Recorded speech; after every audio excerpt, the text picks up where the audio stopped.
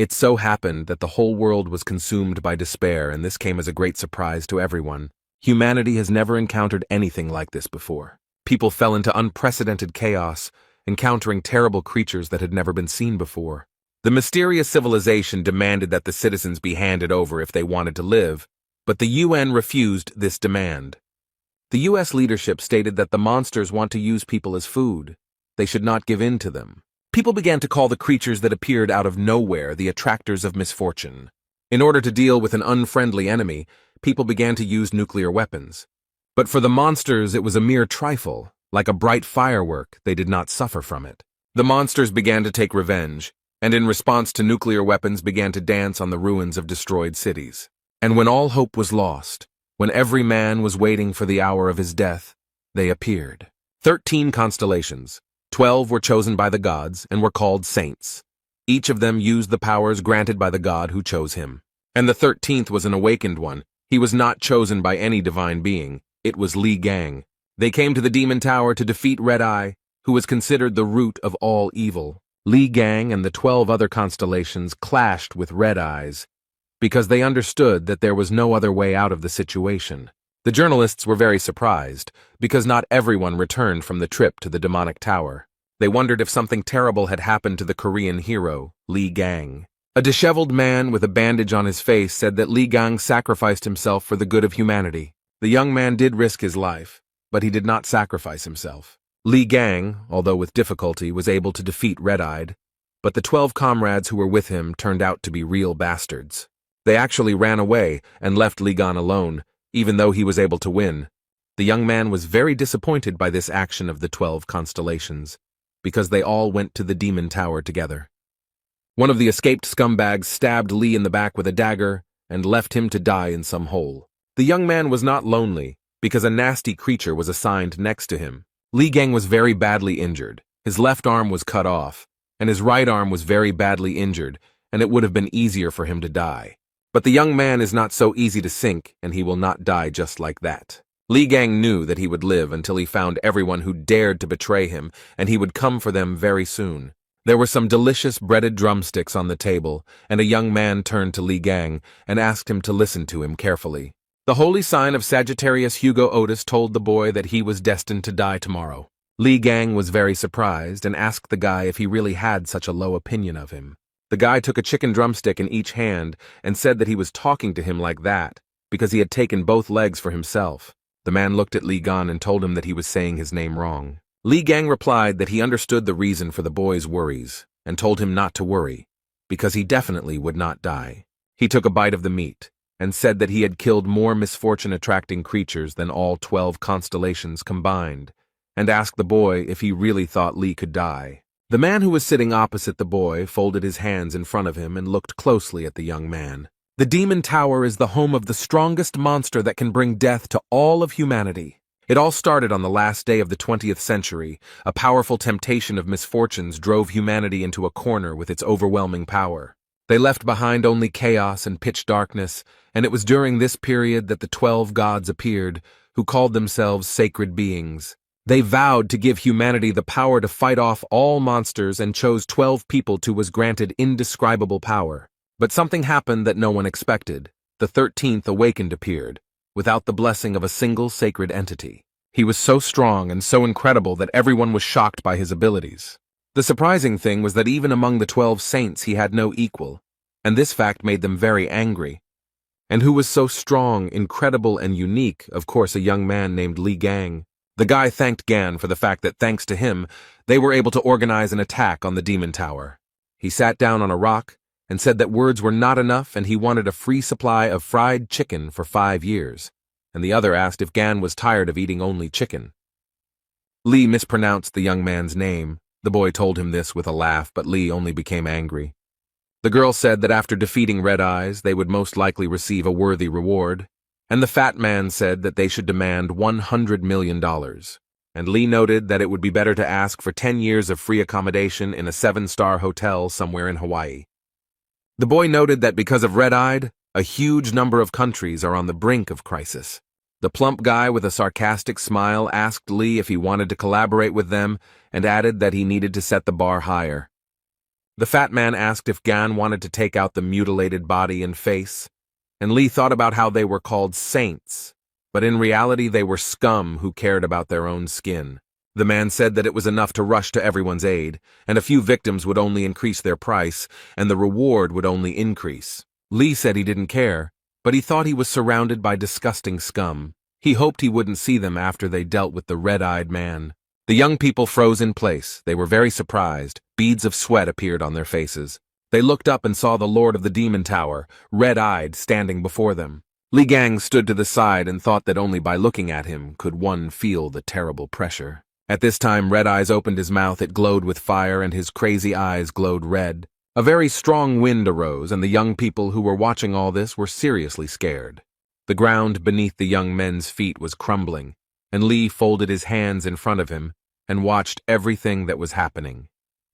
A strong wind whirled the powerful people around in a whirlwind, and they screamed loudly in horror. Red-Eyed was very angry, because uninvited guests had come to his territory. The entity gritted its teeth, gnashing them, and fiery lava burst from its mouth. The girl's face was covered in beads of sweat. Her pupils became like dots. She was shaking with fear. She was telling everyone to run away. And the young people began to run headlong. They were very scared, and someone was shouting loudly that they needed to save themselves. The young men wondered if it was possible to fight something like this, and Lee looked at it all and was only surprised that these sacks of shit were only called saints. The guy squeezed the weapon in his hands and thought that all this had no meaning for him at all. The young man decided that he would be the one to kick Red Eye's ass. Li Gang did not retreat, but fulfilled the promise he made to himself. And in the end, those who were with him stabbed him in the back. He thought about how things were in the outside world and cut up the monsters that haunted him. Lee found himself in a place that was a special trap, in which more and more hordes of monsters were constantly appearing. But Li Gang could not be taken by something like that, which his traders were counting on. The guy continued to fight and promised himself that he would survive and would definitely deal with the traders. Gan promised himself that he would tear to shreds all those scumbags who dared to betray him. 20 years have passed since then. A terrible monster appeared in front of the young man, which surprised him greatly. Gan asked how he managed to get here and then noted that he was the last one. The monster screamed at the top of its lungs and began asking if there was anyone left there. Li Gang told him that the monster could scream as much as he wanted, but it was already over for him. The monster called for help, but the guy dealt with it very quickly. He stood over the monsters and sighed heavily. Li Gang had beads of sweat on his face and said that it was finally over. The guy started walking towards the exit and happily said that now he would be able to get out of here. The city was completely destroyed. There was not a single intact house. Not a single intact road. Voices could be heard. The young man was telling the other that he had chosen a less than ideal path, and the other replied that he had been told that it was safer today than usual. The boys were very surprised that they ran into high-ranking monsters that were running after them. The young man noted that they were in deep shit and said that the fortune-teller told him that today he would meet a monster with whom he should not associate himself. The monster approached the guy. He became covered in beads of sweat and began to scream very loudly. The boy fell after the blow. He lay on the ground and groaned in pain. He felt very bad. The guys were surrounded by a huge number of monsters and they felt in danger. The young man began to rise and thought that if Li Gang had been able to return from the demonic tower, then the monsters would not have dared to even show up here. And then, as if on cue, the doors of the demonic tower began to open very slowly. The young people looked at everything that was happening with horror. Beads of sweat appeared on their faces. The boys could barely stand on their feet. A strong wind was blowing in their direction, and dirt and sand were flying straight into their faces. Suddenly, a fiery tornado appeared from which smoke and sand were pouring out. It was a terrifying sight. The young people fell to the ground. They were crushed by huge boulders. The guy asked his friend what it was. He didn't have time to answer. The young man was very surprised. He told his friend that someone was coming out of the destroyed tower. Everything was in smoke, and it was very difficult to understand who was coming out of the destroyed tower. The boy stood in front of the tower, folded his hands in front of him, and said out loud that he had been hit in the back and left to rot in this hole. Lee noted that only cattle do this, but now they won't get away with it and will pay for everything. The young people watched everything that was happening, their eyes wide open in surprise, and could not understand what was happening. And this young man, who had just left the tower, dealt with the monster very easily. The guys couldn't believe their eyes. They were surprised that Li had dealt with the dog without any difficulty. But Li Gang wasn't going to stop there. He began to destroy other monsters. The young man dealt with the monsters very quickly and was very pleased with himself. And the guys who were attacked by the monsters watched everything that was happening from the side. A few seconds later, Li Gang was already near the young people and grabbed them by the hair. They screamed in fear and pain. The guys began to ask Li not to attack them. They stuttered from fear, and Gun was very surprised that he met people. He immediately thought that they were monsters. The young man looked around and noted that the work here was finished, and the guys breathed a sigh of joy that they remained alive. One guy told the second that the man came from the tower and that it was a real sensation. The second noted that it was impossible. The man was nearby when it began to collapse. The young people would have continued to quarrel for a long time, but suddenly, completely unexpectedly, it became dark as night. A huge monster suddenly appeared behind Li Gan, its eyes glowing red and saliva dripping from its mouth. The boys were very scared. They were covered in sweat and shouted that it was the leader of the pack. Li Gang, who was not afraid at all, calmly told the young men that they should run away. The leader of the pack began to scream very loudly. Fire burst from his mouth, and the boys clenched their teeth and grabbed their heads with their hands. After a few seconds, but to the guys it seemed like it lasted forever, it was all over. The guys were very happy that they were alive. They were very scared and could not come to their senses. They opened their eyes wide. Beads of sweat appeared on their faces. The young men looked ahead. The man who had just recently advised them to run away was standing there as if nothing had happened. Compared to the guys who were holding their heads, the man was, as before, absolutely calm. The young men looked ahead and thought that the stranger had protected them from the monster. The guy with a sly smile on his face told the dog that she was a lousy mongrel. And then, literally a few seconds later, he rose up to deal with the dog. The guy made a fist, beat the monster, and said that it was an obedient little dog. Li Gang didn't put in much effort, and after a while, the dog didn't pose any danger to them. The young people who were watching all this opened their mouths and eyes wide in shock. But the guy just smiled cheerfully. There wasn't a scratch on him, and he didn't look tired. He stood in front of the young people and looked very small against the backdrop of the huge monster. The guy told the boys that he had finished his work, brought his hand to his nose, and thought that it stunk. He said he tried not badly, and then he called the guys. They were very scared. The guy looked closely at the boys and began to say something unintelligible. They were very scared. Beads of sweat appeared on their faces from fear. They asked again what the man was saying. The young man laughed cheerfully and told the boys to buy him a lot of food. The guys looked at the young man. They certainly didn't expect such a turn of events. He was silent for a moment and said that he also needed clothes. The young men looked at the stranger in surprise. And the young people decided to fulfill the guy's request because he saved them, and they took him to a cafe. A few minutes later, he put an empty plate on the table with a loud bang. The young men took the bill that the waitress brought them and opened their eyes and mouths wide. The stranger ate $1,000 worth of food. The guy said the order was small because they said they didn't have much money. The guy told the boys that they themselves said that they could treat him to anything. This was the price for their lives, and ordered another portion of noodles. One of the young men approached the stranger and asked him who he was, a Templar or a bishop, and asked him what he was doing near the tower. The guy took a toothpick out of his mouth and said that he was inside the tower and then came out of it. This surprised the guys, and the stranger also wanted to ask something. The man noted that they looked like ordinary townspeople, but for some reason they emanated a magical aura. One of the guys replied that his partner was a Templar, and noted that the man was most likely also a Templar and had received the blessing of a sacred entity. The stranger took the spoon. He became angry and replied that he would not wag his tail in front of some entity. The young man wanted to add something else, but stopped mid-sentence when he saw his reflection. Beads of sweat appeared on his face in surprise, and his eyes narrowed to become like dots. He got up from the table and started shouting that he needed a mirror, and the waitress frightenedly pointed out where it was hanging. The guy took off his t-shirt, stood in front of a huge mirror, and began to look at himself carefully. He was surprised to note that his body was completely healed. The man even looked into his own mouth and noted that his old wounds were so terrible that they simply could not be healed. He looked at his left hand and finally realized that it was whole and fully functional. The guy began to carefully examine the pattern on his palm and could not understand what it was. He began to look closely, and after a while he saw a silhouette that looked very much like a snake. The guy grabbed his left hand with his right hand, clenched his teeth, and a system message appeared in front of him, saying that he had experienced death and accomplished an impossible feat. Lee also realized that all his skills were inherited by the new body, and the achievements would be converted into experience points. He received a divine skill.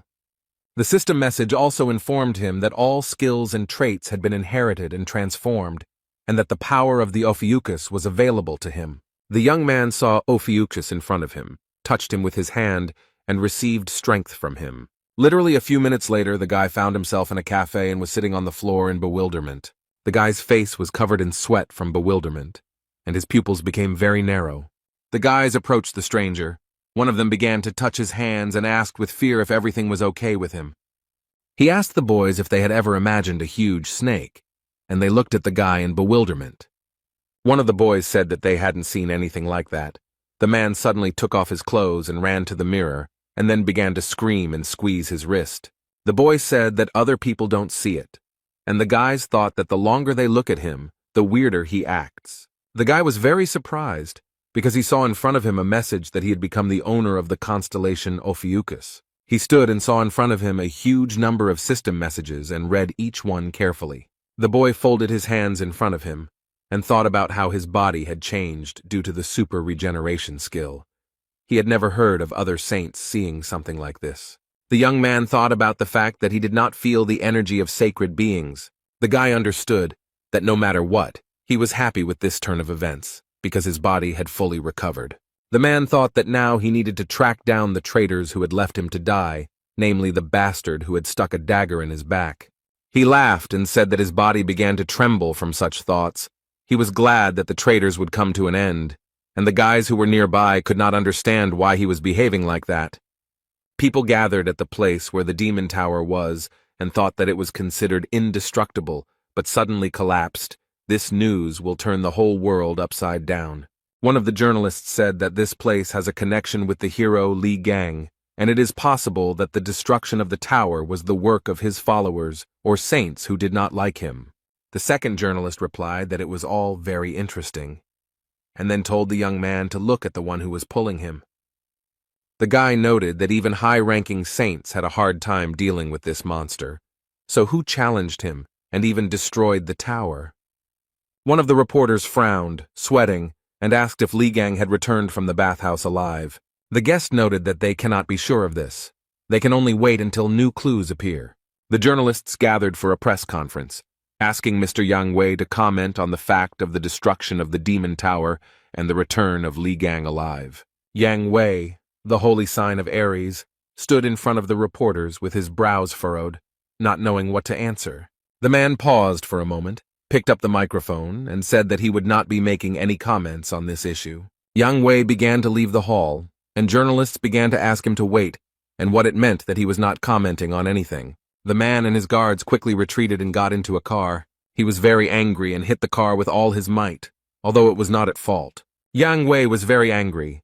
He frowned and said through clenched teeth that all he had heard all day was Li Gang's name. He remembered the young man and wondered if he had really been alive and in that tower for 20 years. Yang Wei thought that this was impossible, because there were thousands of deadly beasts in the tower, and they were all black class. He thought that it was a miracle that they managed to escape from there, having stolen the red-eyed man's throat. There was no way Li could have survived there. Yang Wei smoked his pipe and thought that Gan's body was on the verge of death due to that big guy's deadly attacks, and he didn't even wear armor like all saints. The man frowned again and thought that if by some miracle he had managed to survive and return, then he clenched his teeth even tighter and screamed very loudly that then everything would end. Li Gang held a mobile phone in his hand. He showed the guy a certain person and said that he should start with this bastard. There was a plane at the airport. It arrived. The doors opened and a man started getting out. The guards greeted the young man joyfully.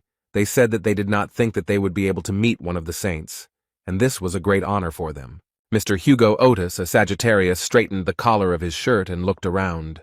He approached the guards and asked them where the Prime Minister was, and they replied that he was waiting for them in the office and that transport was ready. Hugo Otis said that it was wonderful and began to walk, and the guards began to bow to him. The guards broke out in beads of sweat, and one told the other that Otis was majestic. The men looked at Hugo Otis and thought that this is what a truly chosen man looks like. And the car set off, the driver taking the young man to the Prime Minister. The man was sitting in the car, looking out the window and thinking about something. He was absolutely calm. Literally a second later, his mood changed, and he thought about the annoying reporters. Otis couldn't believe the stories about Li Gan's return. The young man's mobile phone rang, but the caller's number was hidden. The man gritted his teeth and said that 20 years had passed since those events, but did not answer. He turned off the sound and turned his mobile phone face down. It was not his policy to pick up the phone when someone was calling. The young man calmed down a little and began to look out the window again. He began to think about something again. He remembered how he had told Li Gang many years ago that he was destined to die. Then the guy, with a smile on his face, asked if he really had such a low opinion of him. Hugo Otis remembered that when they attacked the Demon Tower, he, at Goon's request, went outside and held back the incoming hordes of monsters. He wanted to believe that his premonition was deceiving him and that Gon would manage to return alive. The boy remembered holding hands and asking other people why Gon wasn't with them. The saints who went inside were with him, abandoned Li Gan, and returned with Red-Eye's head. The whole world soon learned about this event, and the 12 saints were recognized as heroes and gained even greater influence. Hugo Otis could not believe that Gon was dead, so he asked the saints again and again to begin the search. Jean-Louis Morin, the holy sign of the dark cancer, with a sly smile, told Otis that it was enough to talk about Ghana. He noted that Hugo knew perfectly well that there were a huge number of monsters coming out of the Demon Tower, and there was no chance that Li had survived. Morin said that if Otis was so worried about him, he could go and start searching alone. No one would stop him, and noted that in that case, the list of saints would be shortened. The young man, who was very badly wounded, was in great despair. Hugo Otis straightened the collar of his shirt again, frowning at the old memories. He looked at the city streets and thought that although Gan was very strong, he could not cope with the monsters. A lot of time had passed, so he was definitely dead. The man began to remember again and again what Li Gang was like. He pressed his lips tightly. At this point, the driver informed Mr. Hugo that the Prime Minister was calling. He turned to Otis and asked if he could speak, and the man asked what was the matter. The Prime Minister asked if Hugo had heard the news and remarked that it looked like the Demon Tower had been destroyed. The guy grabbed his head, laughed to himself, and thought that this story was haunting him. He looked at his mobile and said that if the Prime Minister intended to ask him to start searching for Gon, he would have to refuse. The man said that Gon died that day and that the tower incident was most likely a setup by his fans. Otis said if the Prime Minister intended to take advantage of the situation and gain more votes, but he interrupted him and said that was not the case. The man said that if the report that had just been given to the South Korean government was true, then a call had been made to that number very recently. This information stunned Hugo, and he asked in surprise what kind of challenge they were talking about. The Prime Minister said the call was made from Li Gang's personal phone number. Hugo Otis started to beat his fists on the driver's seat and shout whether it was all true, and the driver got scared and almost got into an accident. The young man's face was covered in sweat, and he screamed at the top of his lungs for the driver to stop the car. Hugo started to get out of the car. He thought that that recent call was from Gan. The mobile phone screen showed information that 30 calls had been missed, and a voice message had been sent. The young man held a mobile phone in his hands. His pupils became narrow, and beads of sweat appeared on his face. Hugo began to dial some number, then put the phone to his ear and listened to the long beeps. After some time, someone answered on the other end of the line. His call was expected. Otis heard a voice in English tell him that it would find him and kill him. The guy was very scared. He thought that the manner of speech was very similar to the way Li Gang spoke, and he ordered the driver to turn around to the airport. Li Gang was still in the cafe looking at the phone screen and smilingly noting that the young man had grown up and dared to ignore his calls. The guys asked the young man who he was calling so persistently, and he said no one, which surprised them greatly. He looked at the phone screen and told one of the boys that he had previously called it a smartphone and noted that it was an amazing thing. Lee said that he entered the tower in 2005, and now it is 2025 and the world has become a much better place. The guys were surprised that the man was using a smartphone for the first time. They told him that he could connect to the internet and even follow the news. The man was happy because he could watch the news about Li Gan. The guys told the man that this was a very hot topic to discuss right now and showed him where to press. Li Gang and the kid who taught him how to use a smartphone opened their mouths in surprise. Li Gang carefully read the comments and began to squeeze the phone with all his might out of anger, and the guy begged him not to do it. Li shouted that the saints had not dealt with Red Eyes. They had fled as soon as they met the monster. After a few minutes, the guy calmed down and said that he would ignore this information because in some ways it was even sweet. The man continued to study the news and came across information that he had made a will and all the money was to go to orphanages. Li Gang looked at the screen and hoped that the money had reached its recipients. But the next news shocked him. He broke his phone out of anger, and the news said that he had given everything to the 12 saints, since they would manage everything for the good of the whole world. Li screamed that he would skin the pathetic gods alive, and the young man cried over his mobile phone because it had died. Gan sat over a plate of food and thought about what he should do in such a difficult situation. He thought that he intended to warn them of his return, but his appearance was now very different. No one would believe that he was Li Gang and would be perceived as a freak. The man was thinking about how he had to remain quiet for a while he tortured each of the saints, and the boy was crying over his broken cell phone. The young people were sitting at the table when Li Gang felt awkward. The man received a system message that he was being watched, and he thought it was an aura. The guy stood up and started walking somewhere. The guys asked him where he was going. He answered that he was going to get some air. The man left the cafe and began to look around. What he saw surprised him. He realized that there were avatars in front of him, and asked himself if it was an animal of the holy sign of the white Aries in front of him. The system message informed that the avatars had recreated the barrier in the name of the white ram, and they were demanding tribute from Li, and the man only gritted his teeth. Gan was very angry and said, even though they are sucking up to the sacred entities, who are they trying to command? The guy wanted to say something when he heard his name being called, and he began to listen to the conversation. The young men were talking about how everyone was talking about Li Gan, and the noise from all the chatter would soon kill him. The girl was telling her companion that this stupidity was being talked about everywhere because of the damn news. The man replied that Gan's name was not tarnished, but he was amazed at how everyone had suddenly become interested in him.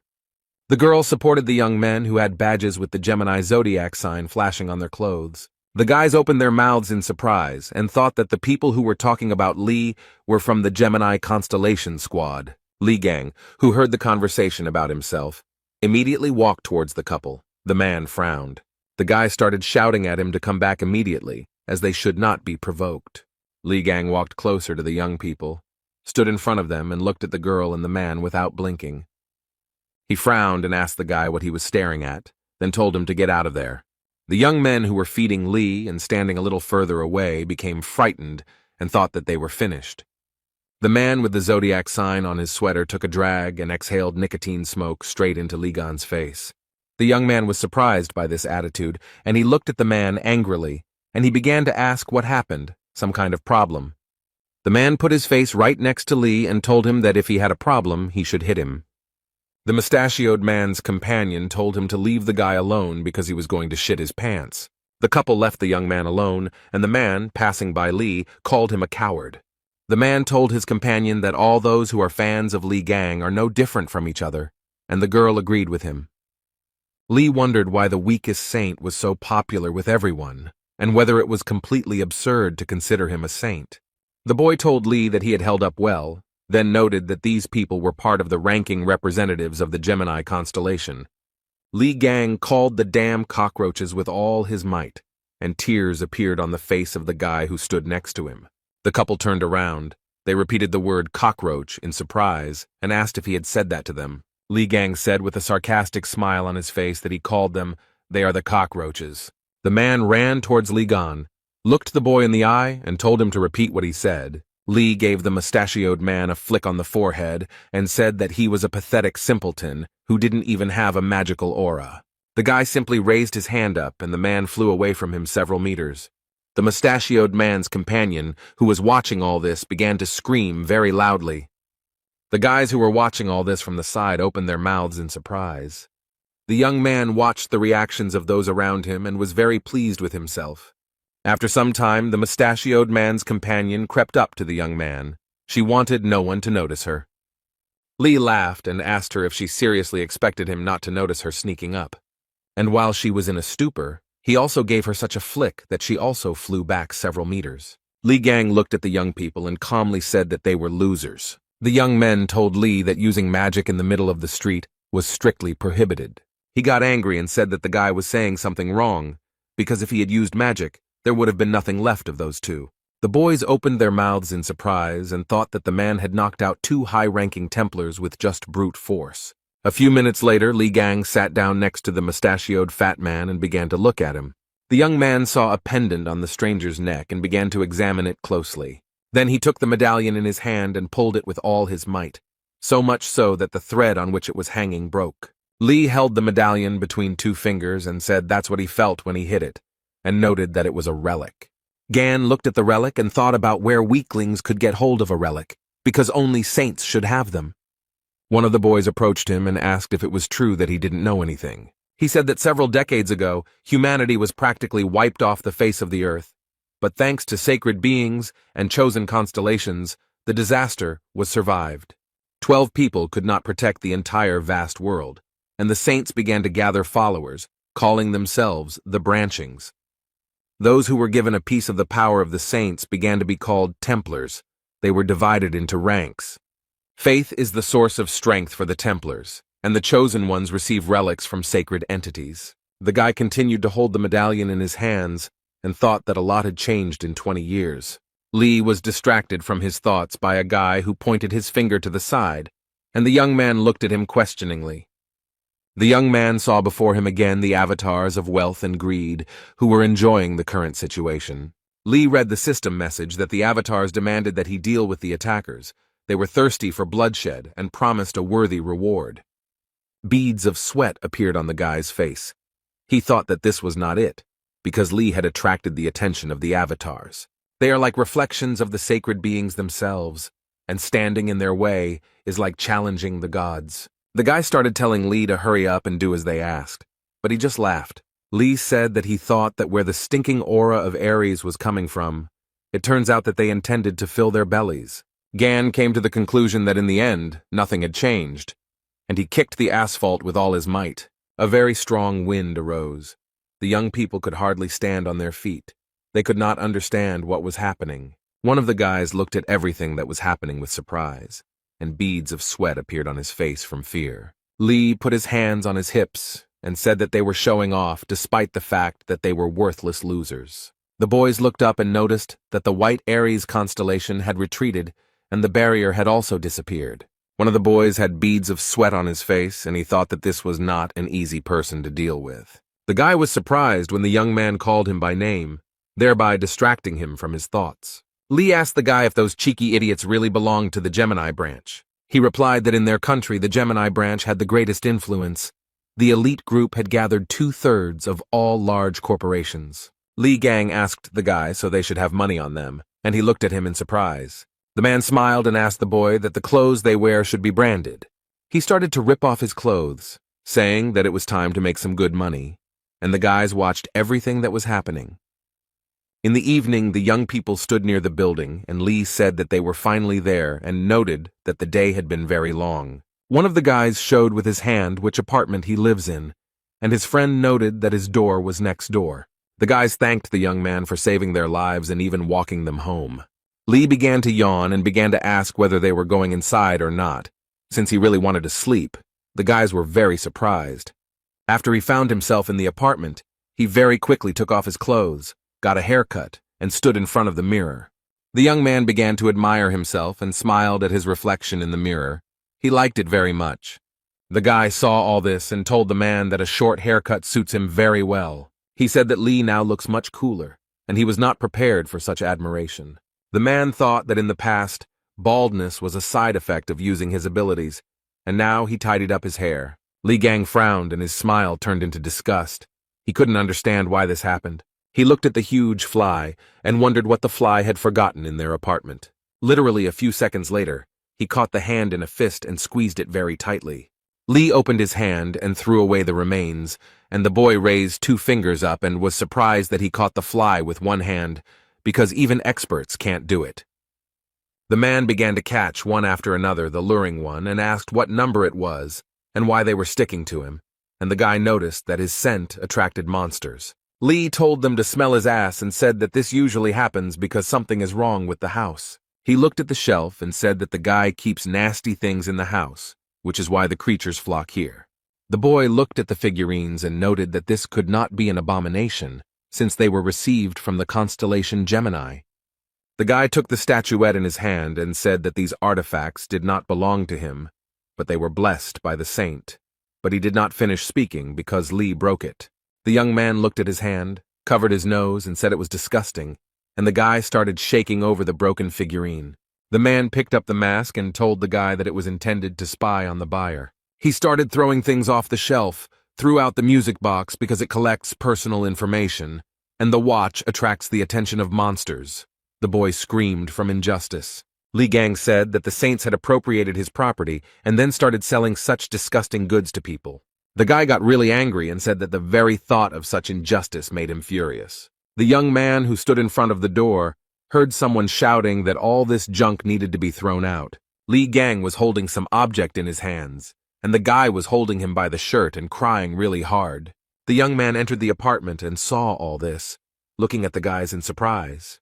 Lee looked at the stranger and asked who he was, and the boy was very happy. He was very happy to see Songjae and called him by name, who confirmed that it was him. Sun frowned, his face became displeased, and he noted that he was the owner of this apartment. By this time, Li Gang had managed to beat and smash a lot of objects. He didn't know what to answer. In the branch of the White Aries, in the residence of Yang Wei, a very interesting conversation was taking place in raised tones. The man frowned deeply. Beads of sweat appeared on his face from worry, and he asked if the Korean avatars had really disappeared. The young man who knelt before him said that it was true, and noted that there was a lot of fuss about it. Yang Wei frowned, gritted his teeth, and began to think about who could do such a thing. He knew very well that avatars were direct representatives of sacred entities, and only someone extremely strong could disperse them. Yang Wei ordered the man to contact the other saints and ask if they had anything to do with this. The man replied that he understood the order, and noted that Strelitz had not been in touch for a long time. Jan replied that this was no cause for concern, since he wanted to get a new position. The young man replied that Hugo immediately boarded another flight after arriving at the airport. Jan listened to the young man and was very surprised, then asked where the man was heading. The guy said that the destination was South Korea. This information surprised Jan very much. He stood up from his seat and began to scratch his beard and think about something. For some time he silently digested the information.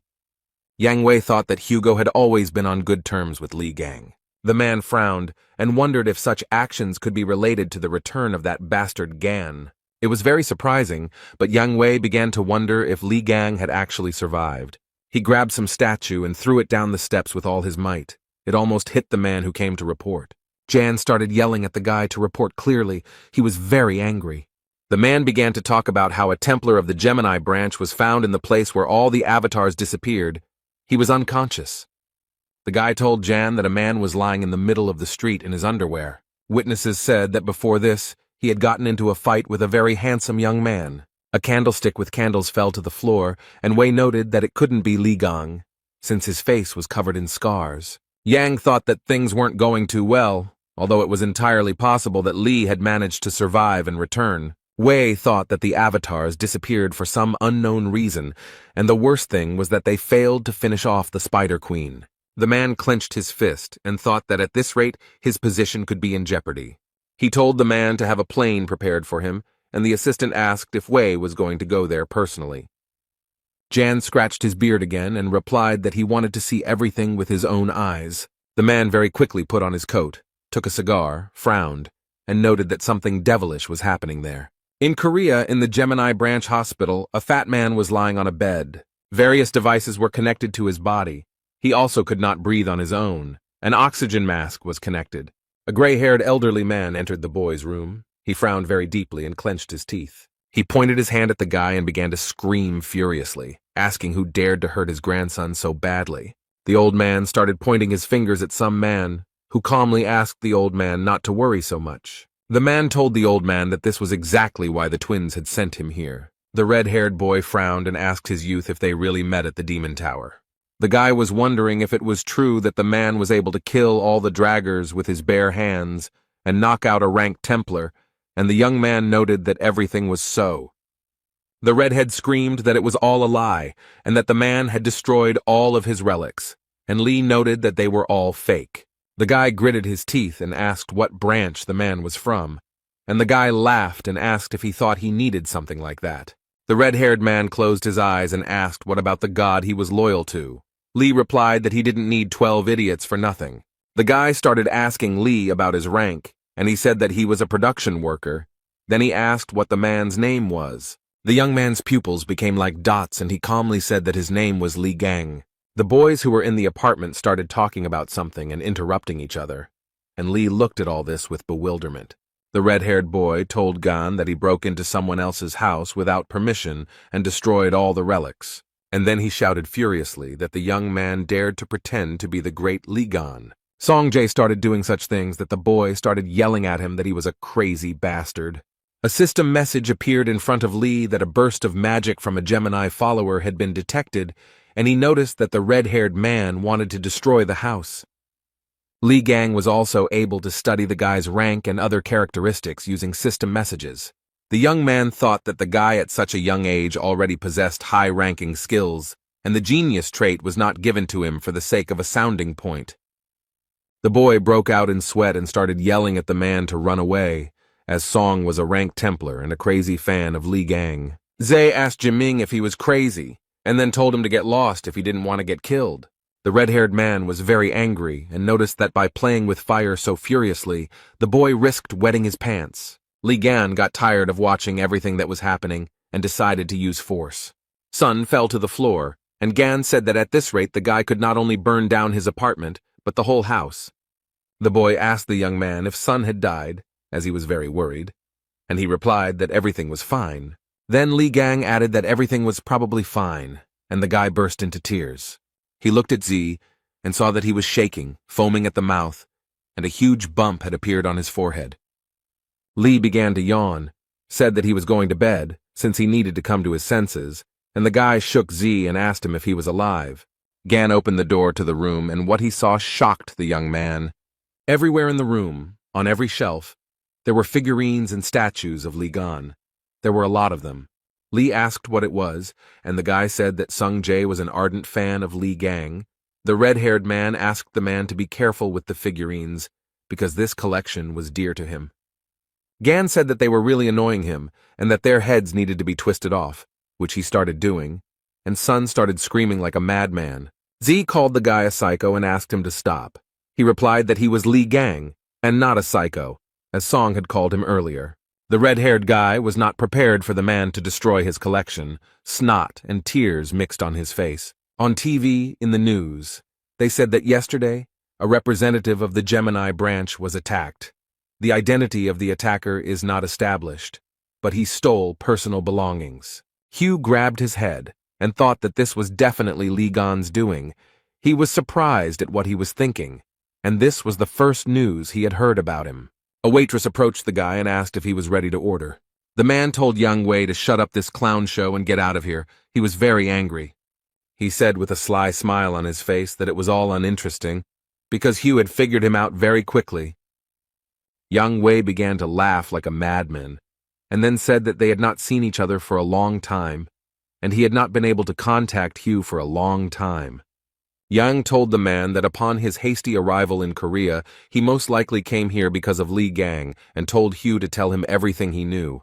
The blonde man replied that he hated Ian because he was a pervert who stole bodies from other people. The waitress froze in place. She stared at the man.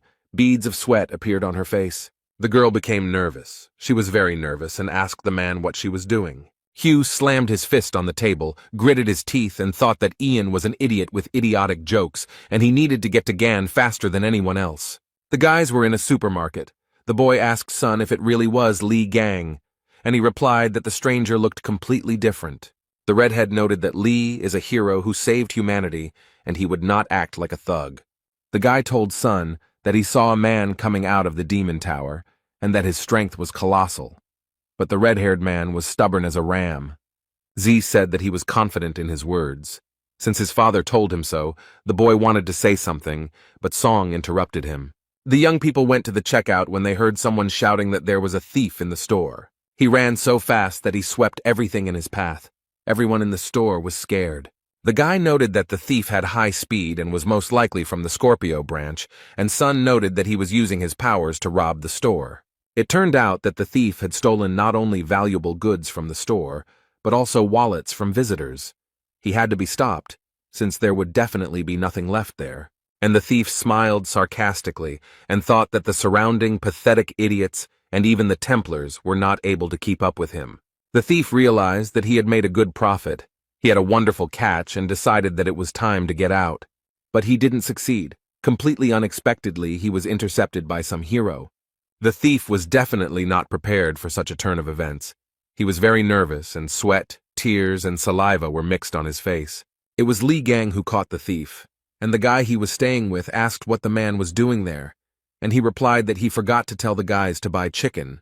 The stranger told Gan that he was quite good, because it was quite difficult to catch the Templars of the Scorpio constellation, given their agility. The man told Li that judging by his aura, he was an ordinary follower and advised him to report the incident to the police next time. Gan came closer to the young man, began to examine him, and thought about who he was. The guy wanted to ask the man something, but something distracted him and he began to look around. There were a lot of people in the store. They were all very scared. The thief, who was lying on the floor, realized that an earthquake had started and decided that he needed to get out, because this was his chance. He didn't think about anything else, but like a bullet, he began to run out of the store. Everyone looked at him in surprise. There was a smile on the thief's face. He thought that because of that man he would be caught, but the earthquake played into his hands. But the thief didn't have time to run far. The floor covering in front of him began to come apart, and what he saw shocked the man. The misfortune bringer appeared in front of him. The thief was very surprised that the monster appeared in the green zone. He stood and thought that he needed to run as far away as possible before it was too late. The thief began to run away again and thought that this creature, although very strong, would not be able to catch him. But how wrong the young man was. He ran straight into the monster's mouth with a smile on his face. And the people who were in the store watched everything that was happening without taking their eyes off it. The monster continued to stand in place, looking with interest at the people who had gathered in a crowd. Some onlookers were even filming the monster on their mobile phones, when a message was heard that an emergency had arisen and the building needed to be evacuated. They also announced over the loudspeaker that the Spider Queen was on the territory of the hypermarket and had started attacking people. People ran in all directions, and over the loudspeaker they said that the Spider Queen had appeared on the territory. The little boy did not react to the message in any way. He was lost and crying loudly, and the monster was approaching him. Li Gang hit the monster with all his might just when it opened its mouth a few centimeters away from the child. Gan told the boy that he should be careful. The child had tears in his eyes and was shaking with horror. Li. He extended his hand to the boy and calmly asked him if the baby was scared. The child didn't say anything to the man, but just started running away very quickly. Li looked at all this with bewilderment. The guy coughed into his fist and said that most likely the boy was okay. Li Gang was surprised and asked what the hell this giant was doing here. And then he added with a smile that for the first time in a long time he would be able to have some fun. Yang Wei was driving a car and asked his driver to repeat what he had said. He replied that the misfortune bringers had appeared in the middle of a hypermarket in Pucheng City, and Wei asked the driver to tell him the name of the creature. He said that the monster's name was the Spider Queen, and this information made Jan very angry. Wei thought about how they had failed during the last raid, and he had barely managed to put the seal on it while she had managed to escape. He clenched his fist and thought about how he wouldn't be able to hold back the red-class monster on his own. After the appearance of the attractors, people began to divide locations into 6 classes according to the level of danger. The blue zone is a blessed abode. The green zone was also considered safe, and there was no need to be afraid of anyone there. But in the yellow zone, it was necessary to be on guard, as it belonged to the category of light danger. The orange zone was best avoided because it already posed a major threat to life. The red zone included locations that were simply teeming with deadly monsters. But in the black zone, life is completely impossible. There are a huge number of monsters there. The Spider Queen appeared in the hypermarket, which means that this area is now considered a red zone. The driver approached Yang Wei with a question about what to do about the situation in the hypermarket. The man thought about something for a few minutes, and then replied that they needed to seal everything. Jan clenched his fist and thought that no one should know about the incident because their failure on the last raid was to blame for everything. The man told the driver to pass on the message that those inside the supermarket could not be saved, and that the Templars needed to be sent to seal the building. Meanwhile, the number of insects in the supermarket increased. They crawled around the premises in search of food. The man tried to shield himself from the monsters with his hands, his brows furrowed in confusion. He began to use his powers, his face twisted in pain, and he began to call the insects names. A few minutes later, he used a special skill and froze the insects, rendering them immobile. Beads of sweat appeared on the young man's face, and he began to say something with a smile. But the insects were not frozen and immobilized for very long. They quickly overcame the ice freeze. The man's joy quickly turned to anger. He couldn't understand how the monsters were able to destroy his spell so quickly. A few minutes later, Li Gang appeared in front of him and told the man to step aside. The guy, with beads of sweat appearing on his face, wondered when the guy had managed to get to this place so quickly. Li began throwing the cans aside and said that the parasites were so hungry that they decided to feast on people. The young man began throwing tin cans of drink at the insects and said that it would be better for them to eat them. The monsters didn't like all this. They opened their mouths, hissed, roared, and sprayed saliva in all directions. But Li Gang didn't think for very long. He took out a knife, and with the words, "Who is the monster opening its mouth at?" dealt with the big monster. The man was very belligerent. He gritted his teeth and said that the pathetic mobs should know their place. The guys Li Gang was staying with looked at everything that was happening with surprise, their mouths wide open. And a system message appeared in front of the young man, saying that he had destroyed the bringers of misfortune. The guy was very surprised. He read a message that his experience was increased, and he received consumables. He read that he needed to collect materials, and he would be able to create new relics and skills. The guy realized that production skills had also changed.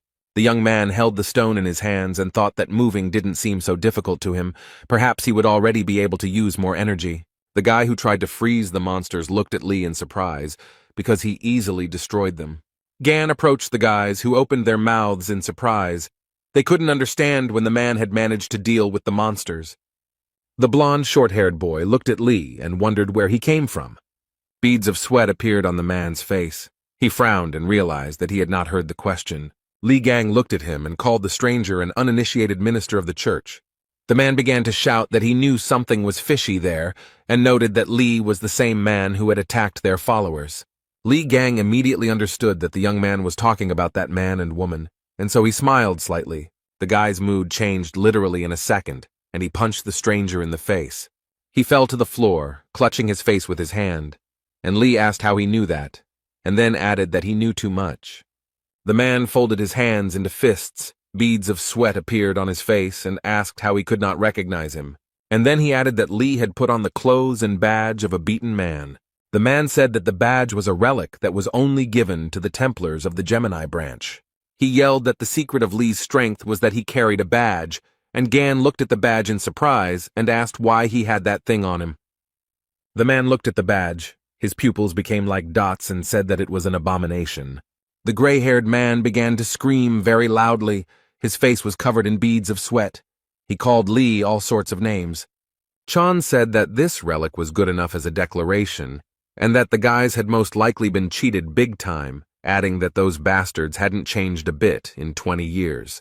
He wanted to say something else, but a monster to the side began to scream very loudly. Li Gang stood there, his face completely devoid of any emotion. He was calm. The guys were very scared. Beads of sweat appeared on their faces. They were shaking with fear. The Spider Queen was very angry. She followed the people, and they ran away from her in different directions. The gray-haired man turned his head to the side and stuttered that the Spider Queen was coming towards them. Li Gang looked in her direction and realized that he needed to act quickly. Everyone was running away from the Spider Queen, but the guy flew straight to her and even called her a spider. The young man began to hit the monster with his fists and shouted with hatred for it to get out of here. The Spider Queen didn't like the guy's familiarity at all, and she began to destroy everything in her path. People looked at everything that was happening with horror. They were all very scared. The guys Li Gang lived with opened their mouths in surprise. Beads of sweat appeared on their faces. The gray-haired man also looked at everything that was happening with horror. He frowned. The guy thought about the fact that Li rushed at the monster without any relic on him. Those present in the supermarket heard a message telling the Gemini branch Templars to be careful. The boys immediately realized that it was the voice of the Gemini branch bishop's son Hek. One of the boys thought about telepathy. The man said it was Sun Hyuk, and he called out to Sun Jae and Sun Jun to leave the building immediately. The bishop stated that the people from the Aries branch intend to completely seal the building. The man said that Yang Wei himself was heading here, and that he couldn't be stopped, and that even a saint couldn't handle the Spider Queen. That's why they decided to get rid of the place completely, because the saints would have problems if people found out about their failure. The white-haired man asked Song Jun if he had a teleportation skill. He told the guy to take Song Jae and get out of there. The boys were very upset by the fact that only the two of them could be saved. There was panic in the supermarket. People were very worried. Others were helping the weaker ones. The insects were crawling out of every crack. They were very angry and had no intention of retreating anywhere.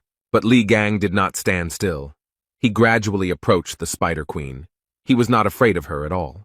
The gray-haired man watched everything that was happening with a frown. Beads of sweat appeared on his face, and he was shaking with fear. The bishop began to answer the guy's question about whether the two of them should teleport, and the man asked if there were any problems. The gray-haired man said with a smile on his face that they had no problems.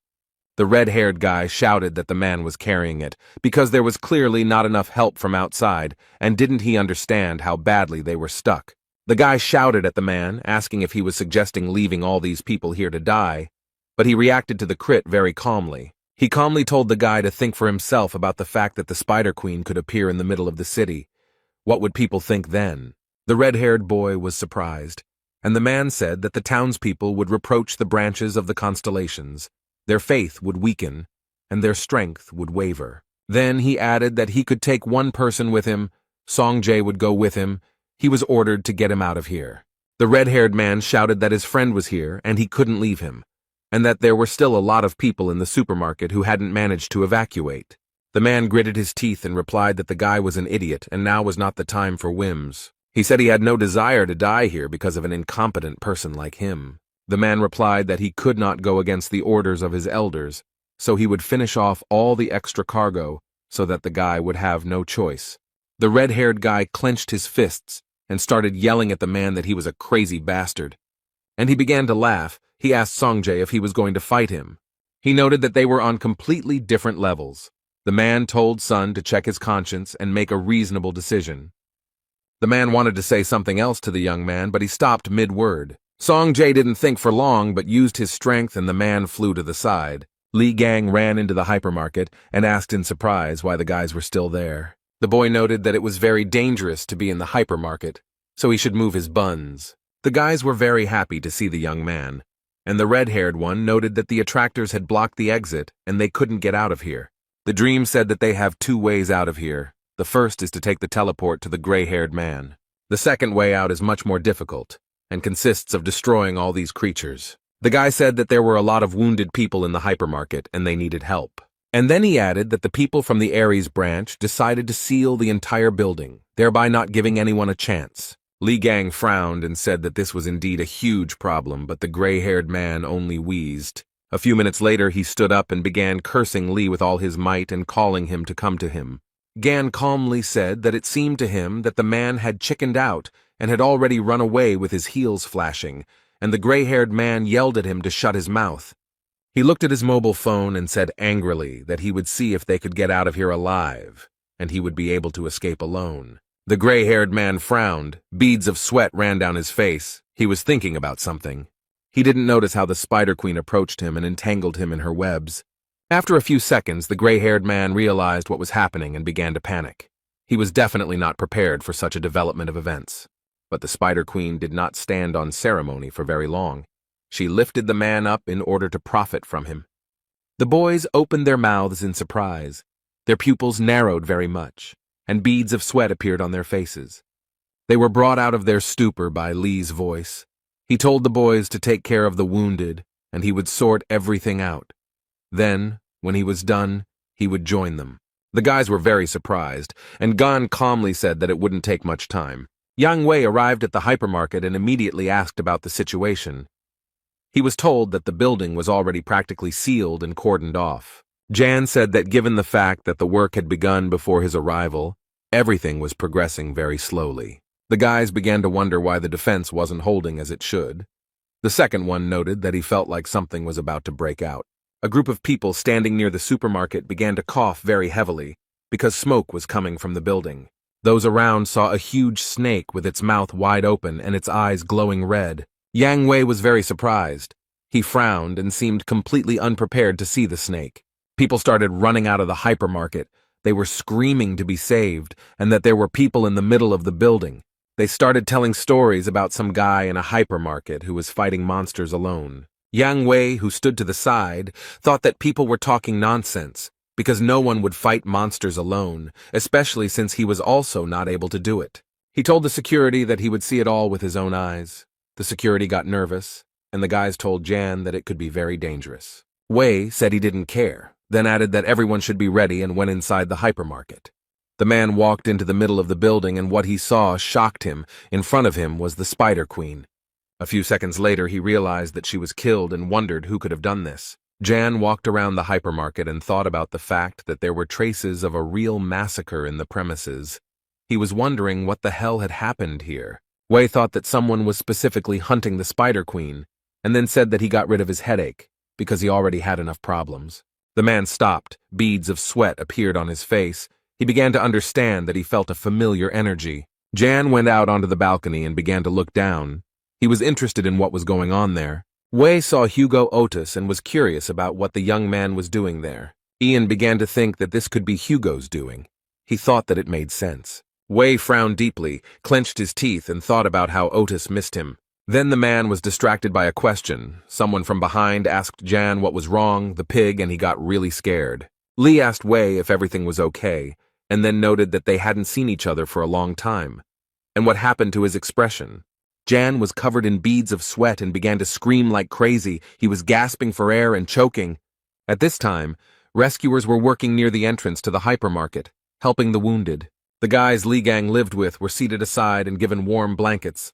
The boy was coughing and Song was deep in thought.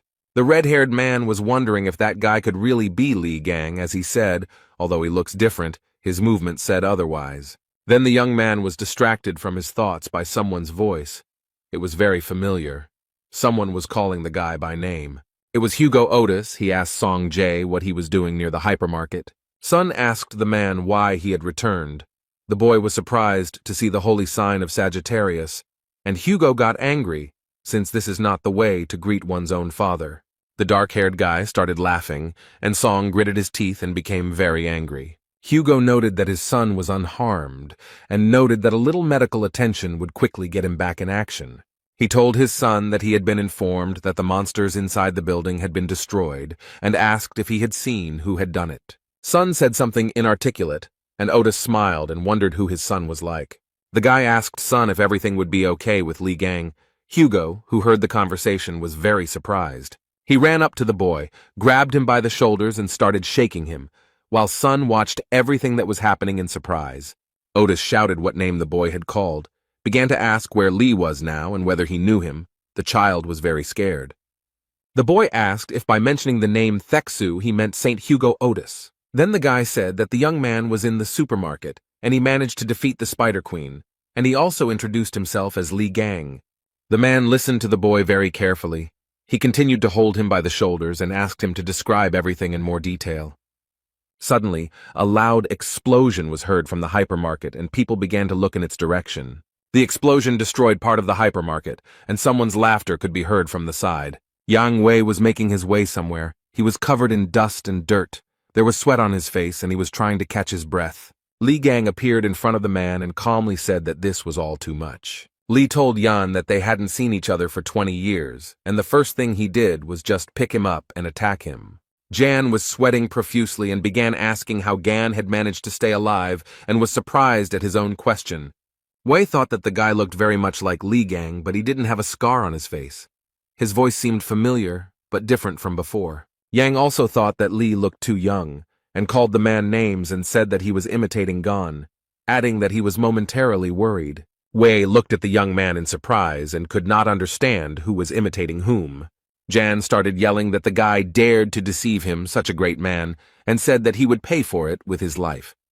Li punched Wei in the stomach and asked him what he was talking about. adding that he had always made money by deceiving others. Gan was so angry that he used his abilities, and Yang flew back several meters. A few seconds later, Wei fell onto the construction debris and began to groan in pain, and Gan looked at him calmly. Li said that each of them needed to be taught a lesson, and then asked how he had lived while he was imprisoned in the demon tower. The guy continued. He said that they had appropriated his relics and wealth and even forged his will. Yan wanted to say something, but Li, with a smile on his face, told him not to worry and noted that in any case he was going to finish them all off. Gan said that it was worth starting with the treasury and then destroying Yan's house, its branches and relics and everything else. Yang Wei, who had been listening very carefully to his opponent, screamed very loudly in horror.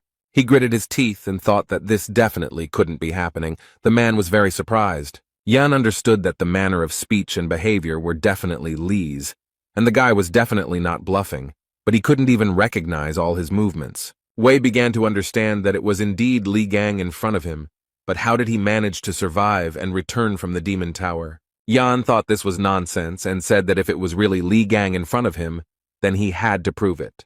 The boy looked at Yan, who had risen up and was reading the message that the sacred essence of the Aries constellation, the Jade Emperor, had revealed itself. Li laughed and said that even the sacred entity had graced him with its attention. Yang Wei was not going to leave things as they were. He began to use his special skills. Literally within a few seconds, the young man's entire body was wrapped in chains, and Wei, with a sly smile on his face, asked Li if he still considered them weaklings. He said that he didn't know how Gan survived in that tower, and began to use the sovereign skill and heavenly weapon. Li Gang watched all this calmly, and then calmly said that he was impressed by the Emperor's strength. Yang Wei gritted his teeth and angrily told the guy to quickly shut his mouth. He began to send a huge number of swords towards Li Gan, and said that it was time for him to die. In just a few minutes, the young man was completely covered in swords. Yang Wei looked at the huge mountain with his brows furrowed, and thought that he had succeeded. He started walking towards the mountain with swords, and said that it was amazing that Li was able to get out of the tower, but his self-confidence had not gone away. Jan said that challenging someone who had gained experience all these years through his followers was at the very least reckless. Wei began to smile sarcastically, and asked if it was true that Gan thought that they had been standing still for all these 20 years. Then the mountain of swords began to crumble in different directions, as if someone was taking the swords apart. Yang Wei was very scared. Beads of sweat appeared on his face. His pupils narrowed very much, and he thought that this could not be. Li finally got out of the difficult trap and punched Yan right in the face with all his might. He flew several meters and fell onto some debris from building materials. Yang was shaking with fear and thought about how Li got out of there alive and asked if it was true that it was Li Gang in front of him. The young man put his foot on Jan's stomach and noted with joy that he finally recognized him. Wei wheezed in pain, and Gan said that he came for their souls, and then added that they should prepare for the worst. Li covered his nose with his hand and told his opponent that his weapons smelled strongly of shit. Yang Wei looked at Li and thought that this level of regeneration was impossible even for the Aquarius constellation, which possessed healing skills. System messages appeared in front of Li, and he told Yan that thanks to him, he became even stronger. He leaned down in front of Wei and asked him why they didn't try out his new skill. Yan started shouting for Li to stop. System messages appeared in front of him and he turned red. Wei was very surprised when his divine essence hurriedly left while shouting curses. Yan started screaming about why the sacred entity had left him, and Li noted with a smile on his face that it had left before it was all over. Gan said that he was quite merciful, so Wei would only feel the pain that he himself had experienced. At this time, security guards Yang Wei and Hugo Otis entered the hypermarket. The security guard looked around and asked in surprise what had happened in the supermarket. There was a huge number of monsters lying on the floor of the hypermarket, which no longer posed any danger. Hugo Otis stood to the side and looked at the monsters. He thought about something for a while. Something alerted the guy. Beads of sweat appeared on his face, and he realized that the energy that was floating in the room was very familiar to him. A few minutes later, he saw someone lying in the distance and began to guess that it was Yang Wei. Hugo realized that this was Li Gang's doing, since he was always causing trouble, and the guards were saying that something was wrong here, since Yang Wei's energy was coming from below. One of the guards noted that Jan's aura was very weak, and the second began to suspect something. Hugo Otis came closer and asked the guys if they could step back a little. He began to use his powers. A few seconds later, the man jumped into the crater where Yang Wei's body lay. What Hugo saw shocked him. He immediately realized that this was definitely the work of Li Gan. Yang Wei was foaming at the mouth, and there was a note on his body indicating that he had gone to the pigsty. Hugo wondered what kind of trouble he would cause this time. The young man stood in front of a huge, pompous building and hummed a cheerful melody. Li Gang said that it was now clear where the man kept his stolen relics. He entered the building, began to look around, and said that this guy seemed to be trying to make himself out to be a god of treasures. Too much show. The young man looked to the side and thought that he could smell his relics coming from that side. He came closer to them and realized that they were all fakes. The clothes were taken from his house, but the weapons were clearly fake. What the guy saw left him in a state of great shock, and he could only sigh. There was a toothpick lying on the red velvet pillow, and on the card was an inscription stating that it had been used by Li Gang. The guy put his hands on the glass cube and said that his baby had finally been found. The people who were in this museum began to look at the strange young man in shock. A few minutes later, the alarm started to sound, and the light started to glow red. The guards started running and broadcasting information on the radio that they had a robber, and that all the guards needed to head to Sector B. Li Gang stood next to the broken cube. There were shards of glass on the floor. He was holding a toothpick in his hands. The young man was surrounded by a huge number of guards, who shouted at him to slowly put the object down and surrender. Li Gang continued to hold the toothpick in his hand and said that he didn't want to do it. The man smiled, used his special power, and simply waved the toothpick up and down. Something incredible began to happen to the guards, as if they were being lifted by an unprecedented force. Li laughed and said that old familiar things are the best and looked at the toothpick. A system message appeared in front of the guy saying that he had discovered a relic. From the system message, the guy learned that the toothpick had turned into a lump of slime and he could give it his trait. The lump smiled, and the guy, also smiling, asked him if they should go to the exit. The guy took a few steps and saw the doors. A system message appeared in front of him that he felt a strong aura of the relic of the constellation Aries. Li Gan's eyes lit up and he said that he felt a bit sorry to leave here empty-handed. The young man put his hand on the door handle and said that it was an exciting moment to receive the award. Hugo Otis was very scared. There were beads of sweat on his face. He asked if he was accidentally late. People started running out of the building, shouting something unintelligible, and Hugo watched everything that was happening. People were shouting that there were explosions all over the building and that everyone should run away, and the man folded his fists and started saying something to Gan. Li, dragging a huge bag behind him, patted his stomach and said that he was a bit hungry. Hugo Otis wrinkled his forehead. Beads of sweat appeared on his face, and he called out to Li Gan very loudly. He was very surprised, as he was not prepared to see Thexu here, as he called Hugo. The man started running towards the building with tears in his eyes, shouting that he was a bastard. Li Gang just laughed loudly and said that he did everything for the sake of old friendship. Hugo grabbed the guy who came out of the building with Li and told him that if he was alive, then he should have found him, but he was doing God knows what. The man asked if everything was okay with his leg and noticed that there was no aura coming from him, and asked where he had been all this time. And Li looked at this with surprise. He kicked Hugo in the face and asked how he could not recognize a face and called the man names. Otis sat on the ground, and Li asked the man if he wanted to die and wondered how he dared to confuse him with anyone else. The man held his face and looked in surprise at the young man standing in front of him. Hugo saw a clot of mucus on the boy's shoulder and asked if it was all true. Li began to laugh heartily and said that Taixu needed another beating. The man very quickly got up from the ground and threw himself on the guy's neck, but Gan didn't like all this very much. Otis was crying and began to ask Li if he was alive. He was wondering if it was really Gan in front of him. He hung in the young man's arms and sobbed bitterly, his face turned blue, all of which Li did not like very much. The guy threw him off and asked how he dared to rush at him so suddenly, adding that it was disgusting. Hugo replied that it was indeed Li in front of him, and a system message appeared in front of Gan, stating that the essence of the Sagittarius constellation had manifested itself. The guy looked at the essence of the Sagittarius constellation in surprise. Beads of sweat appeared on his face. Hugo was scared. He frowned and didn't understand what was happening, but Li was calm.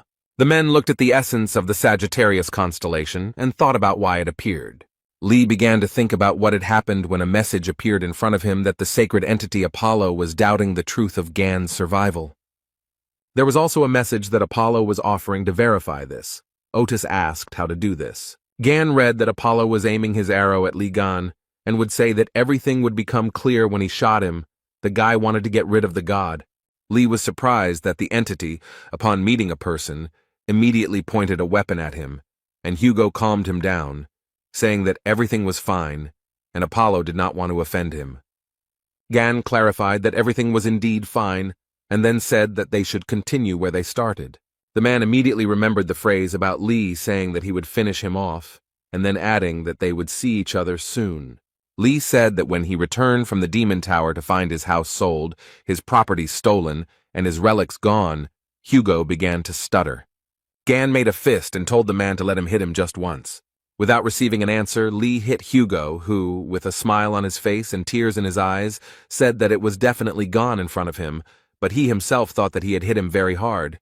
Security guards began to emerge from the building, shouting that the offender needed to be found and captured, and that he had to return the relics. Li remembered being followed and the man asking him if he had stolen something.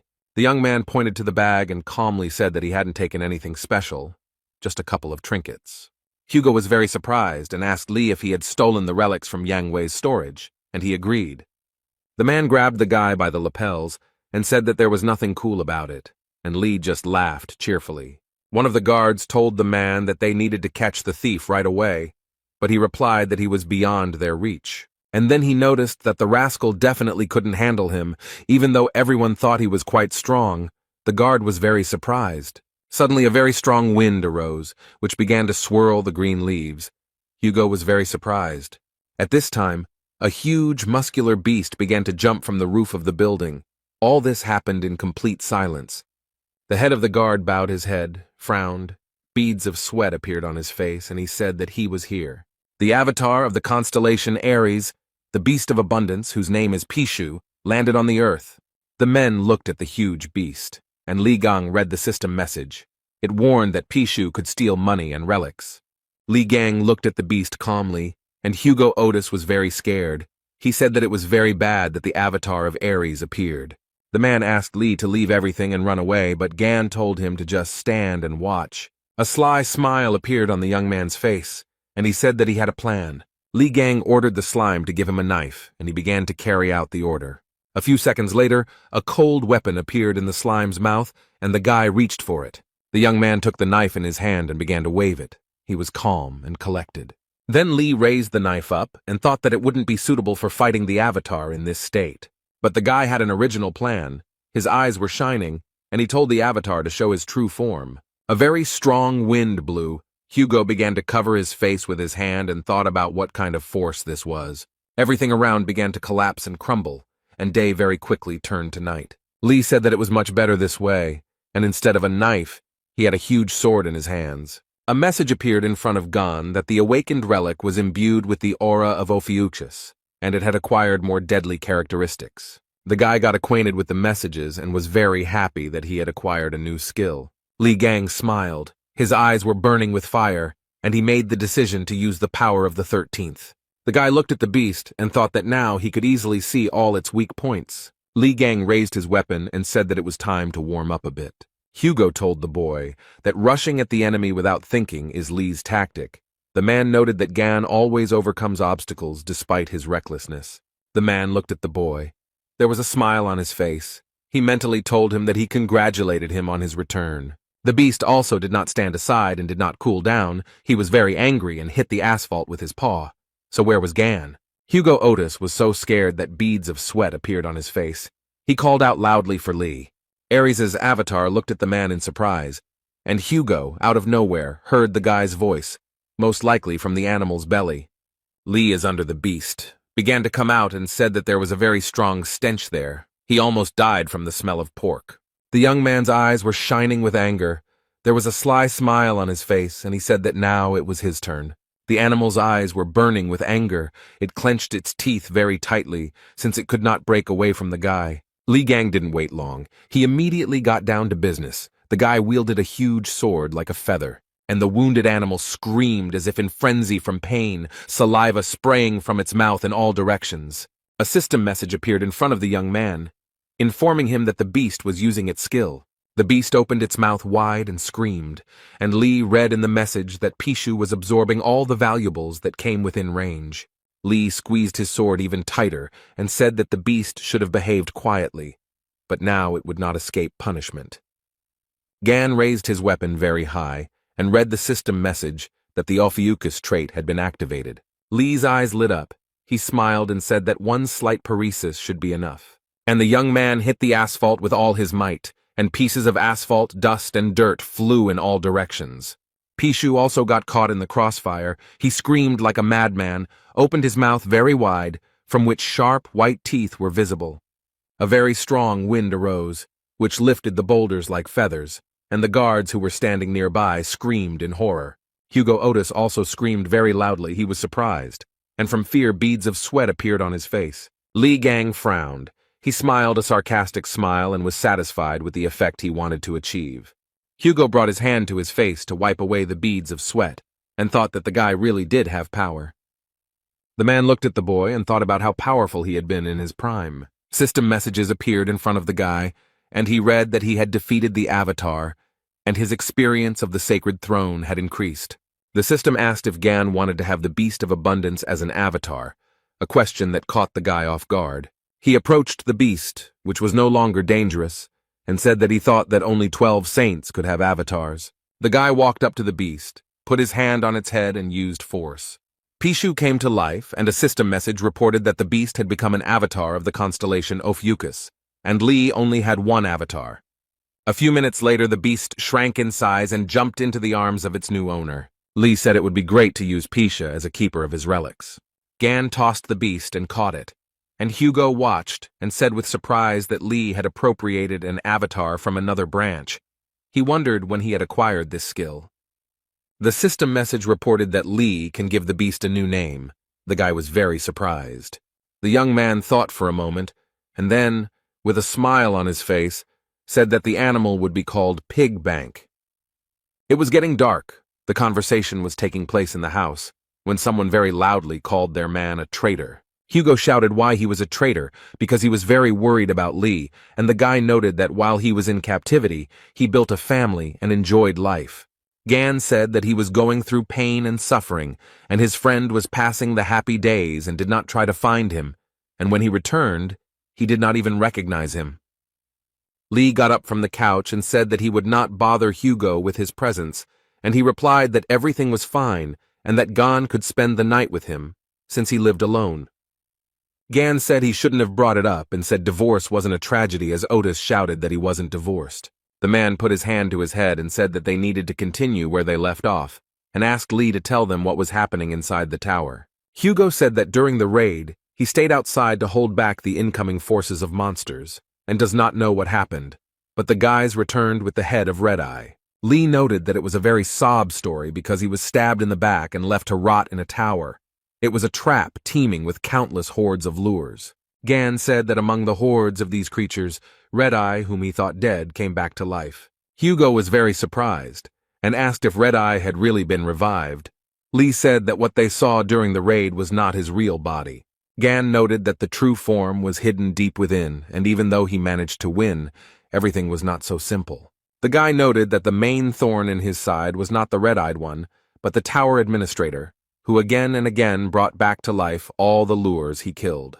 Lee said he chopped everyone into pieces, and then he was overcome with the feeling that he would not escape from the tower, and the administrator enjoyed his torment.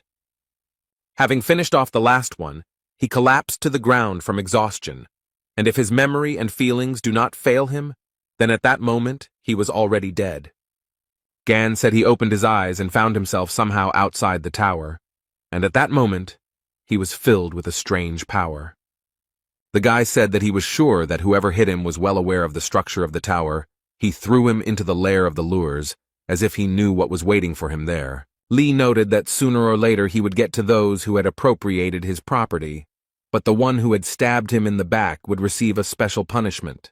Gan said he needed to prepare, make decent equipment. He called the workshop to create anything.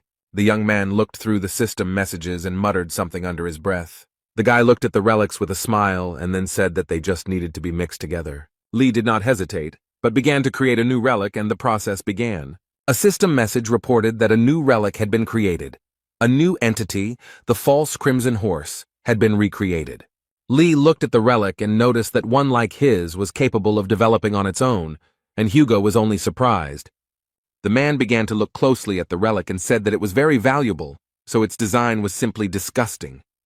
Lee screamed. Was Hugo making fun of him? Didn't he see how much material he had poured into this subject? Gan said that he had been thinking about making something for Otis with the remaining materials, but now he suddenly changed his mind. Hugo immediately said that the item had an elegant design. He is a true master in making beautiful relics. Lee replied that he would look at Otis's behavior, began to open the bag and said that the first thing to do was to somehow lure all the saints. Hugo asked how Lee would do this. Since the other constellations would hardly dare to leave their residences, Gan took out a chest and noted that this would be enough. Otis was very surprised because he saw the royal relic of Ares, the vault golden rune. The man opened his mouth in surprise and said that the royal relics were the most valuable artifacts one could ever find, and asked how Lee had obtained them. Lee said Hugo was the saint of the beggar constellation. He brought this thing to use as a wallet. The man shouted that his constellation was called Wrong. Gan asked the man if he knew that high-grade relics required much more materials than regular ones, and now he could create high-grade relics. Otis spread his arms and asked how he would do this, since there was no one here who could activate it. Lee asked what about Hugo then, and he started shouting at the guy not to look at him like that and asked if they had forgotten that his sign was Sagittarius. The room became very quiet, and then Li Gang replied that Otis was telling the truth. The guy looked at the chest and said that he had a feeling that they would be able to activate it, and Hugo noted that it wouldn't work, and they needed to look for another way out. The man smiled, and Gan said that he had already sent an application to the news network. Hugo was surprised and asked the guy again what he had done and what he had sent to the news network, and he said that he would try differently. The young man became very angry and started shouting at Lee and asking him if he had gone crazy. Young people gathered in the Blue House. The elders were calling out their subordinates because they were unable to deal with one spider. The bishop of the Leo branch said that they should continue trading talismans and asked why they were getting into battles with the lures. The man told the bishop to refrain from such statements, and he said that he heard that the Spider Queen was killed by an unknown person. Then he asked if Li Gang had risen from the grave, but he was quickly killed. The Gemini branch bishop told the Leo branch bishop that he must be very fascinated by Li Gan's achievements. And he asked what was wrong with that, since Li Gang had destroyed that creature without much difficulty, and asked if the guy had seen the video of Russia burning. The guy with glasses said that Li was strengthened by the saints and gave him their best weapons. The bishop of the Lion branch laughed and said that they were not given the conditions. The Gemini branch bishop said that the Spider Queen was destroyed by them, the Gemini branch, at the cost of a high-ranking Templar's life. His partner started laughing and noticed that they, poor things, had paid a huge price, and he wanted to shake the poor thing's hand, but he was in the monster's stomach. The altercation continued, and an elderly man watched from the side, clenching his teeth. After a while, he frowned and thought that the Blue House had become a den for scumbags. A security guard ran into the room and said that he had an urgent message for Mr. President and asked to turn on the news. The announcer on TV said that they had an emergency broadcast and reported that their news channel had received a mysterious package. The man said that inside were photographs of the holy sign of Ares, Yang Wei, as well as a short message, and the test results confirmed that the handwriting was Li Gang's. Hugo Otis was screaming very loudly. His mouth and eyes were wide open, and beads of sweat appeared on his face. He asked Lee what he was thinking by sending something like that, and Gan said it was just an announcement, letting them know that their heads would soon be on his plate. Hugo clutched his head and said that Yang Wei's death itself was a huge problem, and Lee made it worse with his message. The guy lowered his head and calmly said that Yang Wei was not dead as everyone thought. Otis was very surprised, and Lee added that, to be more precise, it was hard to call Jan alive. Hugo didn't understand anything. He opened his eyes and mouth in surprise. Beads of sweat appeared on his face. The guy picked up the stuffed toy and told Otis that it was Yang Wei. The man thought that Li Gang was a complete scumbag. The man gritted his teeth and stuttered, asking if this toy was really Yang Wei. Li replied that thanks to recent battles, his skills had improved slightly, and he had sealed his astral body into a toy. Hugo was very surprised. He could not believe that something like this was possible. and Lee said that this was not the main thing and gave the man a dagger.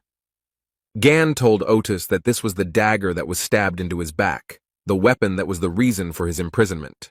Hugo took it in his hand and thought that this was the object that almost caused Gan's death, and the dagger, judging by its shape, was far from ordinary.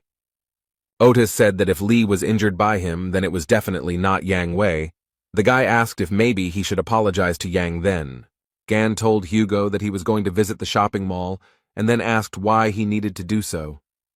Lee replied that the pig said that she had seen a blade with a similar shape there, and asked Otis to lend him some clothes, which he did not refuse. The young man quickly changed his clothes and told slave number 2 to protect the house, and the man asked if he had slave number 1. The guy waved his hand and said that he would be back soon and called Otis slave number 1. He got very angry and started screaming like a madman.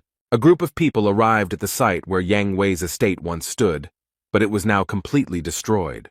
The girl said into the earpiece to Miss Sacred Aquarius that as expected. But the constellation of Aries has not been there for a long time. The aura of the sacred essence is not felt. Miss was just taking a bath, and with a smile on her face, asked where he could have disappeared to. The security girl said that he most likely took his property and intentionally disappeared somewhere, and added that everything was very bad if he made deals with other saints. Sophie Mard was wondering where the bald, fat man had run off to, and the security guard asked if Yang Wei had been kidnapped by Li Gang, since there were rumors that he had returned. Miss Saint Aquarius began to laugh very cheerfully after these words. She could not stop for a long time.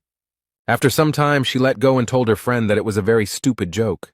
The girl replied that she was very sorry, as she said it without thinking, then added that they would visit the shopping mall as they had planned earlier.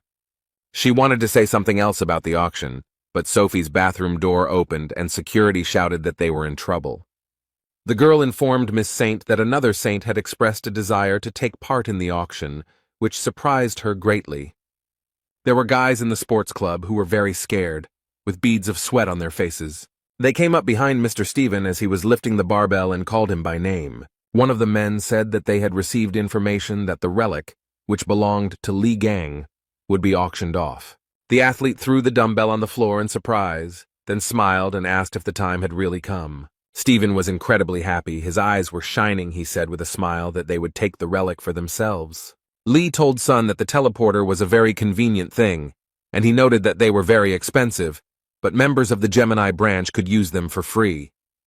The guys were standing near the relic trading complex and looking at the signs. There were a huge number of them there. Gan told the young man that he was grateful to him, because he needed the help of an expert, and he volunteered to help him.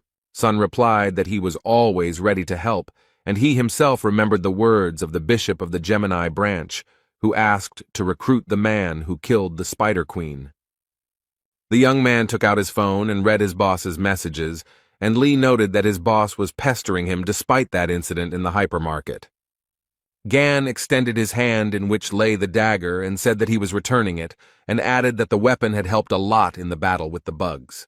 Song said he thought the blade had broken after that battle.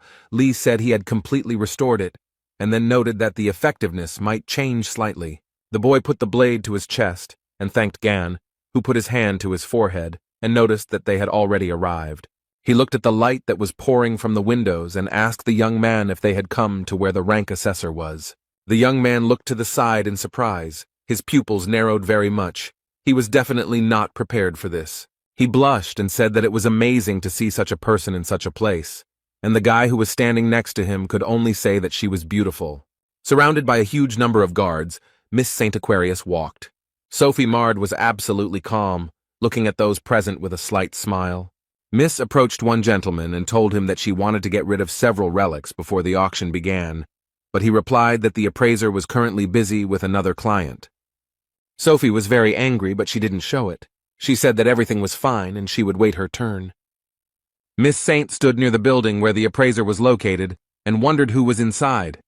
There was Lee, who asked the youth if the ranker really owned this place, and then noted that the prices were in keeping with his rank. The appraiser picked up the statue and asked Song Jae who made it, and Li Gang calmly replied that he did. The man who was conducting the assessment began to stutter and then asked if he was somehow related to Li Gang. Song was very nervous. and replied that the guy next to him was a Gan impersonator, and the appraiser asked to leave them with Lee. He wanted to ask a few questions. The red-haired guy went to the exit, and the appraiser began to ask how the young man was connected with Lee Gan. He could not understand what was going on. The man said that many people don't know that Lee Gang is famous for his fighting skills, and besides that, he is also a skilled craftsman. The appraiser stated that the relic the young man brought was definitely not a fake, and his instinct told him that Lee Gang himself had a hand in it. The boy laughed and told the man that he seemed to be very knowledgeable about Ghana, and he agreed. The appraiser blushed, frowned, narrowed his eyes, and quietly said that he was Lee's favorite student. The guy looked at his friend in surprise and wondered why he had blushed.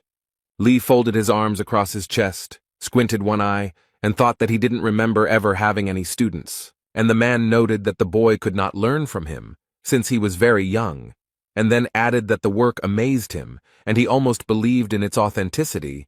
Gan was very angry.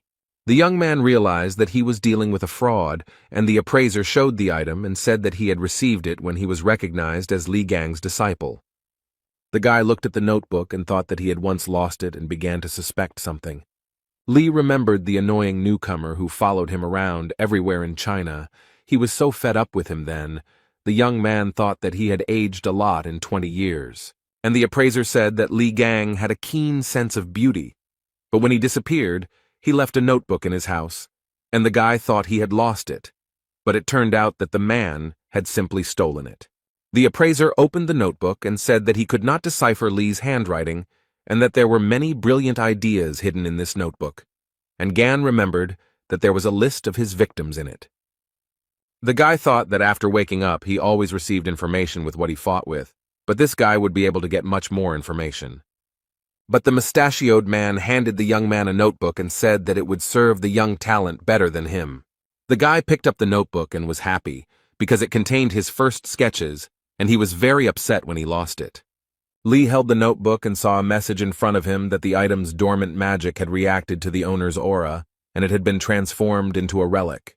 The appraiser shouted that it was a memory-type relic, and then said that Lee Gang had cast a spell on the notebook when he was alive. Someone entered the room and told the gentleman that they had big problems. He was very surprised. The man asked what had happened, and the young man said that the saint had been waiting outside for a long time. Usati calmly said that they raised a fuss over a mere trifle, and Lee was very surprised when he heard the name Saint. The girl continued to wait. She folded her arms across her chest. She was guarded by security, but the paparazzi still tried to take pictures of Sophie. The saint bowed her head and thought about how these worthless people dared to stare at her. She noticed that the same thing happened every time. People gathered in a crowd. One young man thought that Sophie Mard only appeared at official meetings because she was too picky for such outings. The saint told the guards that they had been waiting too long, and it was a waste of time. She thought she should go in and hurry them up personally. The girl really wanted to sell the relics. A security guard approached Sophie and said that there was still a client inside. She became interested in who was there, because it was because of him that the saint was disrespected. She really wanted to see that smug face and ran into the room, saw the appraiser and Lee Gan there. Miss Saint looked around, staring at the men, her eyes growing very big in surprise. The girl stared at Lee Gan and couldn't take her eyes off him. The guy looked at her absolutely calmly. A blush appeared on Sophie's face. She thought that in front of her was a magnificent, handsome man. She wanted to look at him a little closer. Literally a minute later, a snake appeared before the beauty's eyes, its eyes burning with fire. The saint was very frightened. Her mouth opened in surprise, and the pupils of her eyes became like dots. The girl was so frightened that she couldn't stand on her feet and fell to her knees. The guards immediately ran up to her and started asking if everything was okay. Sophie's face broke out in beads of sweat as she thought about the terrifying aura she had just felt. Miss Saint felt as if hundreds of poisonous snakes were coiled around her body. Sophie realized that she needed to run away from here quickly and turned towards the exit, and people started shouting after her. The appraiser wondered why Saint had run away, and Lee noted that the girl had become unwell. A system message appeared in front of Gan, indicating that a subordinate of another sacred entity had approached him. He thought that this was not the same as magical power. He clenched his hand into a fist and read that divinity was necessary to maintain the powers of the sacred entity. Gan asked the man if it was true that the girl who came in was a saint, and he was surprised and noted that she appeared in all the news stories about saints. The appraiser paused for a moment and said that it was Sophie Mard, the holy sign of Aquarius. Lee was surprised. The guy laughed so hard that tears came to his eyes and said that he was puzzled that everyone was so upset about the saint, but it turned out to be Sophie. Gan thought that the girl had changed quite a bit. It was no wonder that he didn't recognize her right away. She had always been pretty, but her rotten soul wouldn't go away. The boy thought about how there were categories of things he despised, including pests, fish bones, and sewage, and Sophie was a pest. The man told Lee that he didn't understand why she was considered the saint of mercy and self-sacrifice. The girl had a nasty character, and Gan laughed. Usati said that Sophie had once provided healing assistance to Lee, so she wanted to appropriate his property and the matter passed into the hands of the government. The appraiser told the boy that he thought Sophie would call his name and noted that they probably knew Saint. Gan replied with a smile on his face that they were old friends. At this time, Miss Saint ran wherever her eyes looked, with security running after her and shouting if everything was okay with Sophie. The girl remembered Lee's face, who asked her if she wanted to die, and thought about why she remembered his face at that moment. Sophie said that the magical aura that wanted to absorb her was similar to that person's aura, and noticed that she became very scared. Death did not frighten her so much. Miss Saint told the security guard to go back to the pawn shop and find out who the man was. The assistant asked about the appraiser. Sophie thought about something for a few seconds, and then with a smile on her face said that she had changed her mind. Miss Saint's eyes lit up with a blue fire. She became cheerful, and the girl told the security to finish them off. The assistant said that the appraiser was under the protection of the Virgo branch, and they still needed to sell him the relics, and Sophie said that they both deserved to be punished. She promised the security guard that she would hand her the relic and lend her a piece of the sacred essence, but she told her that magic cannot be used in the neutral zone. Sophie asked her assistant if she was refusing to carry out her orders and looked at her with a smile. The security guard replied that no, she would never dare, because the wish of a saint is the wish of a sacred entity, and the assistant knelt before Miss Saint and stretched out her hands to her. The security guard said that the wish of the sacred entity was the wish of the heavens themselves, and Sophie placed the ornament in her palm. The assistant said how she could resist the order of one of the 12 saints who support the whole world. Li Gang stood in the pawn shop, watched the dripping from the ceiling, and asked why their roof was leaking. Everything was ready in the relic trading complex. The main action was taking place in the central area. People walked past different shops, various signs were lit up, they beckoned to buyers. Sun was also walking, sipping a drink through a straw. When he stopped, he was very surprised. The guy looked at his feet and thought that there was no rain, but why was there water spilled here? He leaned over, began to examine his reflection, and thought about the magical energy emanating from her. And then a hand began to appear from the puddle, reaching out to the young man. Sun was very scared. The glass with the drink fell from his hands and it spilled. A huge water man appeared from the puddle, crawled towards the young man and looked at him with unusual eyes. The guy was seriously scared. Beads of sweat appeared on his face. He wondered what was going on here. The young man was distracted from his thoughts by some sound, and he turned his head, and what he saw shocked him. Watermen also appeared in front of other people. Some were scared by this. Some decided that it was some kind of show. Miss Saint was watching everything that was happening. She just laughed merrily because she liked this performance. Sophie decided to use such an ability as a duplicate mirror. A strong wind blew. The girl was very pleased with herself and noted that the summoned creatures could only match the rank of the Templars, but problems could arise if an entire army of bugs attacked them. There was a serious security guard named Sophie standing nearby. Sun saw her and started calling her, but she pretended not to hear anything. The guy started yelling at her about why she was using combat skills in the neutral zone and demanded that she stop doing it immediately. The girl calmly said that this was the order of the saint, so he shouldn't worry. This answer surprised Sun very much. The security guard said that she was acting at the will of the gods and began to activate the relic. The guy was very scared. He screamed very loudly that this shouldn't be done and put his hand forward.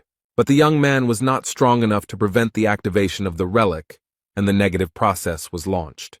The water seemed to be playing with people. It covered them, took them into its merciless captivity. Sophie told the assistant that the job was done perfectly, and she would deal with the guy from the relic appraisal point, and the security told her to grab the appraiser.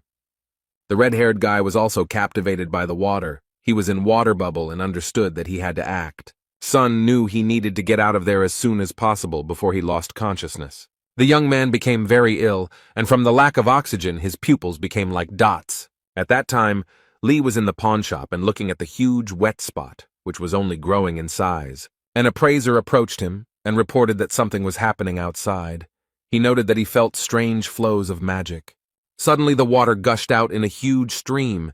It not only swept away everything in its path, but also began to take men captive. Li Gang looked down and looked in surprise at the stream of water that passed by his neck. Literally a second later, the water turned into a blade, and Sophie's assistant stood behind the guy and told him not to move. The young man was not at all afraid. He continued to stand calmly. The girl told him that she had nothing personal, but he dared to offend the saint. Sophie's assistant said that if the guy doesn't want bloodshed, then let him behave calmly. The girl added that the saint had ordered them both to be killed, but if the appraiser offered a sincere apology and bought the relics at a high price, she would put in a good word for him. The man was trapped in the water but did not react to these words at all. Lee said it was not allowed to brandish a knife in public places, and he noted that he had not thought about using a weapon. The appraiser was freed from the water trap. The gun fell to the floor, and Gan told the man to ask for compensation for the damage caused. Jin Man thought that the knife was a gift from the Aquarius constellation, but the guy was able to destroy it with his bare hands. The girl clenched her teeth. Her eyes burned with hatred, and she muttered that she told the young man not to resist. Miss Saint's assistant began to use her special powers. The appraiser was thrown back several meters by water sweat, and Lee stood as if nothing had happened. The guy was having a lot of fun. Then he clenched his fist tightly. The water didn't scare him at all. He turned to the girl in glasses and asked with a smile if she had any more special effects like these, since the sensations from them were simply amazing. She got really angry. She thought that this was some kind of nonsense. The guy destroyed a rank clone with one blow. She knew it, because Saint felt bad for a reason. The girl looked at Lee and understood that he was dangerous, so she needed to deal with him as quickly as possible before he created even more problems. Sophie's assistant took out some artifact. She was very nervous and concluded that he definitely wouldn't be able to handle it. The streams of water appeared again, and the girl noted that they were created by the purest magic of the saint. The girl held the artifact in her hand and began to summon orange-class monsters. Water wolves began to appear. Li Gang smiled cheerfully and noted that these pests were very happy to see him. The young man took the blades that were lying on the display case and asked the appraiser a question. The guy asked G-Man and told them to take what he liked and said that he would lend these blades. The man didn't even have time to answer, let alone blink, before the young man had disappeared. Li Gang used his powers and went to meet the water wolves that were near the saint's assistant. The guy immediately began to attack the monsters. He was happy like a child and said that these daggers were very good. The water wolves' faces were distorted, and Lee said he had the feeling that they were no stronger than yard dogs. He understood that it was the weapons. The guy didn't stop. He said he was just planning to have his items evaluated, but he got something much better. A huge number of system messages appeared in front of the young man. His experience was increased, which could not but please. The girl who held the artifact in her hands thought that this couldn't be, because the guy had destroyed the saint's calls so easily. Lee felt a surge of strength and turned his head to tell his assistant Sophie that they weren't finished yet. The girl began to shake with fear. She understood that they were on different levels, and if she tried to attack, she would die immediately. So she couldn't think of anything better to do than run away.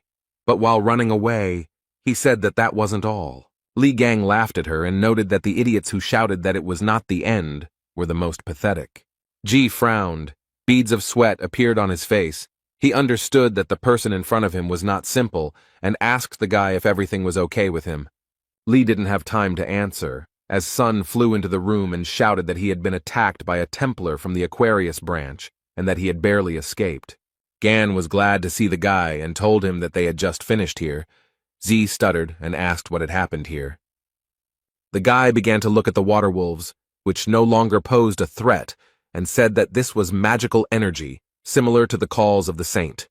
Lee said that by sending something like this to him, they were giving him resources, but Song said that they had better leave before the next attack. Then G-Man turned to the guys.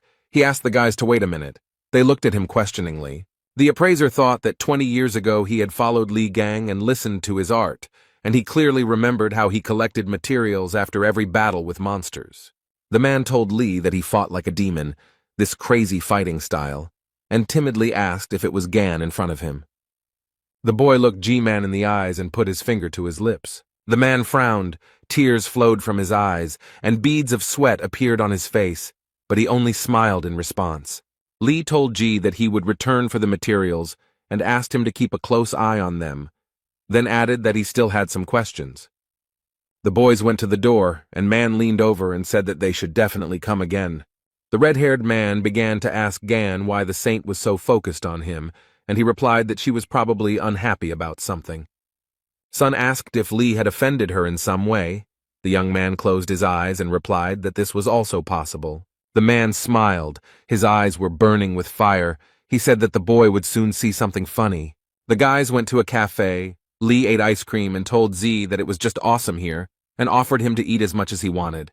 Sun said that he was very grateful, and then quietly asked if Gan was sure he had enough money, because it could cost a pretty penny. The guy was silent. He was just remembering how the saint's assistant ran away and dropped something. He told Sun that everything was fine, because earlier he had picked up an interesting thing, and with it they had access to many privileges. Li showed it to the young man, and noted that as far as he remembered, this emblem was similar in functionality to a bank card. With it, he could also rent other people's skills. Sun looked at it in surprise, and said that he had not noticed before that it had the Aquarius emblem on it, and he himself thought that they might have problems, because it also serves as an identifier. Li was eating ice cream and told his friend to forget it and think about it after eating, while Song was wondering if he could eat it. A man with glasses walked into the cafe and told Z that he was glad to see him, and then remarked that he didn't think he liked the ice cream there. At first the boy couldn't understand who was talking to him, but he turned his head and saw Bishop Sun Hek. He smiled and asked if he could join them, but no one answered his question. The bishop placed his hand on Jae's shoulder, and Li looked at him and thought that this was the same boss who was bothering Sonu.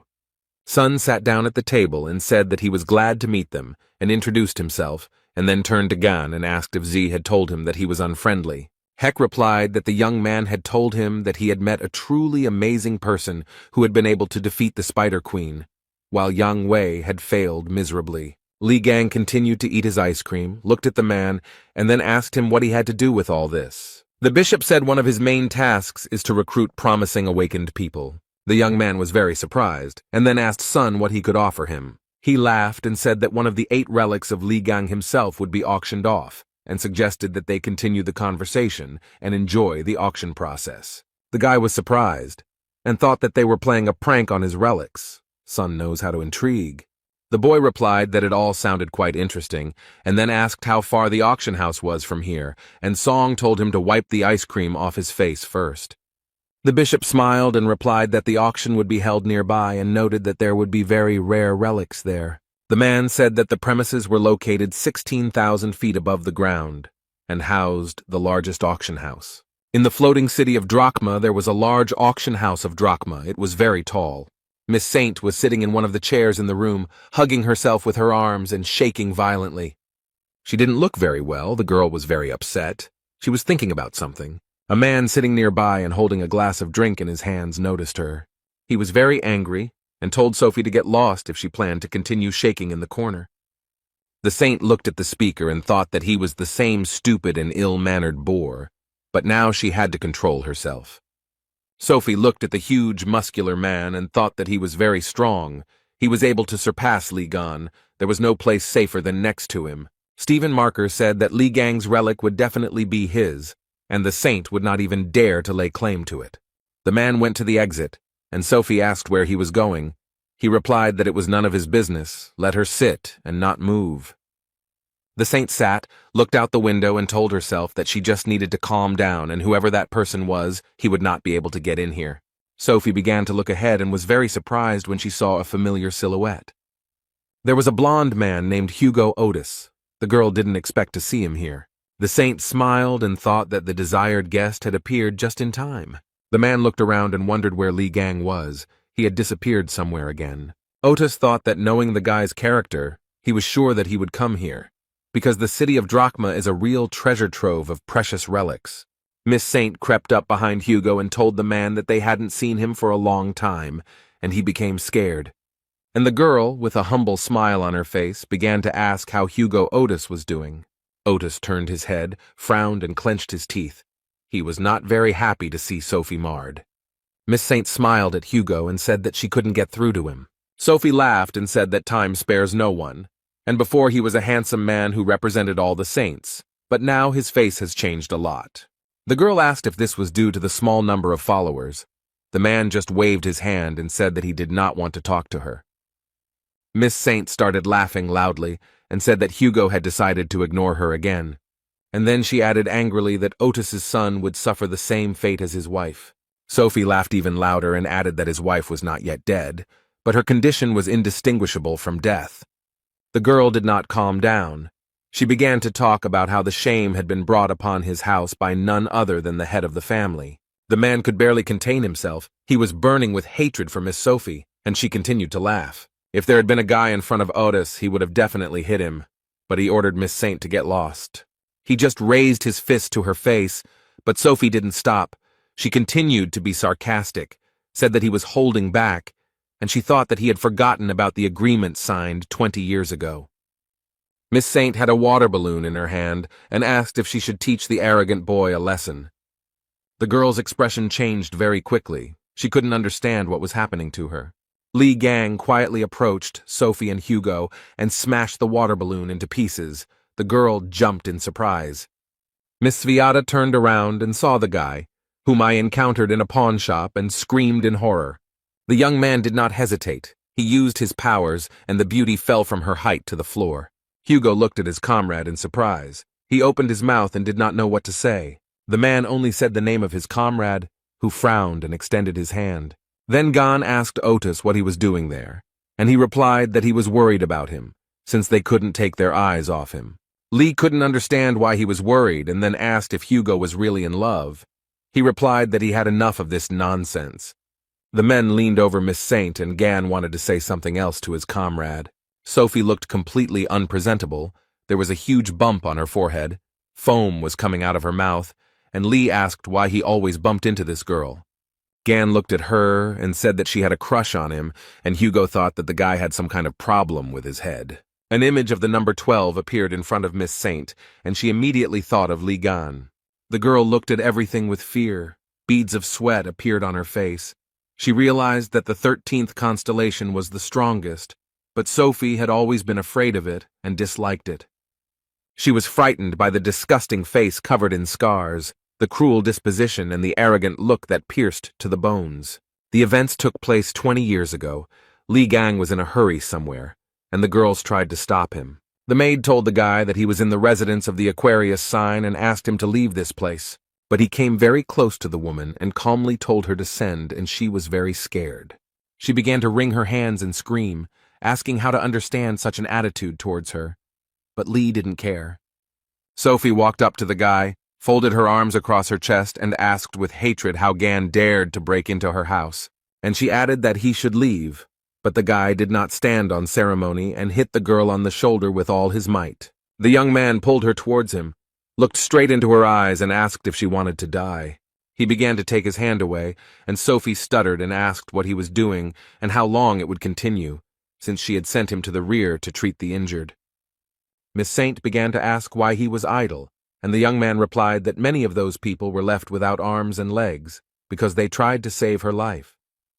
Lee took the girl's hand and said that she had talked about helping people when she came here, and replied that it was time to go and keep his promise. Sophie replied that what difference did it make if a couple more people died?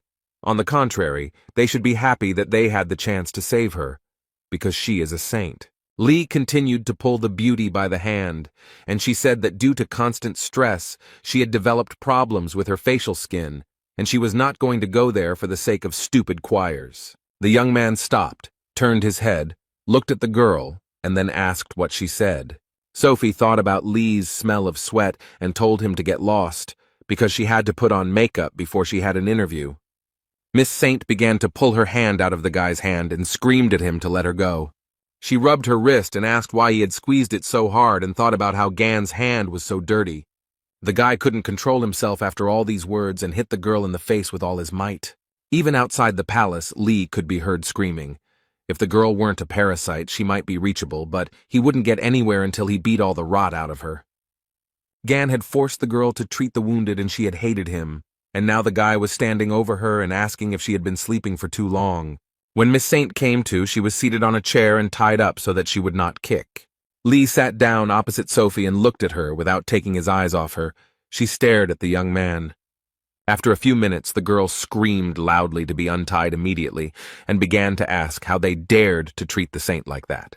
Lee calmly said that Sophie hadn't changed a bit in 20 years and asked how she managed it, and Otis noted that he was also wondering the same thing.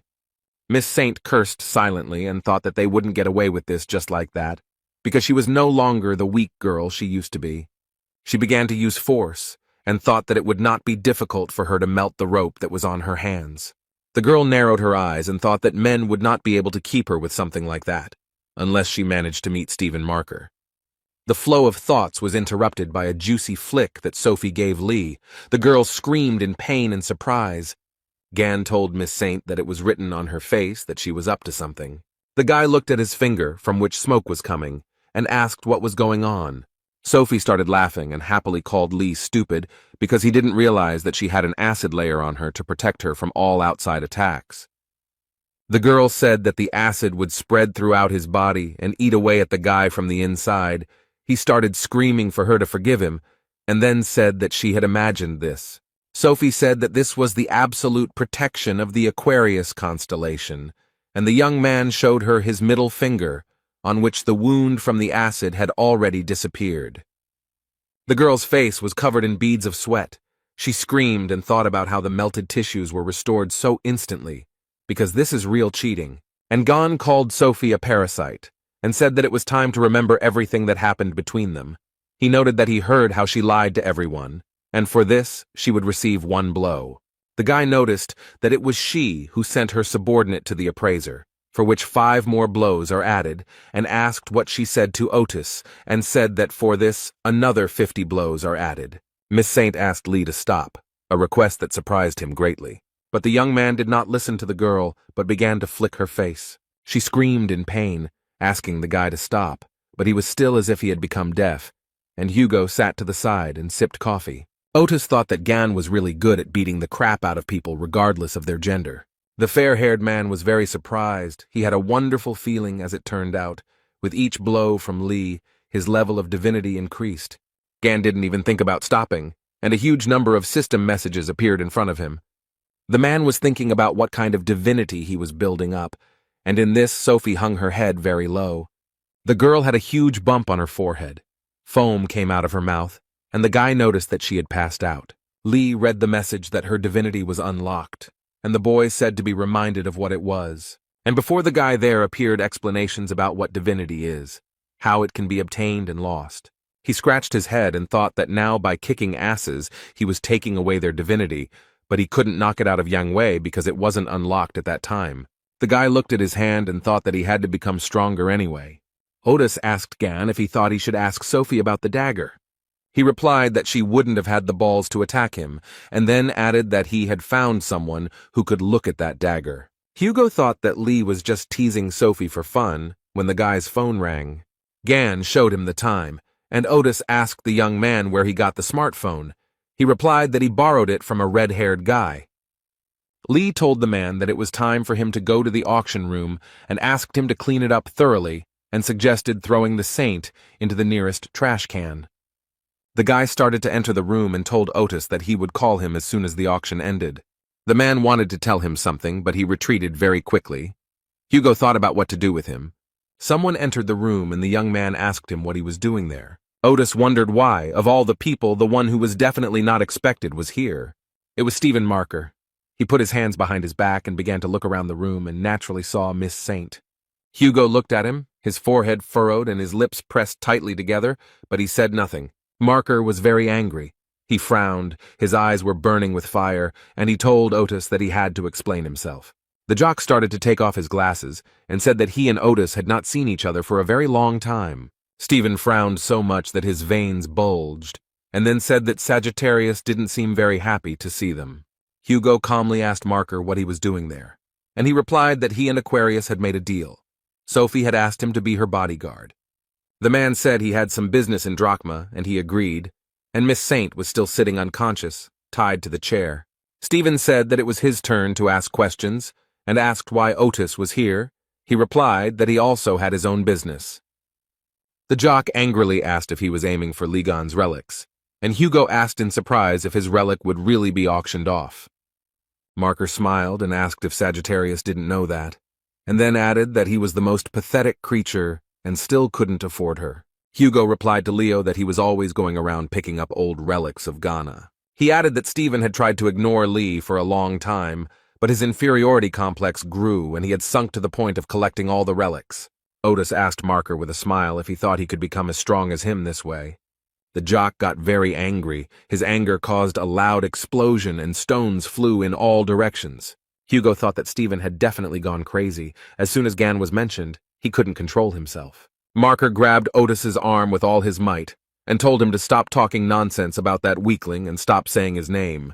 And then he added that he had long ago become much stronger than him. Leo's eyes burned with hatred. A young man ran into the room and told Stephen that they had problems. He said that the Gemini branch was buying up all of Ligon's relics, and Marker was very surprised. Leo told Sagittarius that he didn't have time to mess with him, and he just laughed. Stephen went to the door and told Hugo to do whatever he wanted with her, and he was very surprised. The man thought that the jock had come here to save her. The Marker replied that the auction was more important to him, and he had to get there as early as possible, and decided to give advice to Sagittarius so that he would choose his words wisely if he wanted to live long. Otis frowned, then laughed and said that he was very grateful for the unsolicited advice. Hugo was again left in the room with Miss Saint, who still had not come to her senses, was unconscious. The blonde man thought that Stephen Marker was a shitty person. Then he looked at the hand that he was squeezing with all his might, and thought about the fact that Lev didn't even consider him a weakling. And at this time, in the Drachma auction house, in the VIP room, an auction was taking place that many were so eagerly awaiting. The presenter happily said that once again the Gemini branch is taking another lot. The woman said that the first stage of the auction had come to an end, and after a short break the second stage would begin. Li Gang was incredibly happy. He said with pleasure that he received another lot. Bishop Gemini began to congratulate the guy, and noted that he could buy whatever he wanted. The young man told the man that he was too kind because he invited him to the VIP room, and now he buys everything he asks for. The bishop remarked that it was the least he could do for him, and Sun asked if he was sure, since they had already spent an indecently large sum. The man smiled and said that everything was fine and asked Sun to pay for the alcohol, as he had forgotten his card, and he would send the money later. Z agreed, and thought to himself that he had already forked out a lot of money today, but he couldn't object since his boss had asked for help. Lee told them not to worry about the alcohol. He showed the card and noted that he had already paid the bill. The bishop thought that the guy had his black card. He had no idea when he had time. The young man told him that he looked quite drunk, so he paid in advance, and noted that he could not get his subordinate to pay for everything. Bishop Gemini said with a laugh that he was just about to pay with his card, but he thought that the guy was quite young, but already damn rude. The man in glasses understood perfectly well that in front of him was a genius who had managed to defeat the Spider Queen, and if he recruited him, then alcohol was just a pitiful price. He told the guy that they had relaxed a bit, and it was time to get to the main topic. The bishop said he had high hopes for the future, and told Lee that he had every chance of gaining rank, but that was not all he could do to earn the favor of their saint. And Gan thought that the fog that covers the mind control is practically invisible to anyone. The effect is not strong, but it makes you believe that idiot. The man with glasses said that the boy could become a cardinal, but that was not the end. The bishop noted that the most important thing that awaits the young man is, of course, wealth and fame. The man added that the guy will also receive the respect of the great leader of Gemini. All this can easily become his. The bishop did not stop talking. He extended his hand to Lee and told him to take it in order to be reborn as a follower of the constellation Gemini. The young man listened very attentively to the man in glasses without interrupting, and then began to laugh. Lee noted that he had been laughing too much lately, and then noted that that was exactly what Bishop Gemini wanted from him. And then they added that they wanted him to become another lackey of his worthless god. The man could not understand why the man was angry, because he had always behaved with him as expected, and he decided that he needed to change the subject and said that there was a misunderstanding. Someone outside the door said that he had brought them the relic he had won, and the bishop thought that this was very opportune. The man allowed entry, and the girl opened the door and apologized for disturbing him. She congratulated him on the purchase of the item and said that it belonged to Li Gang, also noted that all the certificates were ready. The guy thought that all this was so unusual. Bishop Gemini frowned and asked the boy if he had won one of Li Gan's relics. The young man replied that the man himself told him to choose whatever he wanted, and then added that it was not exactly what he was looking for, but it would certainly be useful to him. The guy with glasses thought that Stephen was obsessed with them, that they couldn't even afford to touch these relics, and said that she already had an owner. At this time, someone started to knock down the doors to the VIP room. He did it with his feet. The person apparently did not have the patience to just knock. Everyone in the room turned their heads to look at the person who had knocked down the door. Stephen Market burst into the room. He frowned, clenched his teeth, wanted to ask something, but fell silent for a second. Leo's pupils became like dots, and he began to ask who dared to touch his relics. Lee looked at the jock, then wondered if Stephen had accidentally laid claim to that relic. The bishop jumped up to Marker and began to ask him for forgiveness, noting that their newcomer had made a mistake due to his ignorance and that they would return the relic to its place. Lev calmed down and said that this time he would close his eyes. He told them to take the relic and put it back where it came from. The bishop thanked Stephen and said he could pay later, and he looked at the man intently. And then he said that he didn't have to spend his own money on the relic. Heck was very surprised by such impudence. He asked what Marker meant, and he put his hand on his head, saying that he wouldn't pay a penny for it, that it was a punishment for son who touches other people's things. The bishop was shaking with fear, and thought that because of a small mistake, they would be left without tens of millions of dollars. Li Gang turned his head towards the men and asked what the hell they were talking about. He smiled and noted that he had won the auction and all the relics were now his, and if Marker wanted to take them, he had to pay $200 million. Stephen pressed his lips tightly together, frowned, and began to stare at the guy. He started laughing heartily and said that he thought that the Gemini branch was full of cowards, and noted that the guy had balls of steel. Hen thought that the guy couldn't wait to die. Leo pushed the bishop away, went to the young man and said that he liked him like that. Must be a real man. He stopped near the sofa where Lee was sitting and noted that their meeting was not accidental and suggested that they get acquainted. Stephen noticed that when he met interesting people, he always greeted them warmly, and for the young man this would be quite shocking. Gan looked up at his opponent and asked him what he was talking about, while he thought that this guy had managed to slightly increase his strength. He understood that this was to be expected from the constellation Leo. It specializes in battles, which cannot be said about the constellations Aquarius and Aries. Lee looked at Stephen and thought that he would not calm down until he tore someone apart. The young man looked calmly at Marker and thought that he was an evil bastard. The lion approached the young man and used his power against him. It was so unexpected. Songjay started running to help his friend. The guy was very scared. Hen cursed, but he thought that the guy had provoked Stephen Marker, and he frowned, smiled slyly, and said that it was funny, and also added that he hoped that the guy would enjoy the rest of his life in a wheelchair. The jock put his hand on the guy's shoulder and began to press with all his might, and the guy asked what he was doing. The young man smiled and asked Stephen if he was trying to brush dust off his shoulder. The Marker stood and looked at his opponent in surprise. He thought that the blow had hit the target. What had happened then? He asked the guy if he managed to dodge his skill using teleportation, and Gan replied that he didn't understand and added that Stephen was still as slow-witted as he had been. Lee smiled and said that the skill was called Crushing Cliff, and asked if he thought the skill he had developed would work on him. Gan's face changed, and he said that Lev had begged him to teach him and swore that he would use the skill only for good, but now he used it to boast of his strength. The Marker opened his mouth in surprise and asked how he knew everything and who this person was. The guy didn't have time to answer the question, because the auction host appeared in the room and apologized for the delay and noted that bids would be accepted soon. Stephen asked in surprise if it was already time for the second stage, and Lee was thinking that another batch of his relics would be presented again. The jock stood up, pointed his finger at the guy and said that he had a lot of questions for him, but right now he had more important things to do. Marker, leaving, told Lee not to lose the pendant and that he would return for it immediately after the auction. Sun approached Gan and asked if he was okay. He was very scared. Bishop Gemini looked at the guy and thought about how he managed to survive such an attack. Even he can't dodge the saint's skill. He looked at the young man and Zay, who was sobbing loudly, and thought about who was in front of them. The auction host said it was time to begin, and announced that the highlight everyone had been waiting for with such impatience would be presented. She asked if those gathered knew about the Berlin Wolf incident that occurred 24 years ago. The phenomenon of the attracting misfortune appeared on the territory of Germany. It was a real hell, in which not only weapons but also armor melted. The 12 saints could not find a solution. The raids ended in failure. The hero Li Gang appeared, who defeated the invincible monster, and those present have a chance to become the owner of his relic.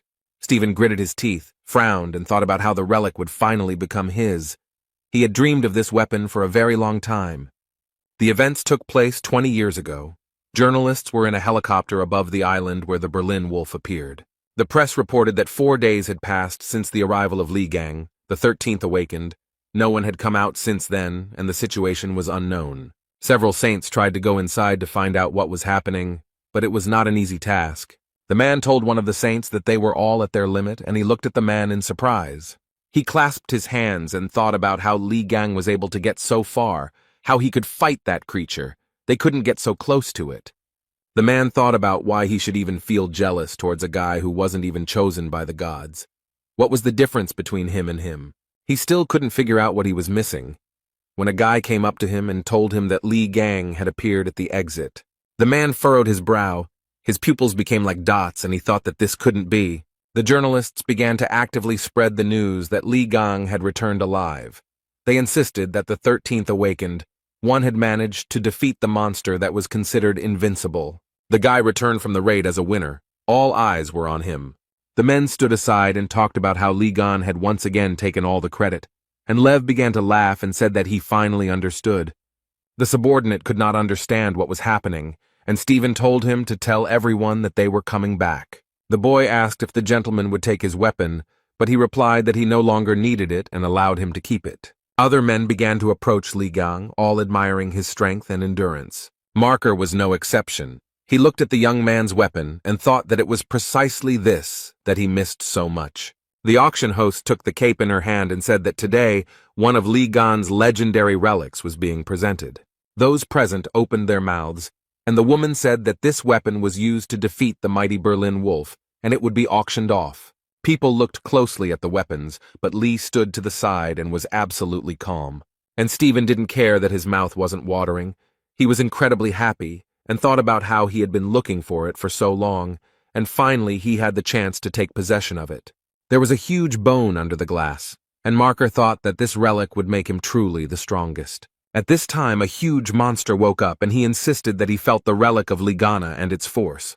The auction host said with a smile on her face that those present could see one of the greatest artifacts and said that it was the bone of a demonic beast. Those present shouted that they could not believe what they were seeing with their own eyes. Someone said that they had read about her in the chronicles. The woman said that this was a powerful relic with historical and practical value and asked who would become its owner. Sun screamed that he couldn't believe that they were going to play a prank on her. Bishop noted that she would go to the constellation Leo, and Gon couldn't even imagine what kind of relic it was. He had actually used it once, but decided to ask Z about it. Lee started to ask something, but the red-haired guy grabbed his head with his hands and screamed at the top of his lungs that it was not the time to discuss anything. Hen was saying that he had to contact headquarters. They couldn't just give up this relic.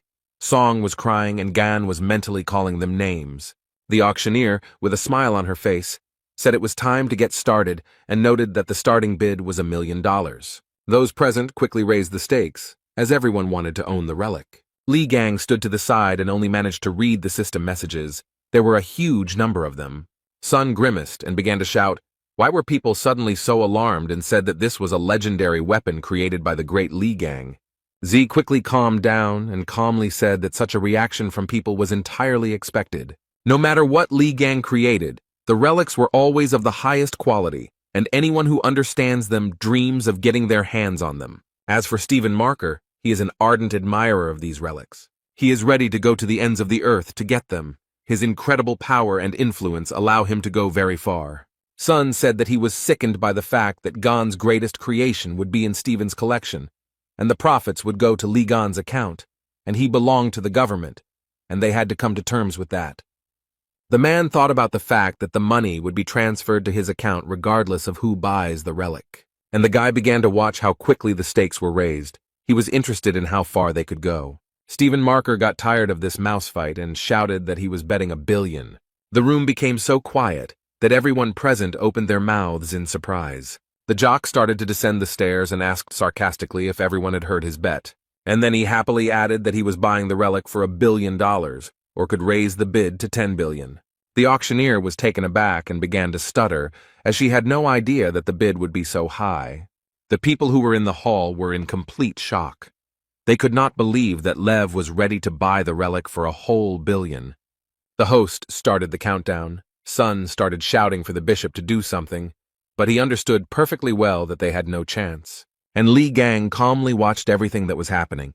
It seemed like nothing at all upset him. The presenter banged the gavel and loudly announced that the final bet was $1 billion. The cleaners were passing by the room where the auction was being held. One told the other that something had been sold for $1 billion. The second replied that he was very interested in who this crazy person was. The man sighed heavily and noted that workers like them should not even dream of such sums, and said that he wanted something to change. Their wish came true very quickly. The guy saw a huge monster outside the window. One of the guys immediately said that he was taking his words back.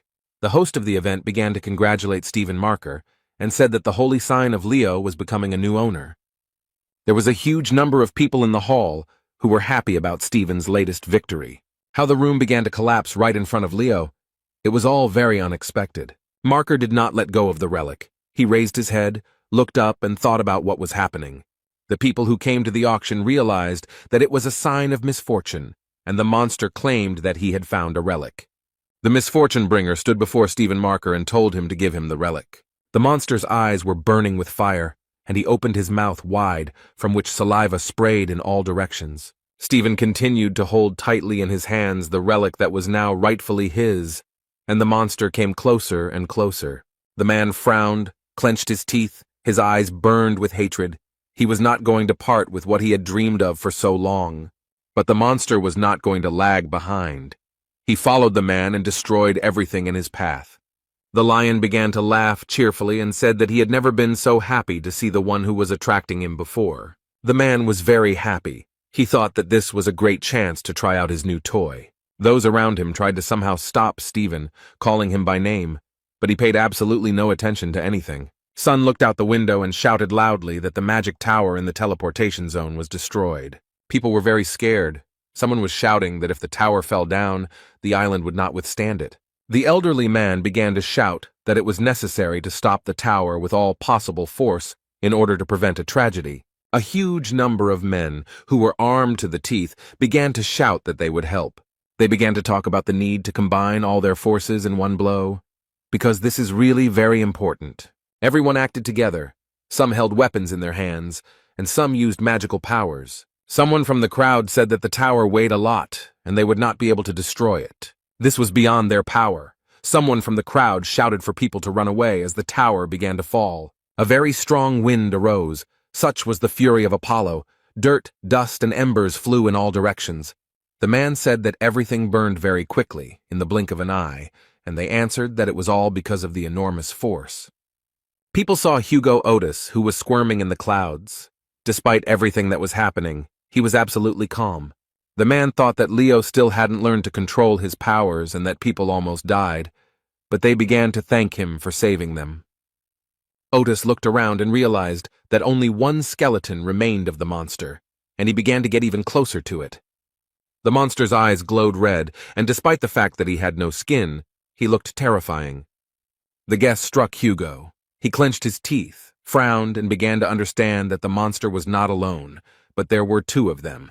A black, viscous substance began to flow out of the monster's mouth. Although it looked like a skeleton from the outside, it was still dangerous. A black, viscous substance flowed in a stream towards the people who were on the street. They could not understand what was happening. It hit all parts of the body, and people looked at everything that was happening with horror. The substance got on the face, hands, it was impossible to get rid of it. Here and there, cries for help were heard. Hugh Otis was very angry. The man was cursing someone with all his might. He was tense, as he was thinking about how to deal with the monster. But he didn't even think of giving up. He opened his mouth wide, from which drool flew in all directions. A little more, and the mouth with sharp teeth would take and swallow Otis, but he only frowned and clenched his teeth. Li Gang came to the aid of the young man. He hit the monster in the side with all his might, and he screamed in pain. The boy fought with the monster and started screaming for Hugo to stop clicking his beak and called him a fool. Otis thanked Gan for sleeping with him and said that he owed him a favor, and the guy was very angry. He asked if his comrade was a combat-type constellation. He began to ask Otis why he was weaker than him, the owner of the craftsman class, and then added that it was scary to leave his comrade unattended. Hugo replied that he had given it his all, and Lee asked if that was why he had almost become dinner for the attractor, and the guys began insulting each other. They would have continued arguing, calling each other names and quarreling for a long time, but they were distracted by a very loud scream. It was Stephen Marker running, holding the artifact in his hands and screaming very loudly. The jock's face was distorted, the veins on his forehead were bulging, and he started screaming about why they were testing a new weapon on him. The boys looked at the monster, whose mouth was drooling in all directions. Lee calmly replied that he had forgotten that there were monsters here. He wanted to say something else. What the guys saw left them in great shock. They looked at everything that was happening in surprise. There were 2 monsters below. Marker was flying towards them and screaming like a madman that no one was allowed to spoil his reunion with the bone of the demonic beast. Gan furrowed his brow and calmly asked why Stephen was wearing his underwear inside out, a question that caught Hugo off guard. And Marker became as if possessed. He screamed like crazy for everyone to quickly get out of his way. He used his sovereign skill and went to fight the monsters, while not letting go of the demonic beast bone. The jock stood with his feet on the ground, laughed and told those pulling him to sit still and not move. Stephen leaned on the bone and said that the monsters were inside a destructive lightning storm. The Marker was extremely happy. He noted that all preparations had already been completed. He was sure that the artifact would help him. The man looked at the one who was pulling him and said that he had previously been in a disadvantageous position. Because of this, he had to counterattack with magical energy. The jock shifted the bone onto his shoulder and said in a satisfied voice that now he wanted to test the true power of this baby. The people who were standing nearby and watching everything that was happening happily said that Stephen Marker was the strongest saint. He even surpassed Ligon's hero. The jock headed towards the puller, and the people shouted at him to destroy it, and then added that they were saved. Stephen swung the artifact at the monster and said that it was time for him to answer for all the mess he had caused. And the man struck the demonic beast with all his might on the head with a bone. And nothing happened. The monster stood calmly, only clenched his teeth. Stephen was perplexed. It became very quiet. After a few seconds, Marker screamed very loudly, his forehead furrowed very hard. And the one who was pulling him understood perfectly well that he was not in any danger, and began to attack the young man who dodged in different directions. The monster realized that the guy with the bone in his hands was not an opponent for him, and began to attack him. The jock wheezed in pain. After a strong blow, he fell down and thought about what happened, why Ligon's weapon didn't work, because there were direct hits on the entraining one. The guys started talking about whether they would be able to get out. The second one noted that they would not, since a sovereign skill was used, and it would take a long time to dispel it. Lee swore that once he got out of here, Stephen would regret being born, and Otis noted that only a moron would throw away such skills. Gan looked at his comrade and said that they needed to deal with their friends first, and pointed at the monsters. Nearby stood people who had fallen under the influence of the monster. They were screaming in pain. The young man said that judging by the location of the victims, the monster most likely intended to use them as a human shield. The blonde man noted that this meant that they wouldn't be able to just attack him. The guys looked at each other, and Lee said that they had one choice left. Otis did not understand which one, and began to clarify whether his comrade had any decision. Gan yawned and said that he would just kick the monster's ass and went towards him. Hugo started running after him and asked him to wait. The young man shouted for Lee to look away because a monster was running towards him. but the guy saw it without warning. He put his hands forward and stopped the monster. The young man, with a smile on his face, pressed the monster's head with all his might, so that he only wheezed in pain, but tried to fight back. The one who attracted, together with the people he infected, watched everything that was happening. Everyone was interested in what would happen to Gan. Lee smiled, and the man went limp in his arms. The guy told him that everything was very simple. Hugo began to ask if he was alive. Gan replied that he simply lost consciousness, and that he did it with the help of his power. Otis lowered his eyes and said that he definitely couldn't eat something like that. The guy laughed and said that from the very beginning he understood that he would do everything alone, since Hugo was of no use. And then he was very offended. The fair-haired man really wanted his comrade to cheer him up a little, but he lowered his eyes and quietly told him to forget everything. Then Otis asked if his comrade was going to rush forward and said he would cover him. Lee was glad and noticed that there was still some of his old fire left in him, and they began their first joint work in such a long time. Gan suggested not to delay and deal with the monster in one go. But first, Lee had to deal with the people the monster had infected and who were fiercely guarding it.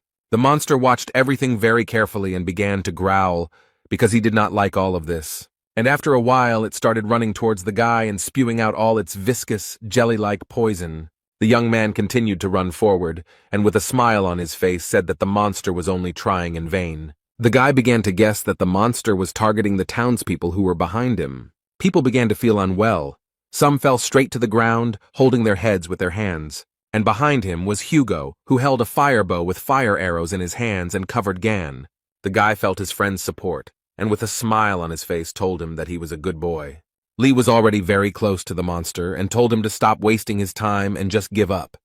But the monster was not so accommodating. It twisted its mouth from which poison continued to ooze. Gan understood perfectly well that the monster would not give up, so he was ready to fight. He clenched his hand into a fist. He hit the monster with all his might and shouted very loudly for it to die quickly. Each subsequent blow was stronger than the previous one, and after some time the monster simply crumbled.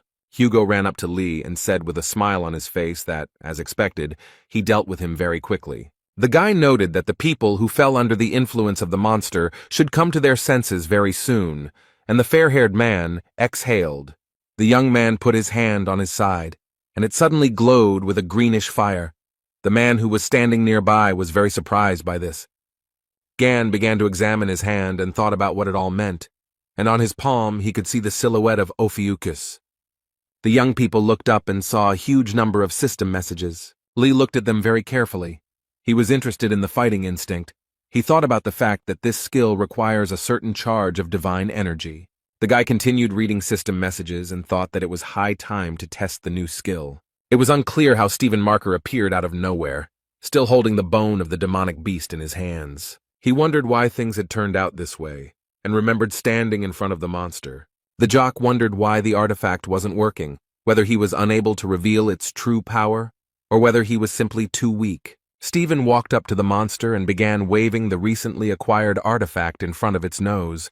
The people who were watching all this were shouting that the gentleman was losing, and someone started laughing cheerfully. One of the guys pointed his finger up. Everyone began to look where he pointed. There was Li Gang, who began to use the skills he had recently acquired. Marker raised his head up and couldn't understand how this was all possible because his sovereign skill was broken. The monster realized that there was danger in front of him and told himself that first of all, he needed to kill them. Gan looked at him from under his forehead, frowned. His pupils became like dots and he told the monster to shut up. A few minutes later, the monster's huge body lay on the ground, wheezing in pain and humiliation. He asked Lee how it could be that a person had such enormous power. With the last of his strength, the monster said that it was most likely not a human being in front of him. Gan leaned over the dragon and asked him what the hell he was muttering under his breath. The guy used his special power. A strong wind blew, which lifted huge stones up like fluff. Marker watched all this from the side and thought that he simply did not believe his eyes. He gritted his teeth, frowned. Beads of sweat appeared on his face and thought that there was only one person in the world who could possess such power. The man began to guess that it was Li Gang, who stood opposite him and smiled sweetly at Marker. The guy smiled and said that he was very glad to meet the lousy lion cub again, and added that he had a lot of fun while he was gone. Stephen stood opposite. He was shaking with fear and said through his teeth that this was all nonsense. The muscle man shouted very loudly that the guy standing in front of him could not be Li Gang. The guy grabbed the bone of the demonic animal and asked if Marker liked his toy, and he growled like a tiger in response. The young man squeezed the bone with all his might and it shattered into small pieces in all directions. Li gave Stephen a sardonic smile and said he had done it by accident, then said the piece of bone was too brittle. Marker looked at what was left of the relic and began to scream like a madman. Gan told the jock that he had wasted so much time and effort, and now it was his turn to punch him. Stephen Marker yelled at the top of his lungs for the boy to stop, but he didn't listen. The blow was so strong that Leo was thrown back several dozen meters, and Miss Saint was unconscious the whole time, foaming at the mouth. After some time, the girl woke up, but could not understand where she was and what had happened to her. Sophie noted that her head was splitting. Li Gang and Hugo Otis stood at the edge of a huge round hole. It was very deep. The guy laughed heartily, and then said that they would see the lousy lion cub again if he stayed alive, and the fair-haired man was surprised that his friend sent him down. Li noted that Marker had vitality and asked his comrade if he had taken care of the people inside, and he assured him that everything was fine, because the people were rejoicing. Gan said that everything was fine, took out a small little toy and ordered it to act. The guy told the pig to take a good look around and collect all the useful items and explained to his friend that she was simply collecting everything she saw. Li turned to Otis and said that he came here with his friend, who asked who it was, whether it was the person from whom he borrowed a mobile phone. The guy said that the young man he came with was called Song Jae. This answer shocked Hugo. He started shaking and became covered in beads of sweat and asked again what his friend's name was. Li repeated his name again. Gan said that the guy is a Gemini Templar, but would be quite suitable for a bishop, also adding that he is smart, despite his young age, and he will be very useful. Otis grimaced, grabbed his head with his hands, and wondered when Song Jae had managed to get in touch with this walking headache. The guy looked at his mobile phone and wondered why his friend was so upset. Hugo thought that the last thing he wanted was for his son to meet this scumbag, but his two children are obsessed with Li Gang, so his family is doomed. The boy told Otis that Sun was with the bishop, who had teleportation powers, and said that they would call them here, but he suggested that they wait and just leave. Li was surprised, and the man said that the twins despised him. Why bother with them? And the guy began to remember that that guy always irritated him with his shouts. Hugo said what had to be proven, and then added that that boy hated him, and mentally asked for forgiveness from Sun. Gan was upset, and noted that he cared about the guy, but he should have been prepared for something like this, and Otis told his friend not to worry too much about some kids. As soon as the fair-haired man heard someone calling for Dad, a bead of sweat appeared on his face. He began to turn his head and stuttered, saying that this voice seemed familiar to him. Hugo hugged Li, and behind them stood Song Jae talking to someone on the phone. The blonde man wondered what the hell his son was doing here, and he was surprised that the bell had been active all this time. Sun was very angry. He began to ask Otis about whom he called children, and he hesitated and did not know what to answer. When someone started calling Li Gan in a very drawn-out voice, the men fell silent and turned towards the sound. This slime, despite its small size, called its owner very loudly. Li walked over, picked up the lump of mucus, and began to read the system messages, while Hugo and Song opened their mouths wide. Gan began to shake the slime violently and shout that it was forbidden to put everything in its mouth, and then ordered it to spit out the poison. The guy pulled the lump of mucus in different directions, and the fair-haired man thought that the poison fell out of the remains of that bony monster, and it could be very dangerous. Song watched the whole thing, and said that this slime was just like the one from Li Gan's relics that he had read about. The guy took a few steps forward and told the young man that his skills and inexhaustible supply of magical energy were amazing. Then Z added that the only friend of the 13th awakened was his father, and then he clarified whether it was really Li Gang in front of him. During this conversation, Hugo didn't know what to do. Beads of sweat appeared on his face, and he began to make inarticulate sounds. All this time, Gan didn't pay any attention to anyone except the slime. In the United States, at the headquarters of the Leo branch, a huge number of people gathered in the conference room. Oliver, the branch bishop, said that the leader had not contacted them since yesterday, and suggested hiring the twins people to search for him. A guy approached him and asked if he thought that after that altercation they would agree to help them, and back then Oliver wanted to look cool. This person reported that there were rumors that the head did not show up because of Li Gang. The bishop replied that it was all nonsense, and if he had really returned, he would have definitely lost to their boss. He added that one should not forget that Mr. Stephen is the strongest among the saints. Oliver wanted to say something else, but his speech was interrupted by a cheerful song about Li Gan. A minute later, the conference room became very quiet, and those present began to exchange glances with each other. Chung Yuha, vice chief and cardinal of the Lion Branch, apologized for forgetting to turn off her mobile phone. Oliver put his hands to his head. He couldn't even imagine that the vice chairman was capable of such a thing, and told her to take the conference more seriously. Yuka folded her arms across her chest and asked why they were all looking for that jerk, and everyone present's jaw dropped at these words. Then Chan said that she was guilty and said that there was no need to look for the head. He was tenacious and added that he was completely fine. Those present thought that she was right.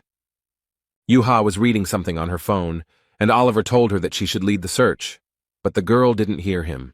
Chan stood up from her seat and said that she would leave early today and that they could handle everything themselves. The conference room became very quiet. Everyone was perplexed by the situation that had happened. Suddenly Oliver, the bishop of the Lion Branch, grabbed his head and began to wheeze. He was shaking very badly. A huge number of people gathered under Sophie Mard's residence. Everyone was wondering if the incident in Drachma was connected with Li Gan, who kidnapped her, and what this truth from 20 years ago was. Representatives of Mrs. Saint told reporters that there would be no comments today and that Sophie needed rest, and promised that she would answer all questions later. At this time, the girl watched everything that was happening from the window of her residence. She was very upset. A few minutes later, she sat up on her bed and began cursing and calling Li Gan names. She was so nervous that she started biting her nails and thinking about how dare the guy make such a big deal out of that incident. The doors opened, and Sophie came out. Her security began to push journalists and onlookers aside so that the girl could pass without being asked unnecessary questions. But then the girl's face changed. She was very scared. Someone used force against her. The people who were near Miss Saint opened their mouths in surprise. They could not understand what was happening. There was a version that it was a terrorist attack. Sophie's security was also very scared. They assumed it was a message. And indeed, a system message appeared in front of Mard asking who killed Li Gan 20 years ago. The girl clutched her head and thought about what she should do, because if she told the truth, the other saints would not leave her alone. But if she remained silent, Li Gan would create even more problems. Sophie couldn't believe that the guy could pull such a stunt while she was out cold. She couldn't even take off the necklace. Saint screamed and accused Li in time. Meanwhile, the guy was sitting quietly with his artifacts and thinking about whether he should make some ramen. The TV news reported that Sophie Mard was not leaving her residence and was not giving any comments. The announcer said that of all the incidents that occurred at the drachma auction, this one would cause the most unrest. The man, who had been listening attentively to the news, propped his head up with his hand and calmly said that this was not right. Near the house of Hugo Otis, men were shooting from a bow. The owner asked if Gan liked the new bow. He replied that it was much better than the one he had before. Otis asked what the comparison was, and Lee hit the nail on the head again, so the blond man had an interesting idea. He blindfolded the boy and told him that this was how he should shoot. The young man asked if the man was making fun of him, and then added that it was a lot of fun. Hugo started screaming and asking if he was shooting at his target on purpose, and Gan, with a smile on his face, said that it was really funny for him to bother him. Suddenly a glass of drink appeared in front of Lee with a lot of ice cubes in it. The dream said that he brought a towel and water, and the young man smiled and thanked the boy. While Lee and Zay were talking to each other with a smile, Otis watched everything that was happening with anger. He even clenched his fist. Hugo walked closer to the boys and told his son that his dad could use a drink too. Song Jae's expression changed, and he said that there was water in the refrigerator and that his father could go and get it himself. Gan read his system message and said that his stats had increased after the skirmish in Drachma, and he could afford some small investments, and Sun laughed at Otis. Lee learned that the sacred abode of Ophiuchus, the Serpent Palace, had been rebuilt, but the space was limited due to the low level of the sacred abode. The guy also read that in the sacred monastery one can live, train, and test the level of one's strength, and he can control it. The system message stated that Lee could summon a low-level pig bank avatar to the abode and strengthen its power by bringing human avatars to the abode. Song approached Gon. He noted that his uncle said that it was time for him to leave. He noted that he had things to do, and they could move out together. Lee noted that he hadn't even noticed how time had passed. Z asked if he had an appointment, and the young man answered in the affirmative. The young man smiled broadly and said that he would be meeting a lot of people today. The Gemini branch bishop asked him with a smile on his face if he would like to join them. Gan chewed chicken drumsticks, and with his mouth full replied that the guy had more than enough strength, and he said that he was swamped with work. The waitress was surprised by the guy's appetite. Hen said he was indeed busy, but hiring promising people was always a priority. He looked at Lee slyly and asked if he was going to leave them after they bought items worth $1 million with the Gemini branch money. Gan looked at the man with wide eyes and continued to eat the chicken drumsticks. The guy took a napkin and began to wipe his mouth. His expression did not change, and the bishop thought that apparently the guy had planned to do this. Gan thought that at first Hen seemed annoying to him, but everything turned out pretty well, because he dealt with pig, parasite, and lion cub. Now the next person he needs to deal with is that bitchy purple witch. And Lee said that he would join the Gemini branch. Bishop wanted to discuss the official date, but the guy noted that he had a condition. The guy took another drumstick and declared that Hen should give him his badge. The guards began to call the young man names because the emblem was given to the bishop personally by the Holy Lady, and Gan told them to stand still. And he added that the assistants should not interfere in the adults' conversation, and noted that the emblem was needed to enjoy all the privileges, but he needed to get something in his hands. And Lee asked the bishop with a smile if he was willing to make a small investment. Hen frowned and said that he needed to think about such a proposal. The man looked at the shin that Lee had pointed at him. The guards became alarmed, and the young man suggested that the bishop decide faster because he had another meeting ahead of him. Sun was sitting in a cafe, writing messages to Gan and thinking that this cafe had very tasty ice cream and that Uncle Lee should appreciate it. The guy blushed and thought that he could call Gan his uncle. Nuna would be shocked. He would be able to look at her shocked expression. Z picked up the dagger that Gan had subdued and thought that when Lee came, he would ask him to leave an autograph on it. Sun heard someone start talking about how playing with knives is very dangerous, and the dagger started falling out of the guy's hands. The blonde guy said with a smile on his face that Z might get hurt, and then added that he would confiscate the dagger for himself.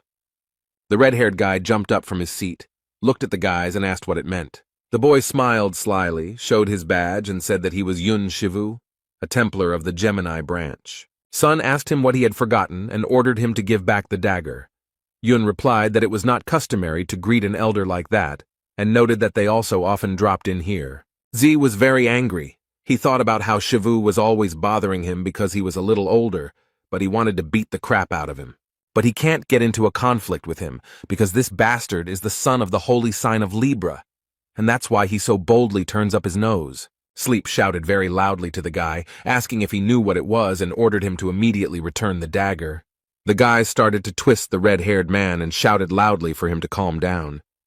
Z did not expect such an attitude at all. People who were in the cafe started talking about how they needed to be quieter in public places, while others wanted to break up the fight. Song asked Yun if he thought he could get away with all this, and Yun replied that these were very big words for someone with his face pressed to the table. Blondie was curious about why Z was so concerned about this thing, and asked if Li Gang had made it by accident. Yun mocked the boy and asked if the dagger belonged to his incapacitated mother. These words made the boy very angry. He began to call his opponent names very loudly. A system message appeared in front of Yun, who continued to hold the dagger, notifying him that the owner of the relic was in danger, and that a random skill had been activated. The blonde guy was very scared. A greenish light flashed in his face. He screamed loudly, covered his eyes with his hand, and could not understand what was happening. The guys who entered the cafe with him were very scared. They screamed in horror.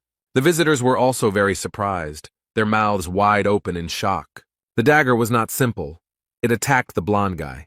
The guy was horrified by everything that was happening. A few minutes later, he fell straight onto his back, tears streaming from his wide-open eyes. And only Song Jae was happy, because he guessed what was happening and called Uncle Lee. Gan asked Song Jae and grabbed his head while he managed to punch Yun in the nose, who was crying loudly. The boy asked his uncle with a smile how he knew he would be here, and he said that he was in the restaurant a minute ago and noticed that the one-time summoning skill had worked. Lee looked around, assessed the situation, and said that all this had not happened in vain. He looked at Yun, whose nose was bleeding, and noticed that these jerks were bullying him.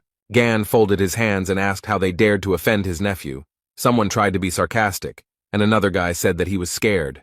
Lee smiled sarcastically and said that he would now show them what happens to those who bother his loved ones. The guys were very scared. And in the restaurant, a couple of minutes before the call, the bishop agreed to give Lee the emblem, but only on the condition that he join them immediately. The guy agreed. Hen smiled and thought that this was a ridiculous price for such a loot, and then he could get the emblem back. He would just add an inconspicuous clause to the contract. He handed Gan the emblem and told him to use it wisely, and he replied that he would try. The man in glasses asked the guard to hand over the contract. Lee looked at it all in surprise. The bishop said that the contract needed to be signed and raised his head, but the guy had already disappeared. Hen and the guards remained near the fried chicken drumsticks, thinking that the guy had simply disappeared. A few minutes later, the waitress came up to them, brought them the bill, and said that they owed $190. Z's two offenders were lying on the floor of the cafe, foam flowing from their mouths. They no longer posed any danger. Yun tried to ask Lee if he knew who he was, but he didn't listen to him and immediately punched him in the face. The guy started talking about his rank in the constellation, but Gan didn't listen to him. He started strangling him with a sly smile on his face. The young man tried to convey that he was the son of the holy sign of Libra, but Lee kept hitting him in the face. Yuna was shaking with fear and resentment. He thought that the man would at least let him finish speaking. The blonde guy was lying on the floor, and Gan told him to get up because they weren't finished yet, and the boy was thinking about why his magical protection was of no use. He crawled on the floor and called Lee all sorts of names, and thought that he should know his place. The bull Phalaris appeared in front of the cafe visitors. It was located behind the blonde man's back. People were very scared. Some said that he used combat magic in a public place. Others shouted that they needed to run away as quickly as possible. Yun began to laugh like a madman and shouted that the man would be punished for his arrogance. Gan stood opposite the blonde man and calmly told him that he was very noisy, and he noted that he was interested in what kind of miracle skill this was, and then added that it became clear to him that he couldn't even light coals with it. A message appeared in front of Lee that he had suppressed the enemy's magic. Yun screamed. He couldn't understand how this was possible, and then he realized that there was also a mage in front of him. The man continued to read the system messages and calmly replied that he was a craftsman. He absorbed Yun's skill and asked for permission to show him how to use the skill properly. Naturally, the young man did not wait for the guy's answer, but immediately applied the skill he had just acquired. The bull of Phalaris, the burning masculine passion, was activated, and the blonde man screamed furiously. The boy flew several meters towards the wall. He flew head over heels, so much so that his pants split at the butt. Gan approached him and said that if the guy continued to bother Song Jae, he would fry him until crispy. And he told his nephew that if the idiots continued to bother him, he should definitely contact them, and his uncle would always cover his back. A girl ran into the cafe and called Z. He only took a deep breath and smiled.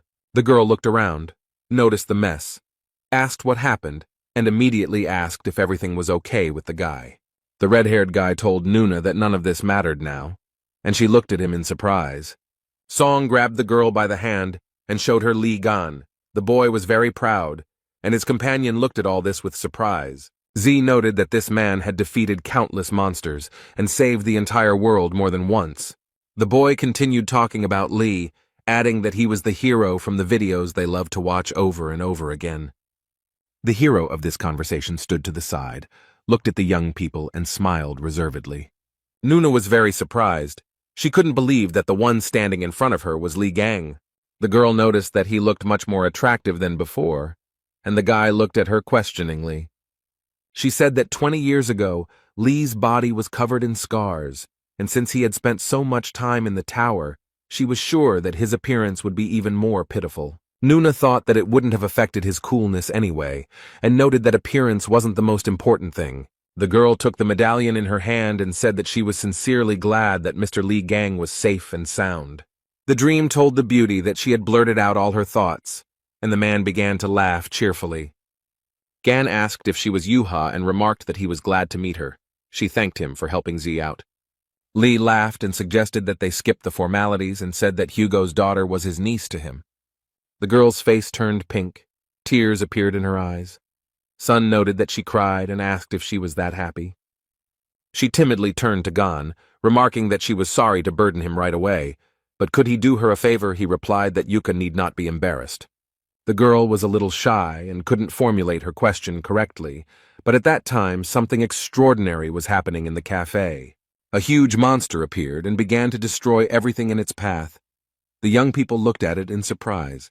Gan realized that it was Gra'ar in front of him and thought that this must mean something. The monster screamed very loudly. Lee looked at it calmly, and the girl had a weapon in her hands. Yuka started to walk forward and Gon called her. She answered that her uncle should wait 1 minute. Jung said she would make a proper proposal after she dealt with the temptations. Lee asked if Z had heard the same thing as him, and the guy said that something had gone wrong with his sister from Gon. The young man broke out in beads of sweat and thought about what proposal the girl had in mind. The loudspeaker announced that disaster-causing objects had been detected, but unfortunately it was not a drill. It was also announced that people should evacuate to safe places, and the monster destroyed everything in its path. Literally a minute later, chaos settled in the city, fires broke out here and there, and destruction occurred. There was not just one monster, others joined it. They inspired fear and horror. Zhang Yuha was holding a huge spear in her hands, and most likely she was trying to defeat the monsters with it. Within a few minutes, they surrounded the girl from all sides. She was so small and defenseless. Yuka began to fight the monsters, and she thought that she needed to do everything as quickly as possible. And after she deals with all the monsters, she can propose to her uncle. Chan fought the monsters, and then said that there was no end to them, and she had hoped to deal with them very quickly. The girl thought that she could destroy all the monsters at once, and began to use her special skills. She threw the spear and screamed very loudly that they should not dare to interfere with her love. Zhang Yuha used an ability called Lotus Flash and watched the events unfold. Li Gang stood to the side and watched what the girl was doing. He did not come closer. He was interested in the result. The guy smiled and thought that he followed her because he was worried about her safety. But there was no need, and he noticed that her instincts were sharper than Hugo's. The girl felt that someone was looking at her and turned her head. She waved her hand to her uncle. A very strong wind arose and the young people flew up like fluff. Zai was very scared. Yuhei was scared. She opened her eyes wide. Beads of sweat appeared on her face and she began to call for her uncle. The cap fell from the girl's head and began to burn. In a few minutes, only ashes would remain. The monster was surprised that Gon had reacted to the attack and noted that there were interesting creatures in the world and promised to make a tame animal out of the boy. The monster sat on the dragon's back and said that at this rate they would wet their beds, and Li calmly said that he needed a furnace to create relics. The guy frowned, smiled slyly, and told the monster that it would become the first gas burner. The monster smiled and said that the young man in front of him was very funny. Zhang Yuha looked at the monster and thought that they belonged to the illusory race. Li touched the girl's head and asked what she was thinking about, whether she wanted to try to deal with everyone alone again. Gan asked the guys to leave everything to him, and then asked them to take care of the evacuation of the residents. The man smiled and noted that he trusted them with all this, because he knew how strong they were, and noted that they should also trust him. The boys smiled cheerfully at their uncle, even though he didn't see their smile, and agreed with his words. Li replied that it was all wonderful, and then, a little more quietly, said that the fun would begin very soon. The monster smiled vilely, telling the guy to resist even harder. A few seconds later, the young man was tied with a thin but strong rope. He did not understand how it happened. The monster was having a lot of fun, and told the guy that taming him would be incredibly fun. The monster pulled the rope with all his might and it rose up to the very sky. He was incredibly happy. The monster raised the rope, then lowered it, and the young man hit the ground, from which huge pieces flew off to the sides. After some time, the guy found himself on the ground. His clothes were very badly damaged. He stood up, tore the rope apart with his hands, and calmly said that there was a lot of talk and no sense, and then asked the monster if that was all it was capable of. The monster frowned very deeply and began to laugh very loudly. He had come up with a new plan for revenge. The monster told the guy not to make him laugh and began to attack the guy using fire. At this time, Songjae was telling people that they should evacuate as quickly as possible. There were special centers for this in the city. The guy was very pleased with himself because he successfully completed one job and helped people at the same time. Za told his sister that he helped those civilians who had not yet managed to evacuate. And at this time, the girl looked into the distance with interest. She was very interested in what was happening to Lee. She thought that her uncle was strong, but his opponent was a representative of the illusory race, one of the most dangerous ones that brought misfortune and belonged to the red class. The girl understood that Gan could have problems. She thought about what to do if old wounds from the time of the tower made themselves known. Yuha thought that she needed to help her uncle and went to him. Her brother reminded her that Lee told her not to interfere, and her sister replied that she would be right back. The monster thought that it had gone too far and burned the young man to the ground. The monster was happy and already thought that such a solution was also possible, but what he saw exactly shocked him. Lee said that a real flame should be exactly like this, and noted that the fire of that brat from Gemini could barely warm his palms. The guy smiled widely. His eyes were shining, and he told the monster that from now on it would be his burner. A message appeared in front of him that fire could be used in the workshop. The monster lowered his head. He thought that this couldn't be. How could that man survive the hellfire? Li Gang raised his hand with a heavy weapon. He was tired of the messages that fire could be used in the workshop of creation and decided not to delay. The young man was very pleased with himself and showed with his hand that he wanted to enchant. The monster couldn't understand what was happening, and then began to scream furiously that he wouldn't let the guy do this. Lee saw the monster raging and ordered the skill to be activated, and a loud roar of lightning was heard. It was Chan Yuha who arrived, who was very worried about her uncle and wanted to help him. The girl stuck her spear into the monster's shoulder, and it clenched its teeth and began to ask how she dared. The monster was very strong, and he tore the attacker away from himself and threw her aside like a feather. The girl flew back so many meters. Fear and horror were visible in her eyes. She didn't think that the monster was so strong. The monster told his dragon that dinner was served, and he went to the girl. The monster ordered the dragon to devour Yuha, who began to open his huge mouth wide. Achan looked at all this with fear, her face covered in beads of sweat. She understood that she had no other way. At this time, Gan ran up, grabbed the dragon, and began to ask where he was going because his opponent was him. The guy pushed him with all his might. He fell with a loud crash, and rock fragments flew in all directions. The lizard opened its mouth very wide and screamed in pain. She could not even imagine what awaited her. The monster watched everything that was happening, and thought about how easily the guy had thrown away the lizard of the underworld. Lee stood up and calmly said that if the monster touched Yuka again, he would not leave a single wet spot of him. The monster felt uneasy. It began to be covered in drops of some substance and thought about what was happening. The monster grabbed his head and wondered what was consuming him. His representative of the illusory race, was it really some kind of pathetic person? The monster began to understand that the games had finally come to an end. It hovered high, and Lee watched all of this. Yuka, who was nearby, began to cover herself with her hands. She thought about what these absurdly huge streams of magic were. The monster told Gon that he didn't like this form because he couldn't train in it, and he had to acknowledge him. The monster changed a little and said that there really was an enemy standing in front of him and promised to incinerate him, and then everything in the area. The monster began to use the skill of disaster. A very strong wind was blowing, but the young man calmly resisted the monster. Chan Yuha was very worried about her uncle. She began to call him very loudly, and tears appeared in the girl's eyes. A bright light blinded the entire city. It became very quiet. Only dust and dirt flew in the sky. The city was burned.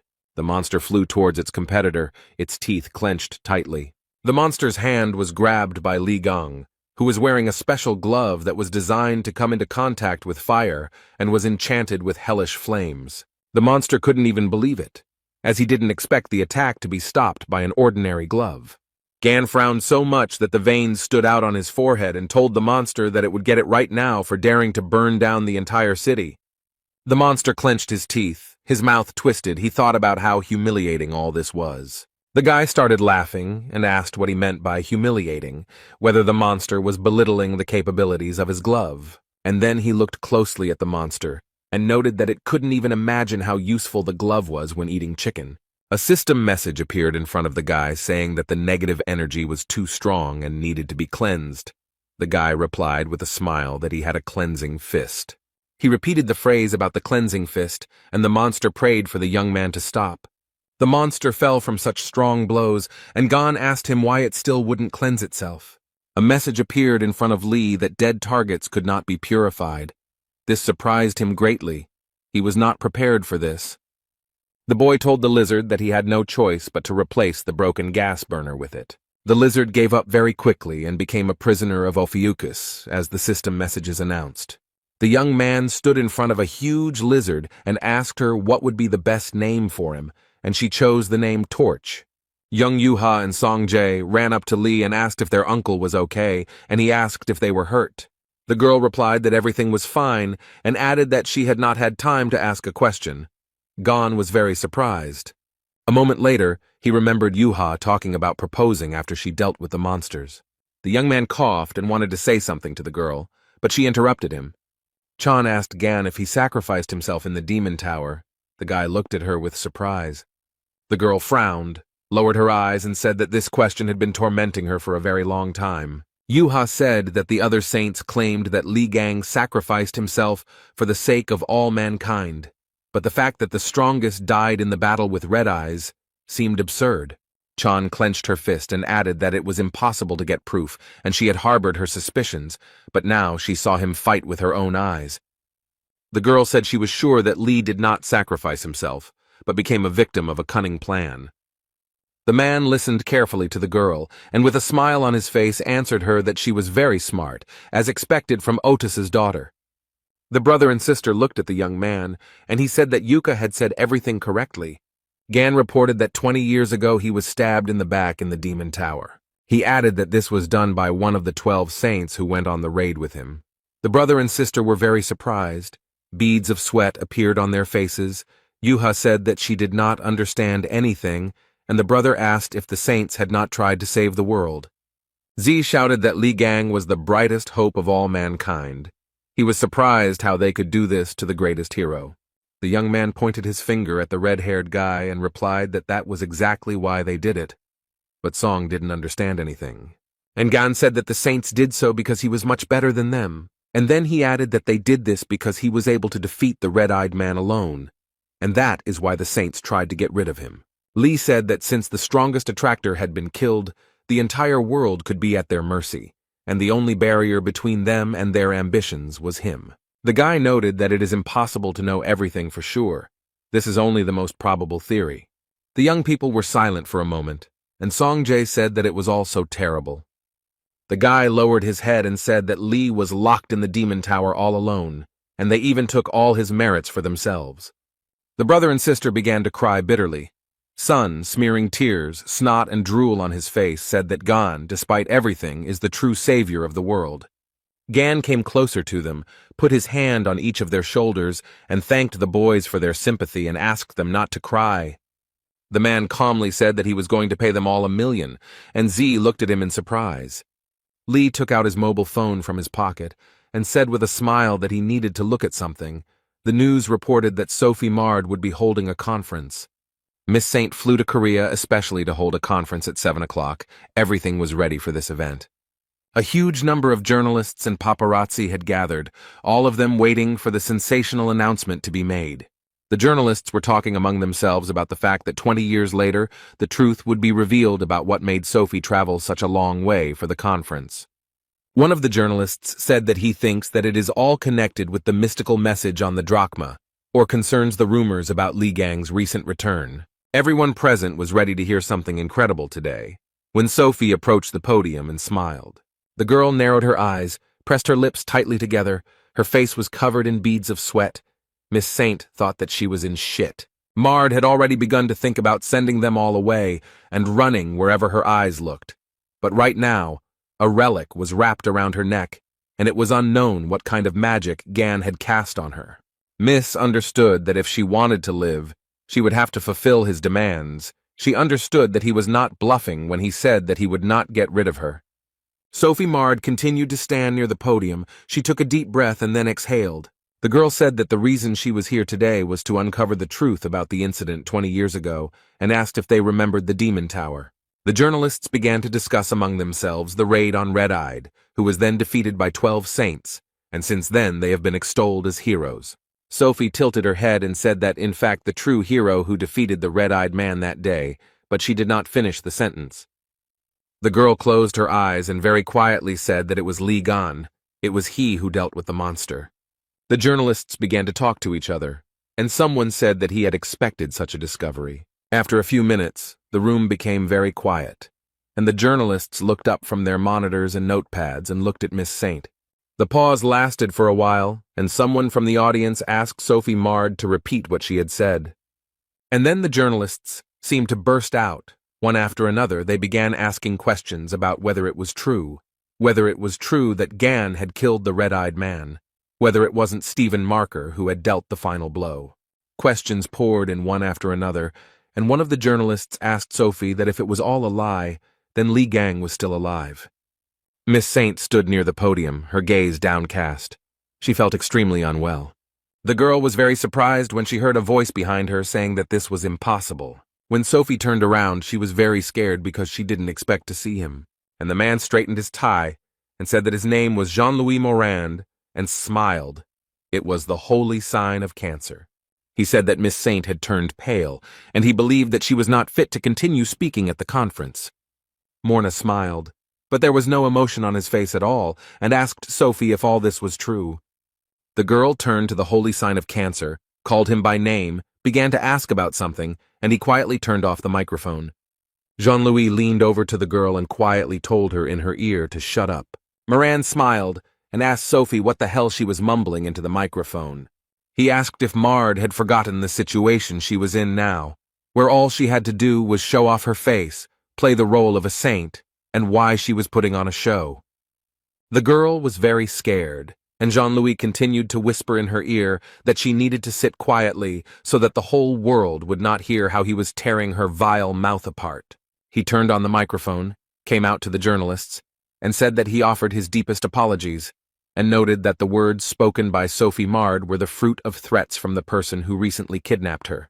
Moran smiled, but his eyes were angry, and told the reporters not to worry. He would personally guarantee Miss Saint's safety. Then the man added that he was sorry, but they had to interrupt the conference immediately. The journalists were very surprised. One of them asked what about the news about Li Gan's return. Jean-Louis walked closer to the guy and stated that Li Gang had died in the Demon Tower 20 years ago and asked what other answer he needed. Moran's pupils narrowed very much, and he said that if the rumors were true, he would personally let everyone know about everything. Moran noted that there was no such news, and the journalist began to stutter and ask who, in that case, had threatened the saint. Another journalist also asked why the criminal mentioned Li Gang's name. Journalists began to tell Jean-Louis that if the conference were interrupted now, then trust in the saints would be shaken very sharply, or they had something to hide from the people. Moran was very angry. He thought that reporters were pathetic insects who did not know their place. But before he could do anything, he heard someone telling him to look at his face. Otherwise, he was going to despise everyone. What Jean-Louis saw shocked him. He was definitely not prepared for such a turn of events. The impact was so strong that the remains of the chairs flew in all directions, and the hall became very quiet. Miss Saint put her hands to her head, tears streaming from her eyes. She said it was him. Jean-Louis Moran gritted his teeth. He was very scared and could not understand anything. Li Gang said that he hadn't seen the sad crustacean for a long time and noticed that its wrinkled face hadn't changed at all. The boy shouted at Moran, who still couldn't come to his senses, to catch his gift. Sophie Mard watched all this from the side with her mouth wide open. She began to guess that it was a tale. Young people approached the huge lizard torch. A prisoner of Ophiuchus touched him. He had a sign that it was strictly forbidden to feed the beast. Gan stood over Moran and asked him if he was out of his mind, if he wanted to interrupt the conference in this way. The young man heard someone from the side saying that he had the tail of a lizard of the illusory race. Jean-Louis also said that he heard that someone had dealt with them and asked if it was Li by chance. Gan furrowed his brows, became angry, and said that he was tired of his tricks with the clones. Moran said the boy quickly recognized his division skill and then asked who he was. The young man was surprised, then smiled and asked who else he could be, and then replied that he was Li Gang. The room became very quiet, and all the reporters turned their gaze to the guy. They were shocked. After a few seconds of silence, the reporters began to laugh and say that Li Gang couldn't possibly look so young and good. Jean-Louis noted that the guy had good skills, but he was a little out of touch with reality. He should have chosen a more suitable role model. Li yanked the lizard's tail with all his might, and it knocked down Moran, who was really annoying the guy. The journalists watched everything that was happening, and the young man said that until you hit them, people won't start to think. Gan turned his attention to the reporters and asked them why they were hatching. He jumped into the crowd and said that they would be next, and someone started yelling that a madman had attacked them. In all this confusion, Sophie thought that she needed to escape while she still had a chance. But the escape failed. Miss Saint fell to the ground. Someone slowed her down a little. The girl screamed in surprise. Lee stood behind her, and with a sarcastic smile on his face, asked where she was going, because she still had to tell the whole truth. The girl realized that she was finished. Gan demanded that Sophie tell him about how they ran away at the sight of Red Eyes and took his property for themselves, about how she was treating his face but could not fix his pathetic soul. He pressed a point on the girl's forehead, and she closed her eyes and thought about what the guy had just told her himself. The system message distracted the guy. It said that a flash of energy from the darkest star had been detected. Everyone in the room was very scared. They grabbed their heads and beads of sweat appeared on their faces. Sophie got scared and started to speak incoherently, and Li Gang couldn't understand what was going on. The girl screamed like a madwoman. She said that it was not about him, but about that devilry. Li looked at Jean-Louis and thought that the energy of the constellation was emanating from him. He gritted his teeth and muttered that this was all incredible. He would never have thought that it was really gone in front of him. He said that none of this matters, but he doesn't know how he managed to return alive from the demon tower. Moran then added that Ghana should throw a little welcome party to celebrate his return. Otis placed a pot of ramen on the table. This was supposed to be his dinner since no one was home. The man sat down on the sofa, took the remote control, and began to look for something interesting to watch on TV. He was eating ramen and listening to the report coming from the St. Sophie Mard conference venue. The reporter noticed that it was chaos right now.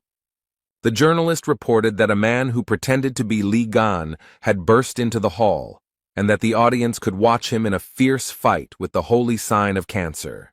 The reporter then added that it was a very entertaining show, and that Li was seen on screen grappling with Jean-Louis. Hugo was so surprised that the ramen fell out of his mouth, because the man opened not only his eyes wide, but also his mouth. As the fight continued, some of the journalists began to run away, and Li told his opponent that his pathetic attacks would not work on him. A few minutes later, Moran used his skill and looked at Gan with a smirk.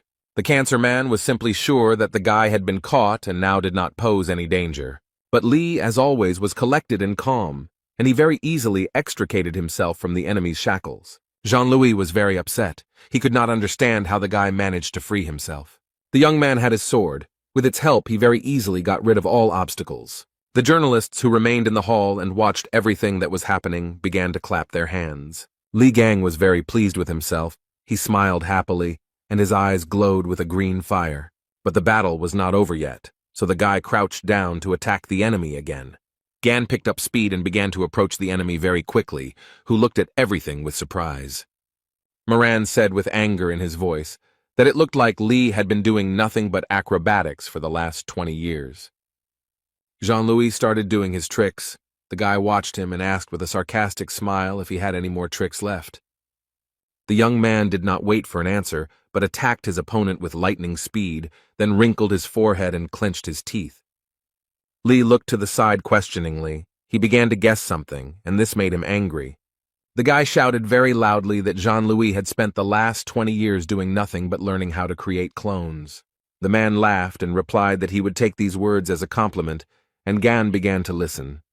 Sophie Mard fell to the floor, holding her head with one hand. A strong wind was blowing, and she was screaming very loudly. Something incredible began to happen in the room. All the objects that were lying on the tables began to circle in the air. The people who were in the hall felt very bad. Blood was flowing from their mouths. Li told Jean-Louis that he was a crazy bastard. He asked if he was out of his mind, and then asked how he was going to clean up the mess.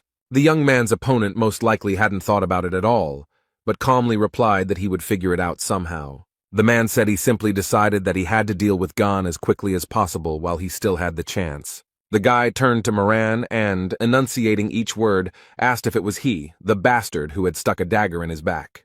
Jean-Louis and his clones began to laugh wildly. He replied that Li was trying so hard to find the culprit. The man said, with a smile on his face, that it was not right for a hero to dwell on such petty grievances, because people were more likely to take him for a street thug than a saint. Gan thrust his dagger forward and told Moran to shut up already, and noted that these were too loud words for the cowardly little ones hiding behind the clones. Jean-Louis said that these are not just clones. He recreated them from the life energy of the reporters. They cannot be cut up. Otherwise, all their life energy will be lost. The man noted that in such a situation, things could turn out rather sadly. Lee noted that these nasty tricks matched his mug. Moran laughed and noted that these were the young man's last words and said that now he would die. And Jean-Louis, along with a huge number of clones, surrounded the guy. Just a little more and everything will be over. But the clones began to look at each other. They were very scared. They saw the lizard's tail, which shocked them greatly, since the clones had no idea where it came from. Lee waved his hand and calmly said that this was a new skill he had learned in Drachma. The guy said, "Get hit," and hit the man with all his might. He gritted his teeth and watched all this with fear. Jean-Louis screamed loudly as Gan used the take-hit skill instead of me. The young man said that in front of him was not just a clone, but a part of Moran, and as soon as he finished him off, dealing with the rest would not be difficult. The man screamed very loudly. Where did the guy find out about all this? His face twisted in horror. Lee calmly said that he had said that Jean-Louis was a bloody, rotten piece of crap, and added that one would have to be a real idiot not to realize how much he stank. The guy had a huge pink stone in his hand, and shouting jackpot, he raised it up. Moran was surprised to hear that even the twins were unable to find the core, and asked how he had managed to get it. System messages appeared before Lee that a fragment of the cancer core was in his possession, meaning he could absorb the power of cancer. Sophie continued to hide under the podium as before. She listened attentively to what was happening near her. After a while, the conference room became very quiet. Only smoke and dirt rose up. The journalists began to come to their senses. The girl asked what it was, and the guy noted that he thought he was finished. He asked what happened. Gan stood over Jean-Louis, who asked the boy what he had gone through in that tower, and said that he felt as if the power of God himself was pressing on him. Lee replied that the man was talking too much, and said that he would definitely put the core he had taken from Rak to good use. Moran smiled and said he thought he should back off for now, then noted he had an ace up his sleeve. Jean-Louis began to dissolve, but still smiled and told the guy that he would be his worst headache. Gan said that Moran had an ace up his sleeve, and then added that it was to be expected that he would not simply back down. Lee's phone rang. It was Otis. He was shouting what the hell Lee had done there, and then he ordered him to quickly return home. Hugo yelled that he was watching the news, and told the guy that he had just dealt with a high-class clone of Jean-Louis, which meant they had their guns pointed at him. Gan, who listened to his comrade, opened his mouth in surprise and could not understand what was happening. In the starry sky above the planet Earth, either a satellite or another space device was flying. It was getting closer and closer to the Earth and was making characteristic sounds. After some time, the warhead detached from the weapon and began to fly at enormous speed. It broke up into many pieces, and it seemed that a little more and they would destroy the Earth. It was the Mormoth missile, a special weapon created by the Capricorn and Gemini branches after Li Gang disappeared, designed to eliminate incredibly powerful attractors. The rocket was created in case humanity was unable to cope with the monsters. This is a kind of trump card that destroys not only the attractor, but also a huge area around the point of impact. Gan told Otis that he couldn't believe they had put something like that together and that it sounded too grandiose. Hugo said Jean-Louis had it set up so that the missile would fire automatically when his biometric signals disappeared. Lee said that it looked like the high-ranking clone was almost equal to Moran's original body, and Otis shouted that it was not the time to be daydreaming. They needed to get out of there quickly. Gan said that he didn't think that running away would be the best solution, and if his words were to be believed, that thing could level several cities to the ground, and his comrade asked if there really was no solution. The guy thought about it, asked his friend again, and looked at Sophie, who looked at him questioningly. The young man laughed and happily told Otis that there was still something they could do. Miss Saint stared at Lee. Her brows furrowed and beads of sweat appeared on her dirty face. At this time, the rocket was getting closer and closer to the sleeping city. People were sleeping peacefully in their apartments. Loudspeakers installed on the streets of the city announced that a Mormoth missile was flying straight in their direction. People should immediately hide in shelters, and this was not a drill. People started running for cover. They were talking about why the anti-drag weapon was sent to the center of Seoul. Someone wanted to rent teleportation skills. Sung Jae and Young Yuha heard here and there about people saying they didn't want to die. Here the sky became very bright, and a bluish-greenish glow could be seen at the very top. Everyone who had run for cover raised their heads and began to look carefully, and the brother and sister immediately realized that it was Uncle Gan. He wasn't climbing up alone. He had Miss Saint in his arms, her face twisted in horror, and Lee was smiling broadly. Sophie screamed very loudly. Tears flowed from her eyes. She asked the guy what he was planning. A message appeared in front of Gan that, by the will of the Gemini bishop, the teleport and levitation skills were activated, and they teleported to the location of the Mormouth rocket. All this was possible thanks to the badge that Lee took from the Bishop of Gemini and held in his teeth. Gan and Sophia were getting closer and closer to the location of the Mormouth rocket, and the girl was screaming like crazy. The guy with a smile on his face said that he knew perfectly well that Miss Saint could burn through anything and ordered her to melt this rocket, but she could not figure out how to do it. Lee said that if she couldn't handle it, neither they nor the city's inhabitants would survive a collision with such a colossus, and Sophie had been idle for 20 years, and now it was time to serve everyone. Miss Saint screamed and cried, begging Gan not to throw her into the rocket and calling the guy all sorts of names. The young man naturally did not listen to the girl and told her to fulfill her destiny, but she flew, cried, and swore. Sophie held her hand out in front of her, closed her eyes, and asked the sacred essence of Aquarius to manifest itself, but it was shocked by what was happening. And the sacred essence gave its subordinate all kinds of enhancements so that she would not die. Miss Saint continued to scream like a madwoman, tears streaming down her eyes. The sacred entity gave Sophie a tear of a goddess called the Sovereign Skill. A whole stream of water was directed towards the rocket, which was rapidly approaching the Earth. The water swirled, bubbled, and with its strong flow stopped the ill-fated rocket, which fell apart into parts. Sophie watched everything that was happening and happily said that she really did it. She started falling down and screaming why Lee wasn't catching her, and the guy replied that a great job had been done, and then added that with such a set of enhancements, the girl would definitely be safe. The guy looked at the fragments that fell from the sky and said that the leech did a lot better than he expected, but still too carelessly, because if the fragments fell to the ground, chaos would begin. People went out into the street and started talking about the rocket exploding, but now shrapnel was flying at them and they didn't know what to do.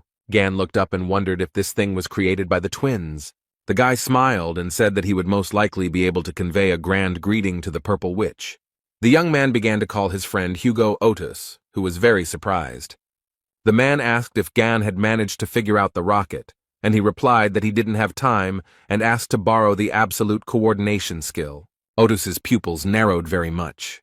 He thought that Lee's voice was very worried. Were things really that bad? And he himself answered that he would immediately pass on the skill to Gan and began to search for something in his mobile phone. Gan looked at his phone, realized that the skill had been transferred, and thanked his comrade with a smile, calling him the first slave. The guy read the message which informed him that Sagittarius had passed on the absolute coordination skill, and that it could be used 238 times. Lee said that this would definitely be enough for him. The young man activated various skills. He was very pleased with himself. A smile appeared on his face. When all the preparatory work was done, Gan said that it was time to send our witch a package. A huge, shining star appeared in the sky, and people looked at it in surprise. Some were happy, some were surprised, but it became clear that the rocket and all the fragments had disappeared, and the city residents realized that they were saved. Sun turned to his sister and said that it was Gan, and then added that they were now safe. Bishop Gemini looked up at the sky and thought about how it was possible Lee made the entire warhead just disappear. Choi Sun-hyuk heard someone calling him by name and he started stuttering because he couldn't understand who it was. The bishop replied that it was him, and the man started shouting that he was an idiot and what had he done with his skills. The man stood outside the window and was very scared. What he saw shocked him. A huge amount of debris from the Mormouth missile fell on the Yin-Yang Palace. It was a terrifying sight. The conversation took place in the Blue House in the presidential office, and the man asked in surprise what it meant that Lee Gang had returned. Someone replied that he had disrupted Sophie Mard's press conference and crushed the holy sign of Cancer, and would also prevent the Mormouth missile from colliding with Seoul. The man looked away. He was very scared and asked what this nonsense was. Li Gang flew into the presidential office from the ceiling, holding the Gemini bishop in one hand and Hugo Otis in the other. Everyone present in the room was shocked by such an act. They couldn't even find the words. Li asked them why they were whispering like rats, and whether they had done something wrong. And he added that since he had taken on the matter, he would see it through to the end, and then he added that he had come for his money. The parliamentarians knelt down and wondered if Li Gang was the real deal, and he said that he knew that they were keeping his bank account to themselves, and that funds were being deposited into it. The guy said he tried to open his own account, but it didn't work. Then he said he left Otis's name as a proxy, but they were mean. A man stood up and said that the Korean government could not entrust such responsibility to Mr. Hugo alone. Li Gang looked at the man who had the courage to contradict him, and he added that Mr. Otis was a foreigner, and after his disappearance they could not trust a saint from another country, while they no longer had one of their own. Li was also told that the Sagittarius branch, due to many circumstances, lost its former influence. Hugo frowned as the man spoke of how they had ultimately turned to someone more reliable for help. Gan became very angry. He punched the speaker in the face and shouted that he knew that out of all the possible candidates, the Purple Witch was chosen. The guy was very angry. He said he was trying to control himself, but they decided to make such a lame excuse. He noticed that they were nobodies to look down on Hugo, who thanked his comrade for worrying about him and asked him to finish this, but Li got carried away. Gan said that he was Otis's master and could treat him like that, but who were they and who did they think they were? These words surprised Hugo very much. But Li got carried away. He said that his comrade's only virtue was his pretty face. Hugo asked him to calm down, and Gan shouted that the people in the blue house shouldn't treat him like shit. One of the men noted that they had not said such a thing, and the second told him to stand still, but the guy continued to shout for them to respect his comrade. Then Li started yelling at Hugo, asking why he tolerated such treatment. The man noticed that the young man made him feel guilty and became very upset. Gan calmed down a little, folded his hands in front of him, and said that in any case, before he started causing a pogrom here, the authorities had to give him his money. Finally, everyone understood why the guy had come here, when suddenly a voice was heard from somewhere asking Li to shut up. Bishop Gemini frowned and then said that the voice sounded familiar to him, but that couldn't be true. A girl began to slowly approach them. Everyone looked at her and the hall became very quiet. Li was very surprised by her appearance. He clenched his teeth and said that she had finally appeared. The beauty said that Li Gan's account had long been confiscated and told him to shut up. It was Heiji, the holy sign of Gemini.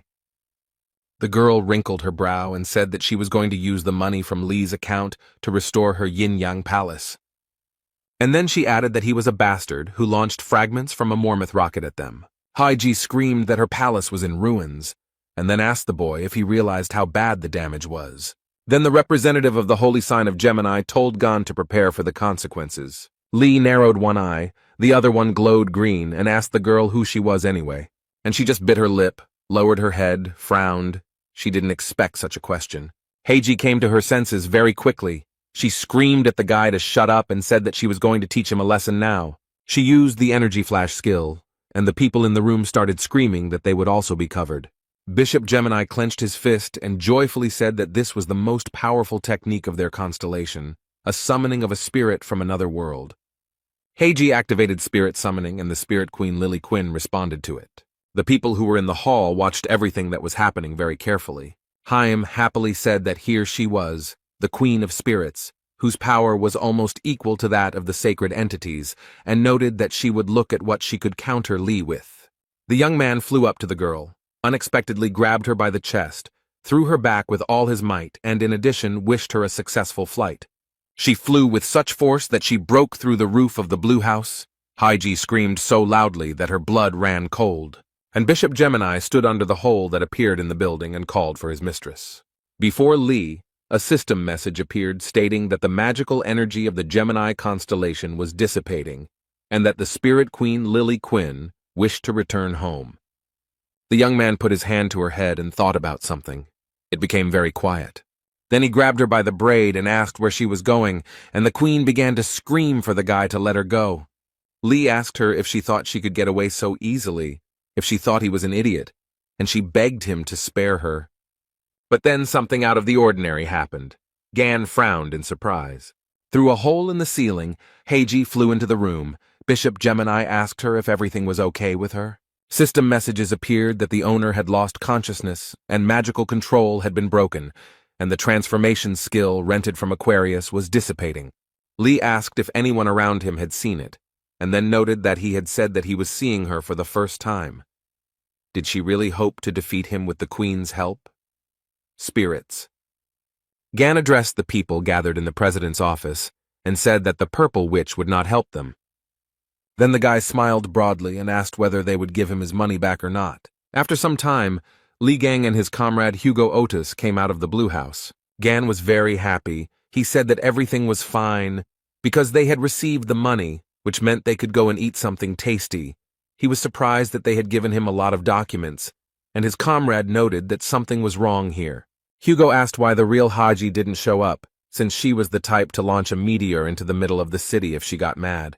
Lee smiled widely and noted that she hadn't even shown up after he destroyed her palace, which could only mean one thing. Otis looked at him in surprise, and the guy said that this hysterical woman would never be able to calm her anger, and added that he had an idea where she might be, and offered to visit her. The young people were in Songjae's apartment, and Lee offered them a little snack while they worked. The guy handed the red-haired youth a burger and asked him if he wanted to eat it. The young man looked at the ruddy bun for a very long time. The pause did not last long. Jay laughed and said he would take something else, and Gon asked what Yuha and Jiming wanted. The girl said that she really wanted her uncle's, but she didn't finish, and he began to very quickly take the burger out of his mouth. Yuha added that she wanted her uncle's advice. Jiming laughed and said that his niece was making fun of him, and Lee cursed in his mind. Gan was asked if Hugo would come too, but he replied that he had asked his comrade for a favor, so he would be a little late. They stood in front of a very strong relic case that contained the Spirit Queen. Lee told her that he advised her to answer all questions honestly, and she broke out in a sweat and agreed. The guy told her that it was much better to be locked in a transparent box than in a book, and told the Queen of Spirits to think carefully. She agreed. Gan said that bitchy purple witch still hadn't shown up and asked if she found it strange, then noticed that she was unable to make herself known. The guy noticed that he was most likely imprisoned somewhere in Songjae's house. The Spirit Queen answered this question affirmatively. Lee took the book in his hands and said he was giving it one chance, then asked where it was. The captive understood perfectly well that she had no other choice, but she was in no hurry to be frank. The guy was very angry. He asked the Queen of Spirits through his teeth whether she would tell him herself or whether he had to force her. She was shaking with fear like an aspen leaf and pointed her finger somewhere and answered that it was there. The guys followed where she was pointing with her fingers and saw a beautiful figurine on the shelf near the TV. Gan realized with surprise that this was the statue that had recently broken, but now it was whole.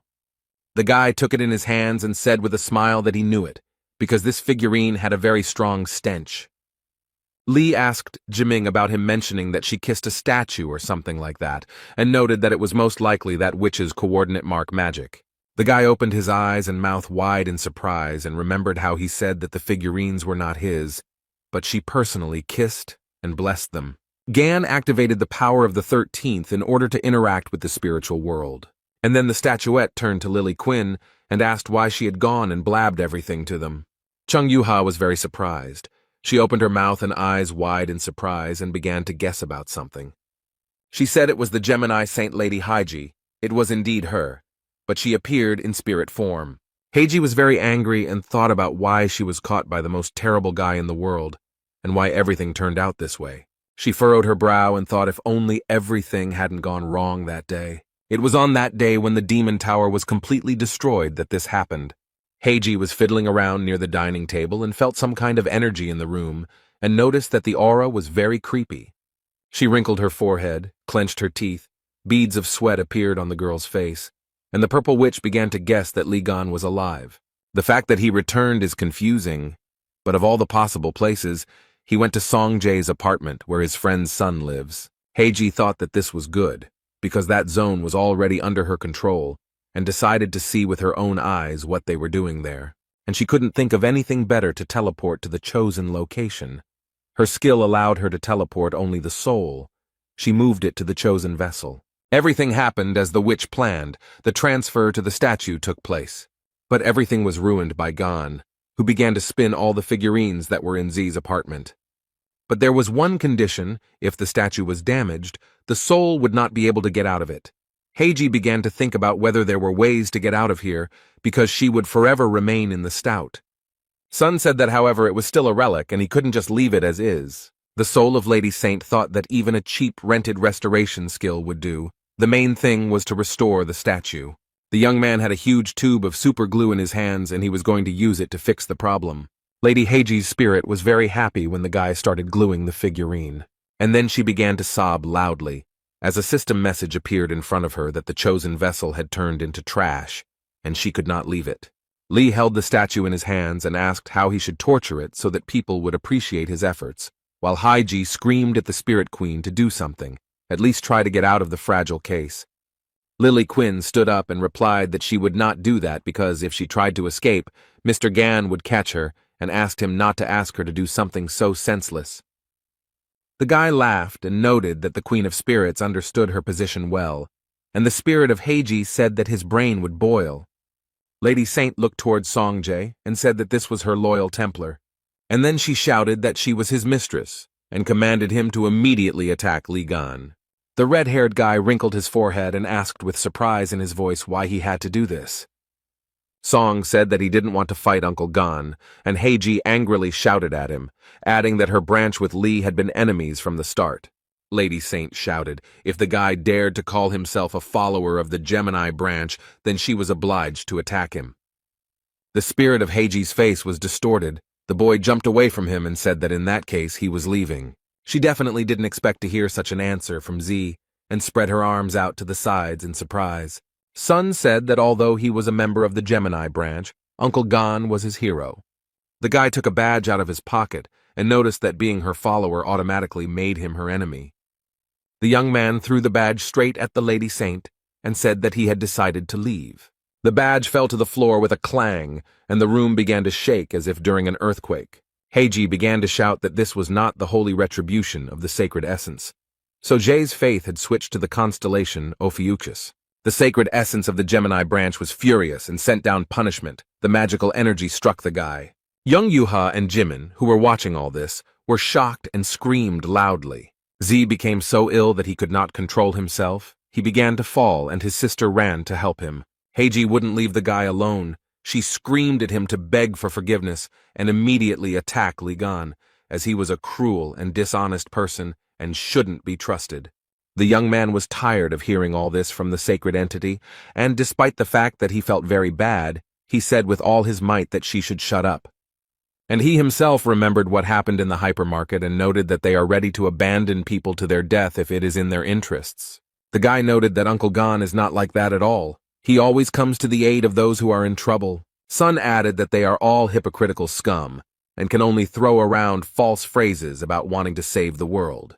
And his hero, the young man noted, is completely different. He always helps out and doesn't let you down. Z remembered how in the cafe, Gan told him to speak up if the guys bothered him again, and added that his uncle would always cover his back. Sun lay on the floor, punched it with his fist, and shouted that they were fucking bastards who had no right to look at Uncle Gan. From above, the sacred essence of the Gemini constellation Freya has revealed herself, increasing Songjae's punishment to the highest degree. Li Gang watched everything that was happening and felt sorry for the guy, so he decided to use the skill. It wasn't simple. It was called the Deep Cutter. Heiji was very scared when she heard about it. Meanwhile, there were many people in the Yin-Yang Palace, and they began to clear away the rubble. The man shouted that the fire was getting out of control and asked to bring everyone who knew water magic. The man with the beard was very surprised, as he was unable to gather magical energy. He frowned, looked at his hands, which did not obey him. A girl started running towards him. She asked what was wrong. She was very scared and talked about Bishop Ken not being able to use magic, and then added that they had stopped feeling it altogether. The man with the beard was shocked and started shouting whether they had contacted the Templars from other regions. Bishop Hen reported that they were unable to use telepathy or teleportation, and noted that the portal was completely dissipating. He was asked about the Templars, who were supposed to be hunting monsters now, and was told that it was impossible to contact them because telepathy did not work. Someone said that Gemini's magical energy suddenly completely dissipated. The young people in Jay's apartment were very surprised. Yuha said that the magical energy of the sacred essence had disappeared. Lee told the red-haired guy that everything was okay now and noted that because of him, he almost got into big trouble. He thanked the young man for trusting him until the very end, and he noted that he truly appreciated it. Sun smiled at the man, and tears of gratitude appeared in his eyes. He wanted to tell him something. But Haiji's spirit began to scream furiously, and she began to ask what Li Gang had done to her. She was very angry and began to ask in a raised voice why she had lost contact with the sacred entity. A message appeared before her, stating that she had dispelled the connection between the holy sign of Gemini Heiji and the sacred essence Freya. Sacred entities expend a great deal of resources and also take great risks when they personally enter our world. That is why they send their energy to their subjects, to the saints, so as not to take risks, and the saints, in turn, pass on their powers to the followers of the branch because it is very convenient. The sacred essence can be compared to a huge, powerful electrical station. The saint in this chain is a substation or transmitter of energy, and the Templars are various switches, sockets, and forks, so the disappearance of the energy of the sacred entity immediately affected all of its followers. Lee asked Haiji what it was like to be an ordinary person and threw the statuette on the floor. But the witch did not understand what the young man was talking about and looked at him in surprise. Gan smiled slyly and said that it was that stinking Cancer's favorite skill, to sever connections with the help of the deep cutter. The Cancer constellation's sovereign skill can cut through anything, and when mixed with Lee's power, the result is very interesting. The boy smiled and told the witch that he had managed to cut the bonds between her and her pathetic little god. Heiji started screaming at him about what he had done, and then noted that the sacred entity would not leave her just like that, and Lee would become the target of her true wrath. And he said that he didn't care, and he wasn't against it. He raised his finger and said that he would very much like those little gods to show themselves to him in person. Heiji looked at the young man with fear, but he was completely calm. A strong wind blew, crows began to circle and caw loudly, thunder rumbled and lightning flashed. The people who watched everything that was happening were very scared. The sacred entity was angry that its ties with the holy sign and the Templars were severed, and was ready to take all the risks and personally invade this world. Everything was spinning in a whirlwind. People were scared, but only Li Gang smiled a malicious smile and noted that this was an impressive appearance. And the sacred essence of the Freya twins appeared before the young man. The guy read in the system message that crazy streams of sacred essence magic had been detected. The young man looked calmly at Freya. He was not afraid of her and decided to use an item from his inventory. The sacred essence's face changed very quickly. She was very surprised. A fragment of the Cancer core appeared in the guy's hands, which absorbs the energy of the sacred essence. Li Gang held it in his hands, and the sacred essence of the twins was struck by the presence of a fragment of another essence. The guy held out his hand with the core in front of him, and said with a smile that he was very sorry because he didn't have the Heaven's Fury skill. And then he said that if he had it, he could allow anything, including these pathetic little gods. Li Gang smiled wryly, called the creation workshop, selected suitable materials, and said that there was no other choice. His eyes glowed green, and he said that he would have to use the best of what he had. And he created the whirling scythe of the abyss, a weapon that was created by merging the Cancer core fragment and the Gemini whirlwind and lightning, but its durability was very low. But Li Gan was fine with it, and on top of that he activated the combat instinct skill. The guy struck and the sacred entity screamed very loudly. She was not prepared for such a rebuff. And before Gan appeared a message that he had caused significant damage to the sacred essence of the constellation Gemini, and it fell into agony and felt humiliated. Yuha, Ze, and Haiji were watching the guy. They couldn't believe that Li had injured the sacred essence. They didn't understand how it was possible. A system message announced that the vortex scythe of the abyss was broken, and the young man said that this was the price for improvisation. And at this time the sacred essence of Gemini fell into madness. She clenched her teeth and looked up. Freya was so angry that she intended to summon all her powers into this world. From all sides, people began to gather around the sacred entity. There were a lot of them. A message appeared before Lee that the sacred entity and its armies had entered this world, and Freya said that there were enough of them. Gan looked at everything that was happening. The fire was spreading in all directions, but he was absolutely calm. A man appeared from the clouds of smoke and fire. He was dressed in brown clothes. His head was covered by a hood, and his face was not visible. Sung Jae and young Yuha opened their mouths and eyes wide in surprise, and beads of sweat appeared on their faces. The man, who hid his face and was dressed in a cloak, which he soon threw off, turned out to be their father. He looked at Freya and told her to stop her intrusion immediately. Otis's eyes were burning with fire, and he said that a little more and all this could be regarded as a violation of the rules. He asked Freya to retreat, and then asked if she had forgotten that sacred entities were forbidden to invade this world in their true form. But the sacred essence of the constellation Gemini believed that the pitiful constellation Sagittarius was not able to stop her. She burst into laughter and asked what the awakened and insignificant constellation could do to her. Hugo lowered his head and noted that with his current powers, he would not be able to stop her, then asked if she thought they were the only ones who did not like her intrusion. The countless entities that watch over this world stop the Gemini constellation. They are dissatisfied with the violation of the rules. The Gemini army was forcibly thrown back. The remaining sacred entities who were unhappy with what was happening activated the seals, and Freya needs to invest a lot of faith, experience, and characteristics to continue to stay in this world. The young people watched everything that was happening because the hostility of the other sacred entities was growing. Otis told the sacred entity Gemini that the other entities did not like her antics. The blonde man furrowed his brow and asked Freya if she was willing to take on even greater risks. But she didn't like what was happening. The sacred entity was trying to get rid of the shackles. Freya screamed so loudly that glass began to fall out of the windows. She did not want to give up. The sacred essence of the Gemini constellation bared its teeth and declared that it would never forget this day. Gan started laughing and said that he could argue, but Freya felt like shit and added that next time she should bring an adult with her. The holy entity was very angry, and a system message appeared in front of the guy, telling him that he had trampled on her pride and gained a high reputation among countless entities. Hugo also read that his location had been accumulated and a special quest based on his location had been activated. The young people sat on the floor among the trash and exhaled. Jiming felt very bad. Gan hugged Otis and told him he was doing well, and Otis noted that he still felt uneasy. The man gritted his teeth, thought about something, and then said that he couldn't believe that Freya had treated Songjay that way.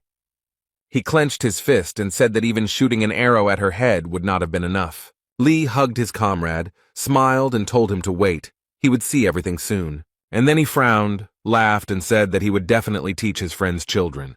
Hugo looked at the young man with gratitude and thanked him mentally. The fair-haired man informed Lee that he had taken the item from the yin-yang courtyard as he had requested.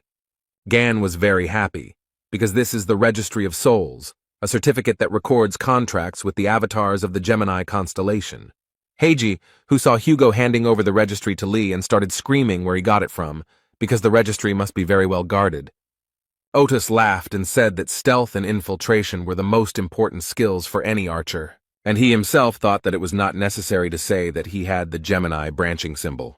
Li Gang opened the soul registry and began to read it, while Heiji and Hugo began to quarrel with each other. A system message appeared in front of the young man, stating that he had opened the Registry of Souls, which records the list of avatars. The first name the boy saw was Berserk, the crazy one-eyed warrior. He belonged to the legendary class. The second name that interested him was Jotun, the king of giants. He belonged to the legendary class. Also from the Registry of Souls, the young man read about the warrior king Jarl. The light of the brightest god, he also belongs to the legendary class. A message appeared before Lee that the Gemini avatars were now under the control of Ophiuchus, and he could obtain them as slaves or as his own avatars. The patron avatar, who is imprisoned deep in the sea, under the yin-yang palace, also came under the power of Ophiuchus. Gan thought that he had a mythical class. The guy looked at the registry and said why he should believe that they really surrendered. First, they need to show their loyalty. And then something incredible began to happen. Even Gan Li did not expect it and screamed in horror. Everyone who was with the guy opened their mouths in surprise. No one was prepared for such a turn of events. Heiji was flying from a great height, and everyone looked at her carefully, unable to understand what was happening.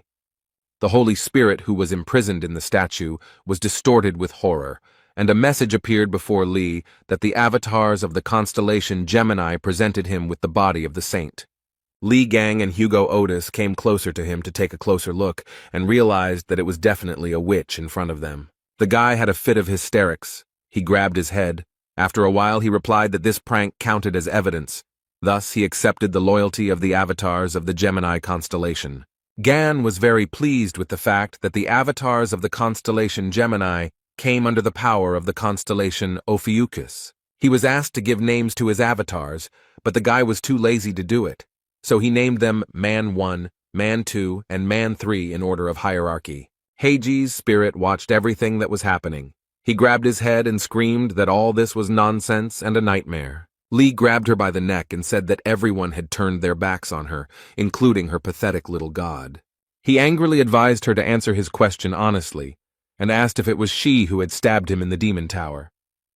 Heiji started laughing, repeated Lee's phrase, and said that she didn't understand what he was talking about. After such an answer, the young man suddenly released her, but she did not expect this and was very scared. The guy said that it was a fragment of the vortex scythe of the abyss that he had used earlier, and it was capable of frying Heiji's soul, which had shattered into pieces. The young man was very angry. He shouted like a madman for her to answer the question and not make a fool of herself. Tears began to well up in Heiji's spirit's eyes, and she began to scream that she really didn't know anything. Lee shouted so loudly that he would torture her to death in her spiritual state that the young people became afraid. Heiji began to say that she guessed that it was most likely Virgo. She explained why she thought so. Since she had not seen anything with her own eyes, she noted that it was the Virgin who was assigned the condemnation of heaven. Li Gang released Heiji's spirit from his hands again. She flew down and screamed loudly. The guy smiled. His eyes glowed with green fire, and he said that there was nothing complicated.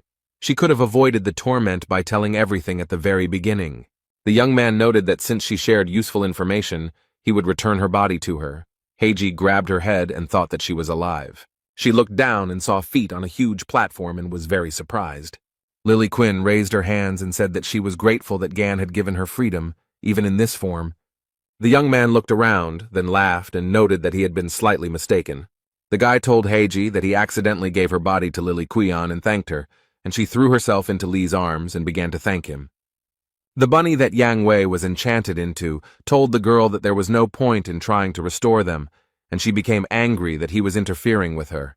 Lily approached Gan to borrow the soul registry. She was confident that she could improve all contacts. The guy agreed with her. The young man heard some sound and began to look around. He could not understand where it came from. His attention was drawn to a huge plastic box, which was where the sounds were coming from. Heiji, whose soul was enchanted into the statue, began to beg the boy to let her go. A system message appeared in front of Gan, telling him that he had a new skill available, snake contract.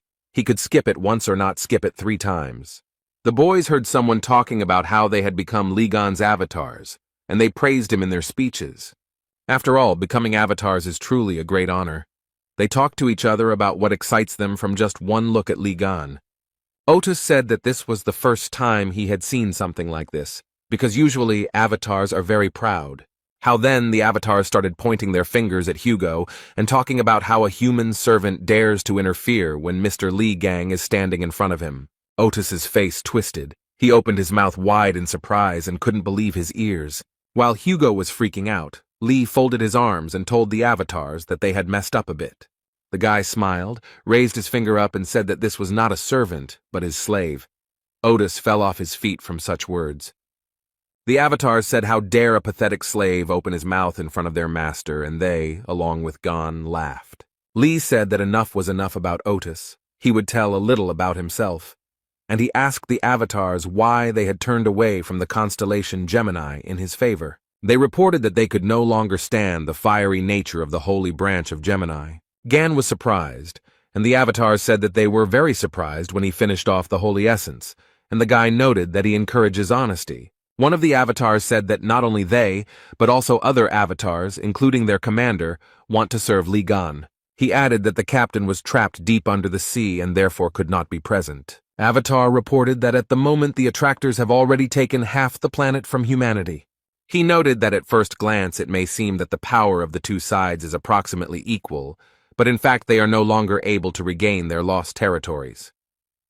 Gan listened to the story, and thought that if the Avatar was trapped under the sea near the Yin-Yang Palace, then it must be the Pacific Ocean. The guy thought about the fact that it was located close to the territory of the attractors, and he would have to visit there. At this time, the avatars were saying something to the young man, but he did not hear, as he was thinking about how to save their captain. And they began to bow to him and say that since from now on he was their patron, they would swear allegiance to him. The young man smiled broadly at them and said that he relied on them and called them brothers. Songjae and young Yuha watched what was happening. The boy said that he expected nothing less from his uncle. And then he added that avatars of such a high class are afraid of Gan, and that's cool. The sister agreed with him. Yuha told Zae that she was very glad that she had finally decided to propose to her uncle. This conversation was heard by Li Gang, who opened his mouth in surprise, and Hugo Otis, who did not immediately understand everything and thought about it. He came closer to his friend and asked what had happened and what his daughter was talking about. Otis's eyes narrowed very much. They became like a dot, and the man began asking again and again what proposal he was talking about. The bunny that contained Yang Wei's soul shouted that Hugo was Gan's father-in-law, and then remarked that it was an interesting family tree. There was silence, and suddenly, unexpectedly, a toy, but not a simple, soft toy, began to burn. The hair began to scream as if he was being cut, and he caught fire because Hugo Otis shot him with an arrow. Beads of sweat appeared on Gan's face, and he began to tell his comrade that it would be better to lower the bow, but he refused to do so. The blond man started shouting that his daughter never said she loved him even on Father's Day. The holy sign of Sagittarius was furious. Hugo held the bow tightly in his hands. He was so angry that if he touched it he would explode, and Lee was confused. He understood that in such a state his comrade could cause trouble, so he shouted for him to calm down.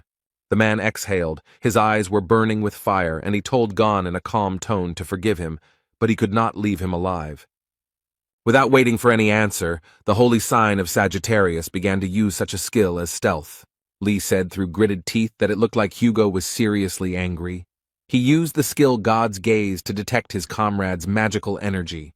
And a fight began between the old comrades. Otis attacked with all his might, driven by anger. Gan parried the blows and said discontentedly to Hugo that he was very annoying, just like a fly. And many system messages began to appear in front of the guy. They informed him that Lee had shaken the honor of Sagittarius, his disposition had increased, and he had received the experience of the divine throne. But Otis had no intention of retreating. He was going to use such a sovereign skill as the Ring of the Sun God. The guy, when he realized this, cursed and noted that this was, at the very least, too much. Hugo drew his bow, and system messages appeared in front of him, telling him that a sacred entity was speaking to him and reminding him that he was at home and had to pay off a loan. Lee realized who Otis reminded him of. Because that idiot didn't care about the destruction of his apartment, he remembered Song-ju, who was also furious. But the men forgot that they were now broke. Gan knew that Hugo needed to be stopped immediately, and the children also told their dad that he needed to calm down. Jung Yuha said that he shouldn't attack because he won't be able to defeat Uncle Lee. Ghana. Otis held onto the bowstring and took off, while his daughter screamed that he had no chance against Gan. Lee jumped out from above onto the bow. Thus, he wanted to stop his comrade. Hugo opened his eyes and there was a huge bump on his head, which had already been covered with a bandage. The man began to rise and saw Gan next to him, who folded his hands on his chest and asked him whether he had come to or not.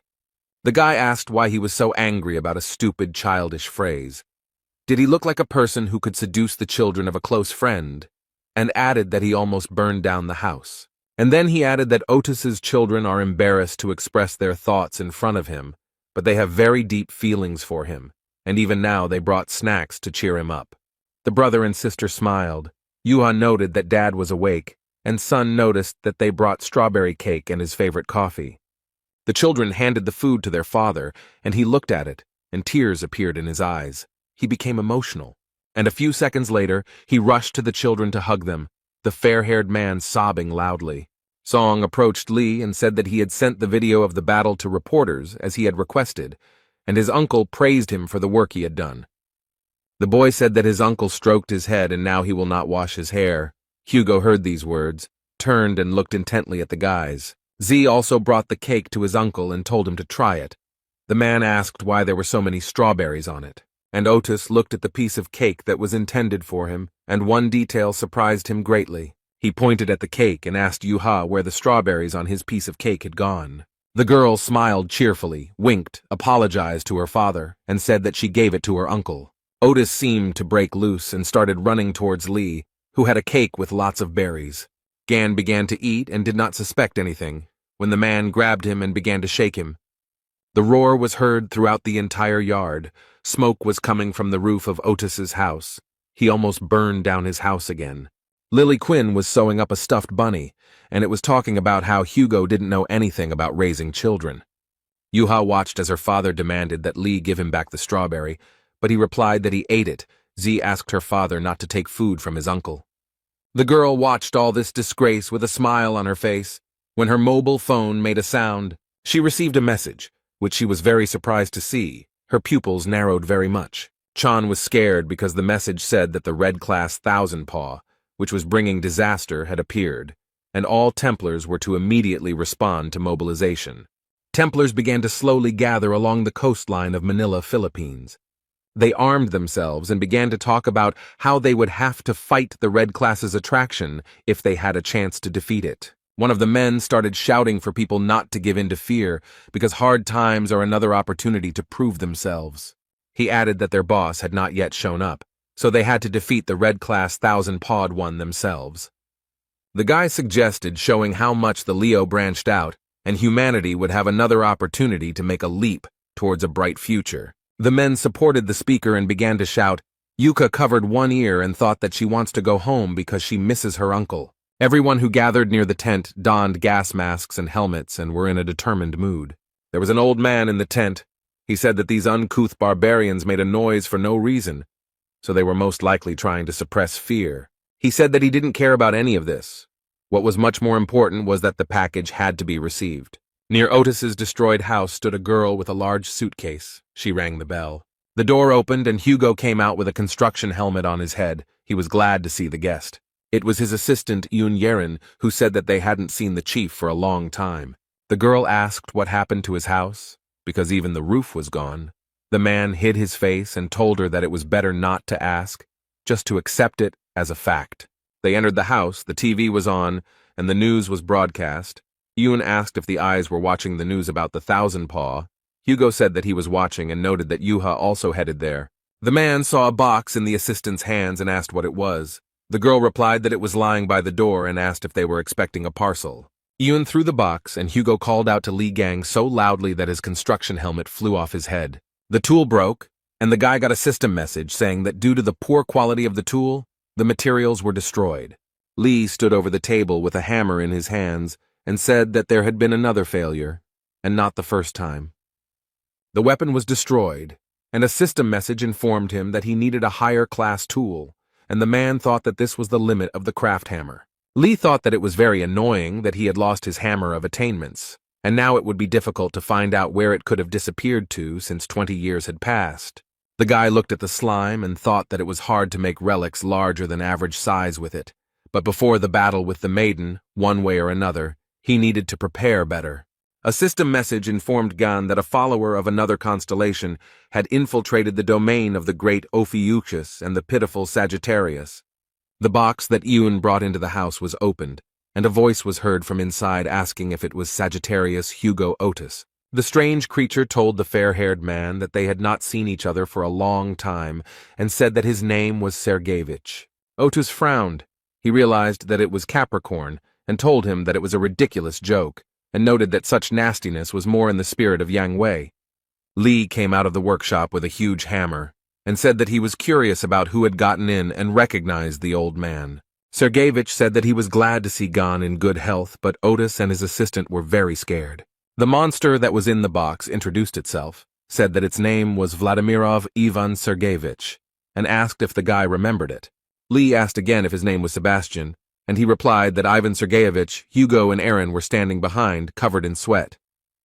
Vladimirov Ivan Sergeyevich is a holy sign of Capricorn and specializes in crafting relics.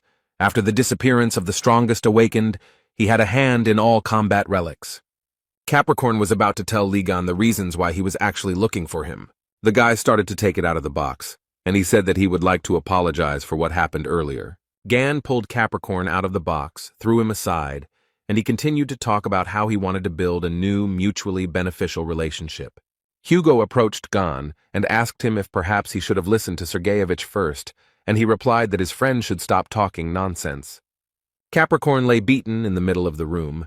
Lee said that he would not want to share even a tiny detail with him, and he would never believe that he was looking for cooperation and suggested watching the news.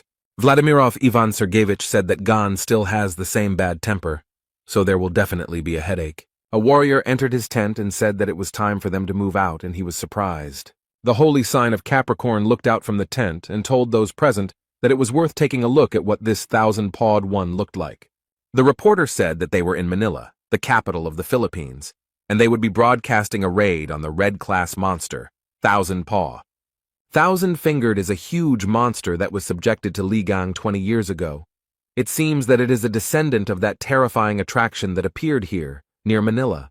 Since this monster belongs to the red class, the forces of several branches have gathered here at once, the troops of the Lion branch, led by Vice Chief Chong Yuha and Bishop Oliver. The Pisces branch is the master of naval combat, specializing in transformation magic. The Taurus branch is the frontline troops with invincible defense.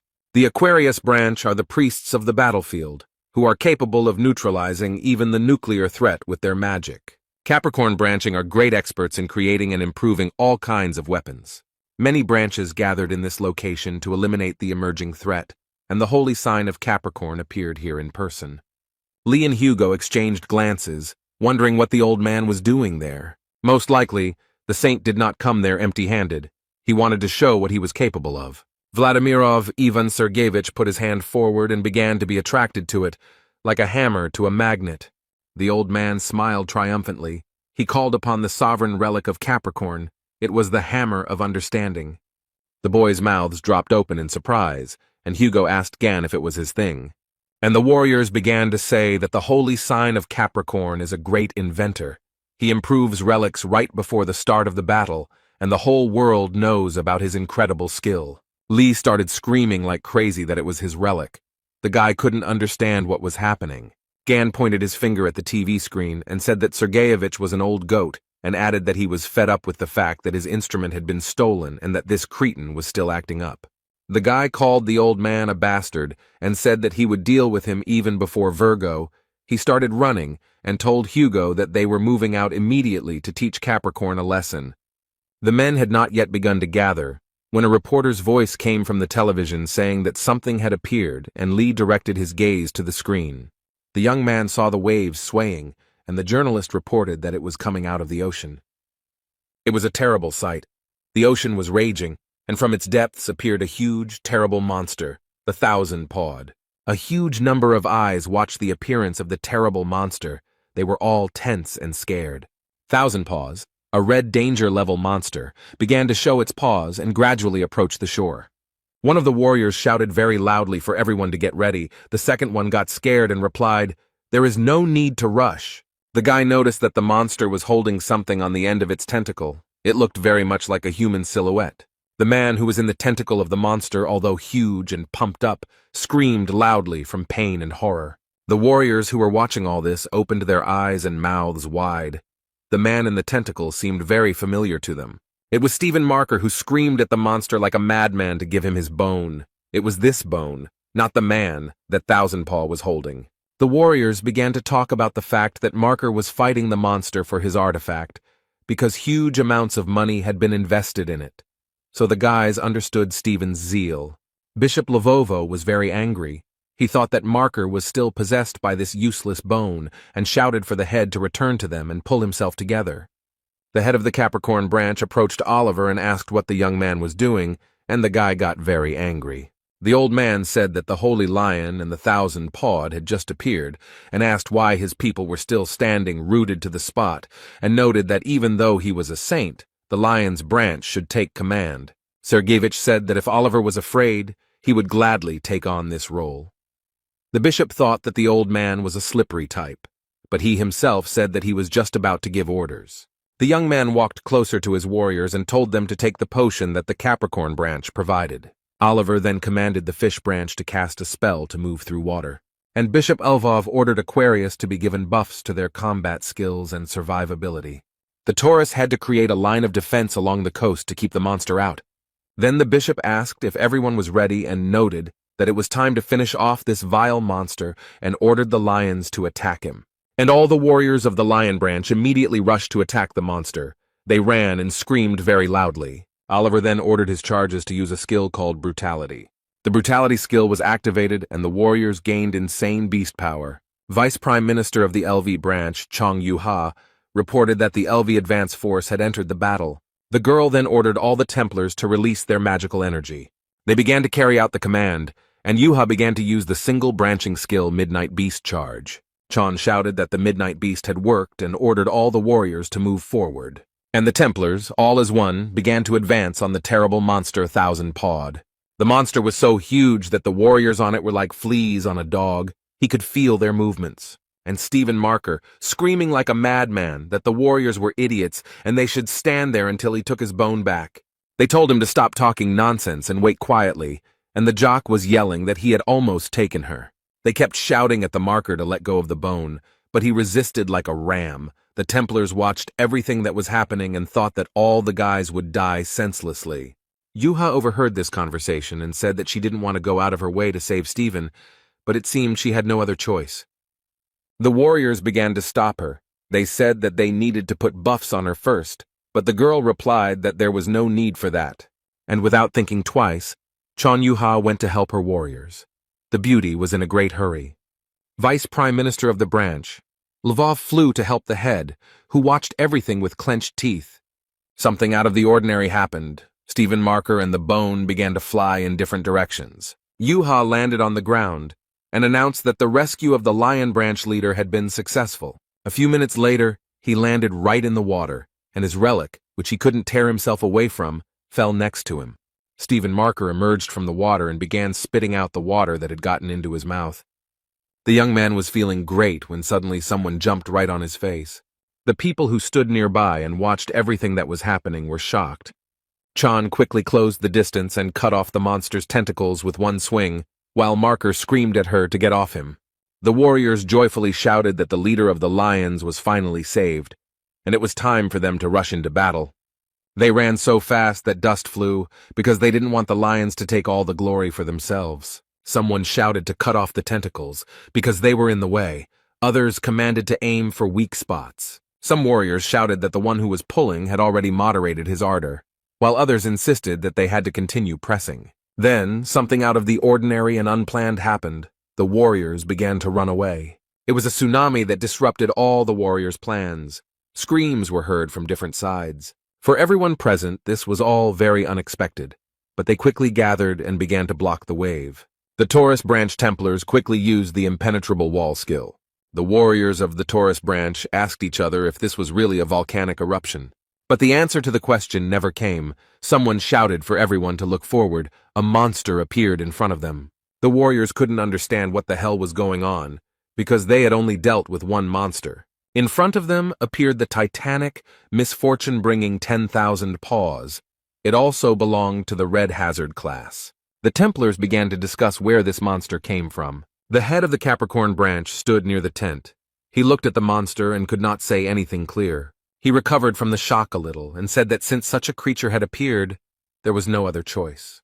Someone asked Sergeyevich what he was holding, and he noted that it was a detonator. He had prepared Mormont missiles in advance to strike the coastline. The old man turned around to see who he was talking to, but there was no one nearby. He was very surprised. The head of the Capricorn branch began to look around.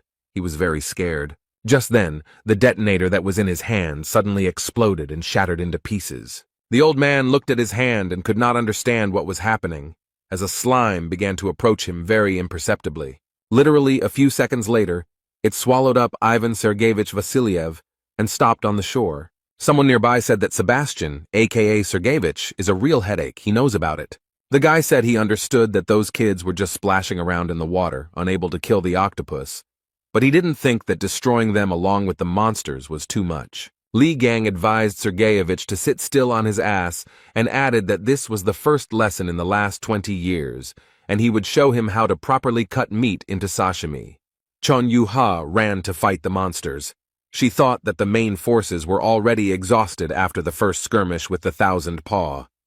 The girl looked at the monsters and understood that the smaller monsters could be dealt with later, but first, the strongest one should be eliminated. And she used the Lotus Walk skill, Swift.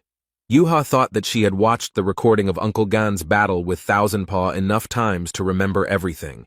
Chan thought that Lee had defeated a huge number of monsters in the past, and among the many recordings, one stood out, which everyone admired, including envious people and haters, and it was the raid on the Thousand Pawed.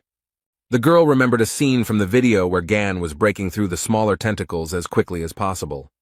Yuha did everything the same way as Lee did. The girl was calm and focused. Gan's next step in that fight was to cut through those tentacles that could not be dodged with one blow. And the beauty got down to business. She was so diligent that the tentacles flew in different directions. Literally a few minutes later, Deputy Prime Minister Lovov found herself on the body of the monster. The girl thought that immediately after successfully reducing the distance, she should plunge the weapon straight between the monster's eyes. Chon Yuha saw the monster's eyes. They were very close and began to swing her spear. But the monster saw the girl and pushed her so hard that the girl flew several meters up. Yuha got scared, screamed, then pulled herself together and used her Lotus Flash skill. This skill was effective, and the monster seemed to have been struck by several lightning bolts. What the girl saw shocked her. She certainly didn't expect such a turn of events. The monster's tentacle held her spear, and Yuha thought about how he had blocked it so easily. Chan tried to free her weapon from the tentacle of the monster, but she couldn't do anything. The girl only became exhausted. Yuka began to gradually sink under the water. Her strength left her. She was not ready to fight such a strong monster. But on the shore, they were watching the girl, and so one of the guys rushed to her aid. It was the head of the Lvov branch. He pulled the girl out of the water, and she began to gasp for air. The monster was very angry and began to beat on the surface of the water to destroy its enemies. The young men held on with all their might, gritting their teeth as the monster dealt powerful blows. The warriors who were also fighting the monsters saw everything that was happening to the chief and vice chief. They were very scared. Some were cursing, while others were shouting for the Templars to continue fighting and not to retreat under any circumstances. The fight was very difficult, so people called for help here and there, and at that time, Yuka thought about what her uncle would do in her place. Chan realized that Li Gang would have flown upward with a two-handed sword, and this guess made the girl very happy. The girl raised her head, and what she saw shocked the beauty. She opened her eyes and mouth wide in surprise. There in the distance, she saw Uncle Li Gan, who was not going to leave her in trouble. The guy was rushing towards adventure. He was armed and dangerous, but at the same time there was a sly smile on his face. The young man didn't think for long. He immediately used a skill called Mountain Crusher. Li Gang understood very well that he couldn't hesitate under any circumstances because the monster was very angry. The guy immediately attacked the monster and it flew away several meters. After a couple of minutes, there was no trace of it. They watched what was happening and were shocked by what they saw. They could not understand how Gan was able to destroy the thousand-pawed one in an instant.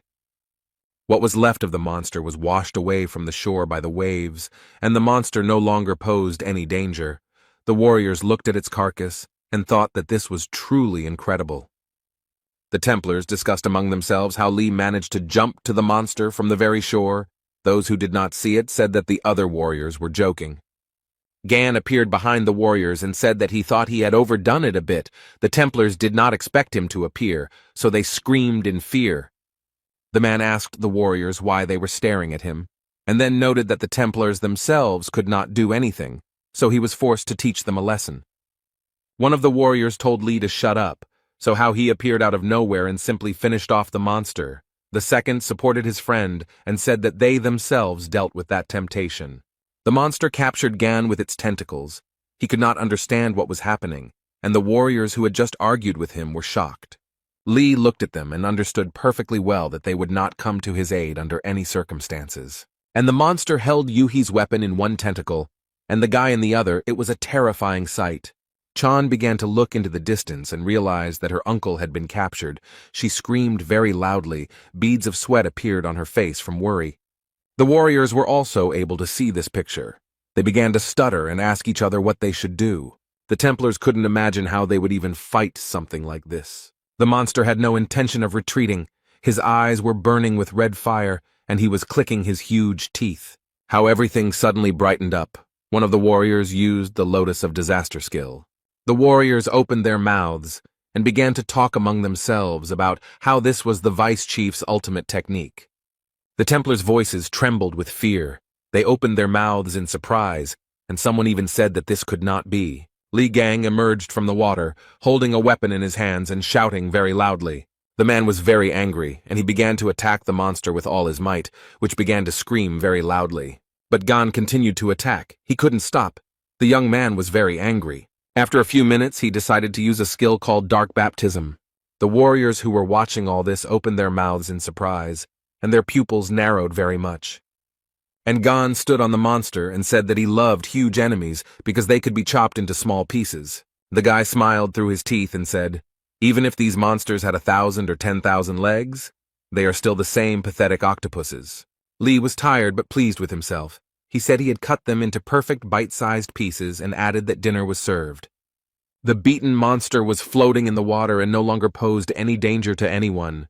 The Templars were talking among themselves about how Li had actually been able to kill that monster, and that the stories about his exploits were not fiction. A systemic message appeared before Gan that people were looking at him with awe and respect. They were beginning to revere him. The reporter fell to the ground and stuttered as she said that the audience had seen everything for themselves, and added that an event had taken place that would soon become the main topic of discussion throughout the world. People were standing under a huge building, on the screen of which the news was broadcast, which reported that the returning hero Li Gang had destroyed the one who was attracting 10,000 paws. This news made everyone happy without exception. They began to laugh, jump, and dance. Messages appeared before Gan informing him that people began to respect and honor him after his exciting stories and memorable feats. The Ophiuchus Bible was created, and the exploits will be recorded in it.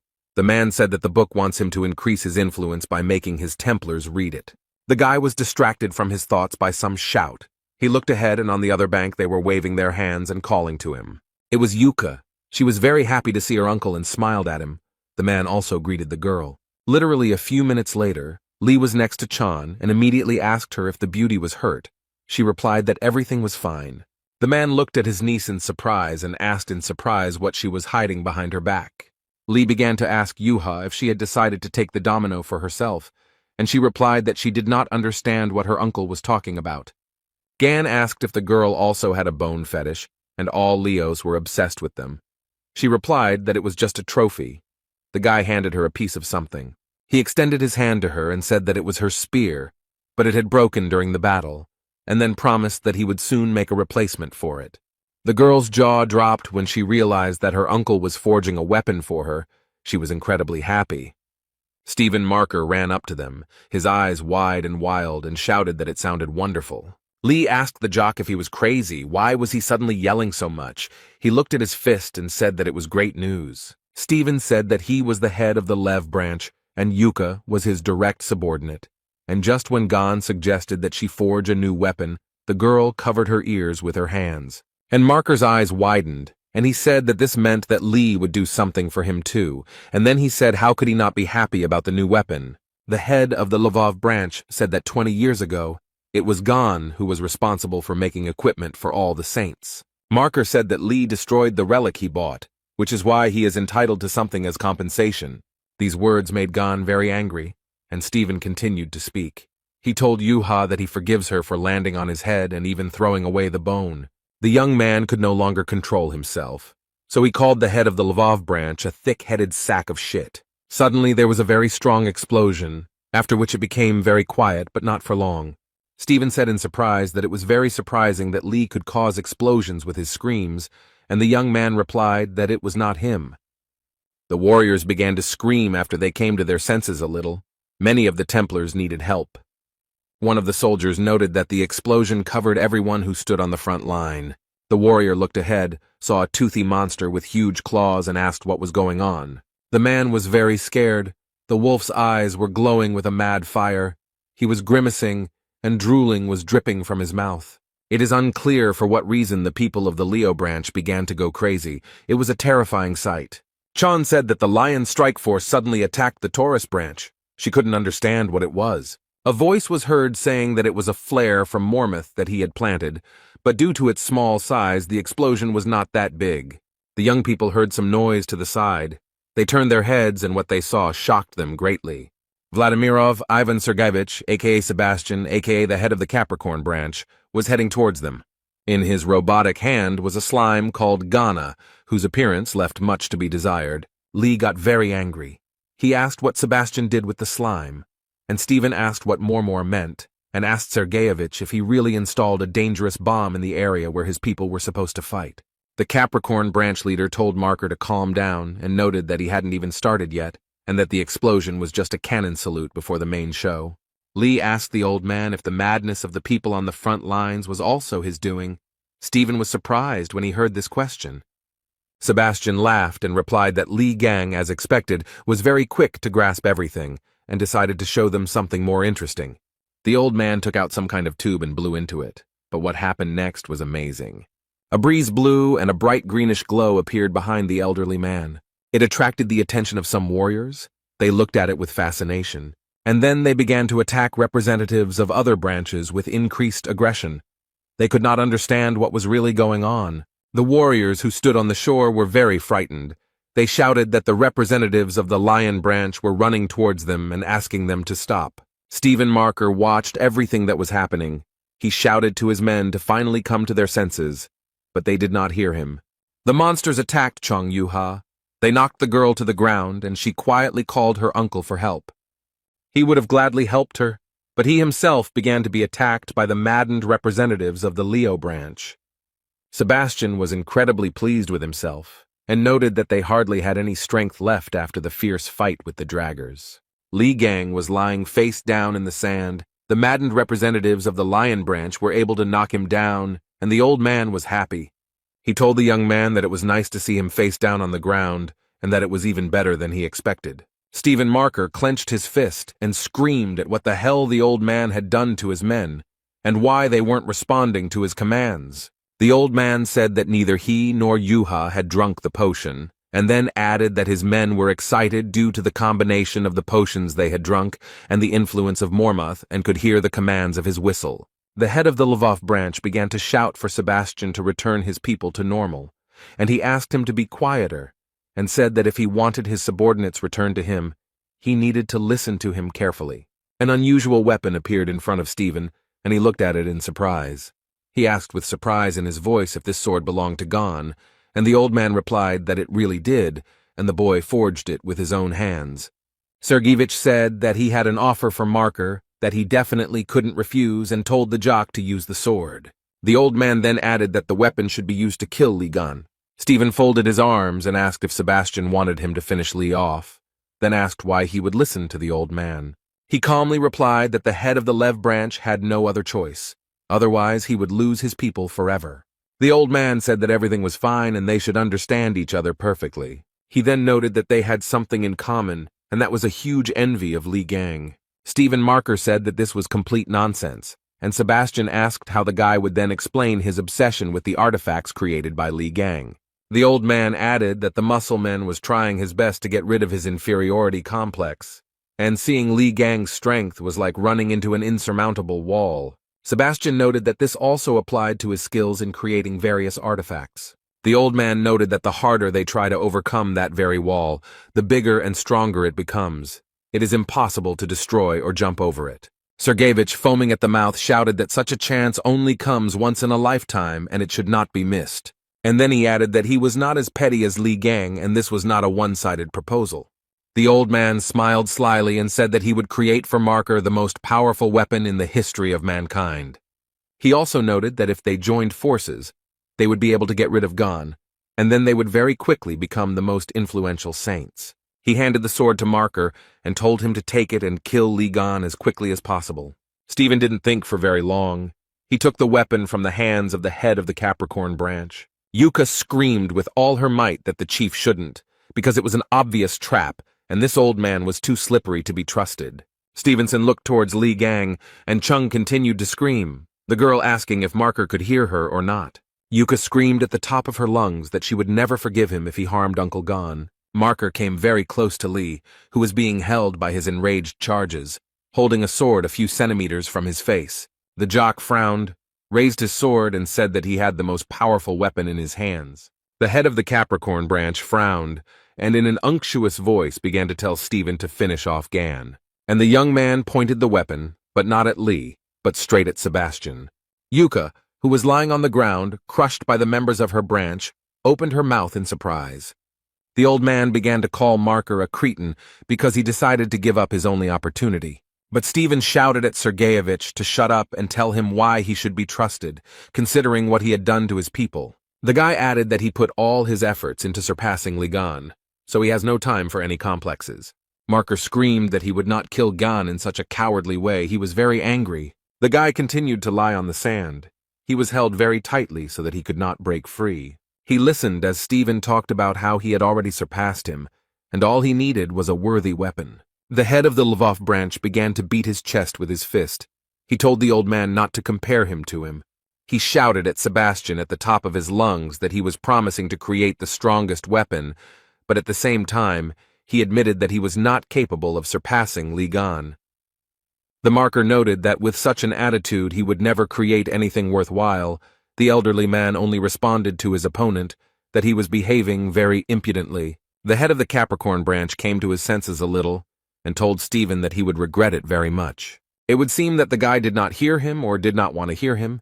He began to attack the old man, but he defended himself in advance. The marker hit the metal armor the old man was wearing with all his might, and he screamed furiously for the guy not to overestimate himself. Literally a few minutes later, Sebastian used the rocket launch skill, firing from all guns. Explosions were heard. Columns of dust rose up, and nothing could be seen because of it. The old man began to laugh. He said that even the great Leo could not withstand the onslaught of his little ones. He looked ahead and saw a huge, terrifying beast gnawing on ammunition, its eyes burning with fire. It was Marker. He was gnawing and thinking about how 20 years ago, as the old man had said, he had been drowning in his own inferiority complex, but had gotten up from his horse again and again, and he was able to overcome his own limits to simply surpass Li Gang, who was his role model. The head of the Lvov branch used his unique skill, Thousand Claws, against the old man. He tirelessly scratched even the metal armor of his opponent. The marker called the old man names and noted that, admittedly, he really did have a nice suit. And the head of the Lvov branch put his foot on Sebastian, who clenched his teeth and could barely breathe. The jock continued to hit the old man one after another. He was very angry. The marker screamed like a madman that even the cowardly Aquarius fights without armor.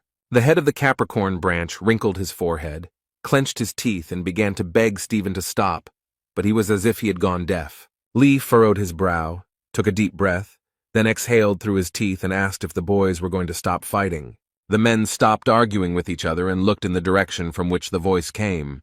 They opened their eyes wide and their mouths were so surprised, and the guy looked at them calmly. Sergeyevich asked how he ended up here. The young man said that he allowed himself to be captured to find out what Sebastian had in mind, but they were dragging it out too long. He got tired of falling over, and then he noticed that the beastmen were very weak, and Yuha was smiling contentedly. The men replied that it was impossible, and Lee kicked Stephen and told him to get out of there. The boy smiled at the old man and told him that he wanted to ask a few questions. The Capricorn branch leader furrowed his brow, beads of sweat appearing on his face from fear, and Gan invited him to chat. Lee was being held back by the beastmen, and he heard about Marker talking to the old man, about how he would give him the strongest weapon. The subordinates of the head of the branch, Leo, were drooling. The guy was yawning to such an extent that he was bored. After a while, the guy said that he was going to die of boredom, and the beastmen bared their huge teeth. The young man very quickly freed himself from the Templars of the Lion branch, and noted that it was very difficult to call it a fight. The beastmen lay aside, and the guy said that it was too early to wait for Marker and Sebastian to finish talking. They both needed to be knocked out and finished with it. The young man walked forward, and behind him the beastmen bared their teeth and shone with evil eyes. The guy dealt with them without any problems and went to Sebastian and Stephen. Lee wasn't hurt at all, and he asked the men how much longer they intended to continue this meaningless conversation. Then Marker and Sergeyevich looked at the young man in surprise. No one thought that he would defeat so many beastmen. 20 years ago, just before the Demon Tower raid, a man propped his head in his hands and said that the tower would become Ligan's grave. Stevenson asked in surprise if this prophecy was conveyed to Hugo Otis by the sacred entity. The man noted that those words were nothing more than a prediction. He smiled wickedly, clasped his hands in front of him, and said that he was talking about a plan that they would put into action. The head of the Capricorn branch seemed to be struck by electricity, and the reason why the man approached him did not bother him. He thought that Li Gang would die, and that this was a once-in-a-lifetime chance, because not only would they destroy him, but they would then extract all the potential from his body for their own benefit. Gan was very angry. He said that he didn't need their flashbacks and demanded that Sergeyevich simply say what kind of scumbag stuck a knife in his back. The guy noted that he didn't care about his past. The old man replied that he would tell him everything, but in return he demanded that the boy guarantee his safety. The guy grabbed Sebastian by the neck. He began to wheeze. He did not expect such a trick from Lee. And Gan asked the old man if he understood the situation he was in, and noted that he was not in a position to bargain. The guy told his opponent that if he started talking nonsense again, he would immediately rip out his jaw along with his tongue, and asked again who had stabbed him in the back. The old man began to shake very much from fear, he stuttered. Since the boy's finger was under his tongue, he noted that it was the Virgin. Gan let him go, narrowed his eyes, and thought about Sebastian's words. But the purple witch said the same thing. The young man recalled past events and thought that it was the Virgin who was behind everything. The guy thought about going to see Jin Man again so that he could examine the dagger that had stabbed him. Lee never let the old man go. He told him that he thought that was enough, and noted that it was time for him to return his thing, and emphasized that the hammer of understanding was his. The old man was surprised by such a request, since he did not want to give up the weapon, but the guy asked if Sebastian had any problems, and he immediately said that he would immediately return the hammer of understanding. And the holy sign of Capricorn Sebastian handed over the relic of the hammer of understanding. Gan held it in his hands and was very happy. Vladimirov Ivan Sergeyevich was very nervous about losing his hammer. He was definitely not prepared for this. Lee asked Sebastian why he made such a sour face, whether he was upset about something, and then told the three brothers to come out to him. They immediately showed up. Jan ordered them to take the old man to their world, and if he resisted, to break a couple of his limbs. The brothers agreed, and Sebastian asked the guy in surprise if the avatars really served him. The old man shouted that the young man had become not a saint, but the god of a new constellation. Gan told him to think about his behavior, and then noted that this did not mean that he would forgive him later. The beastmen slowly began to come to their senses. They could not understand what had happened earlier. Many complained that they had headaches, and they also could not understand how they ended up there. Yuha was pleased to note that the members of the Lev branch were beginning to come to their senses, and Stephen was also pleased. Members of other branches said that the lions would no longer attack them. The members of the Capricorn branch asked what they should do, since the leader had been taken away from here by force, and the bishop replied that everything was obvious. The man was very angry. He opened some device and began to change the settings. Members of other branches began to fall. They could not understand what was happening to their armor. And the bishop was incredibly happy. He asked the Templars if they had forgotten that their branch had conjured up the equipment, and then noted that these explosions would send them straight to hell. One of the branch members advised not to provoke them, and the bishop ordered the Mormouth shells to be launched. The warrior immediately carried out the order, and the missile flew a few centimeters above Ligan's head. The guy noticed that everyone was scaring him with another toy called Mormouth, and then he said that he could show his own, and began to use the hammer relic. Achievements. Gan smiled and began to select a target. A system message notified that he could improve or modify the target if the conditions were met. The young man decided that the hammer's target attainments will Mormouth. He successfully modified his target, and the Mormouth projectile was modified into the Mormouth firework. The Bishop of Capricorn widened his eyes and said that Lee had turned the projectile into a firework and called him a crazy bastard. But their ardor was quickly curbed. The beastmen told them that they were the only madmen here. The Leo branch members came closer and asked how they dared to take advantage of their trust. The Capricorn Templars were surprised that they were all safe. Stephen Marker gritted his teeth, widened his eyes, and replied that they, the animals, were not so easy to take. They did not have a scratch from such a small explosion. The members of the Capricorn branch began to run away somewhere, and Stephen Marker shouted at them to wait until he finished.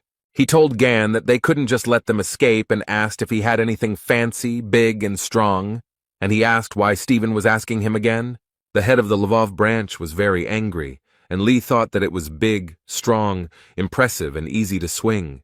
He smiled slyly and remarked that he had something, and Marker stuttered and asked why he was looking at him like that. Stephen calmed down a little and said that if the guy had such an item, then let him give it to him.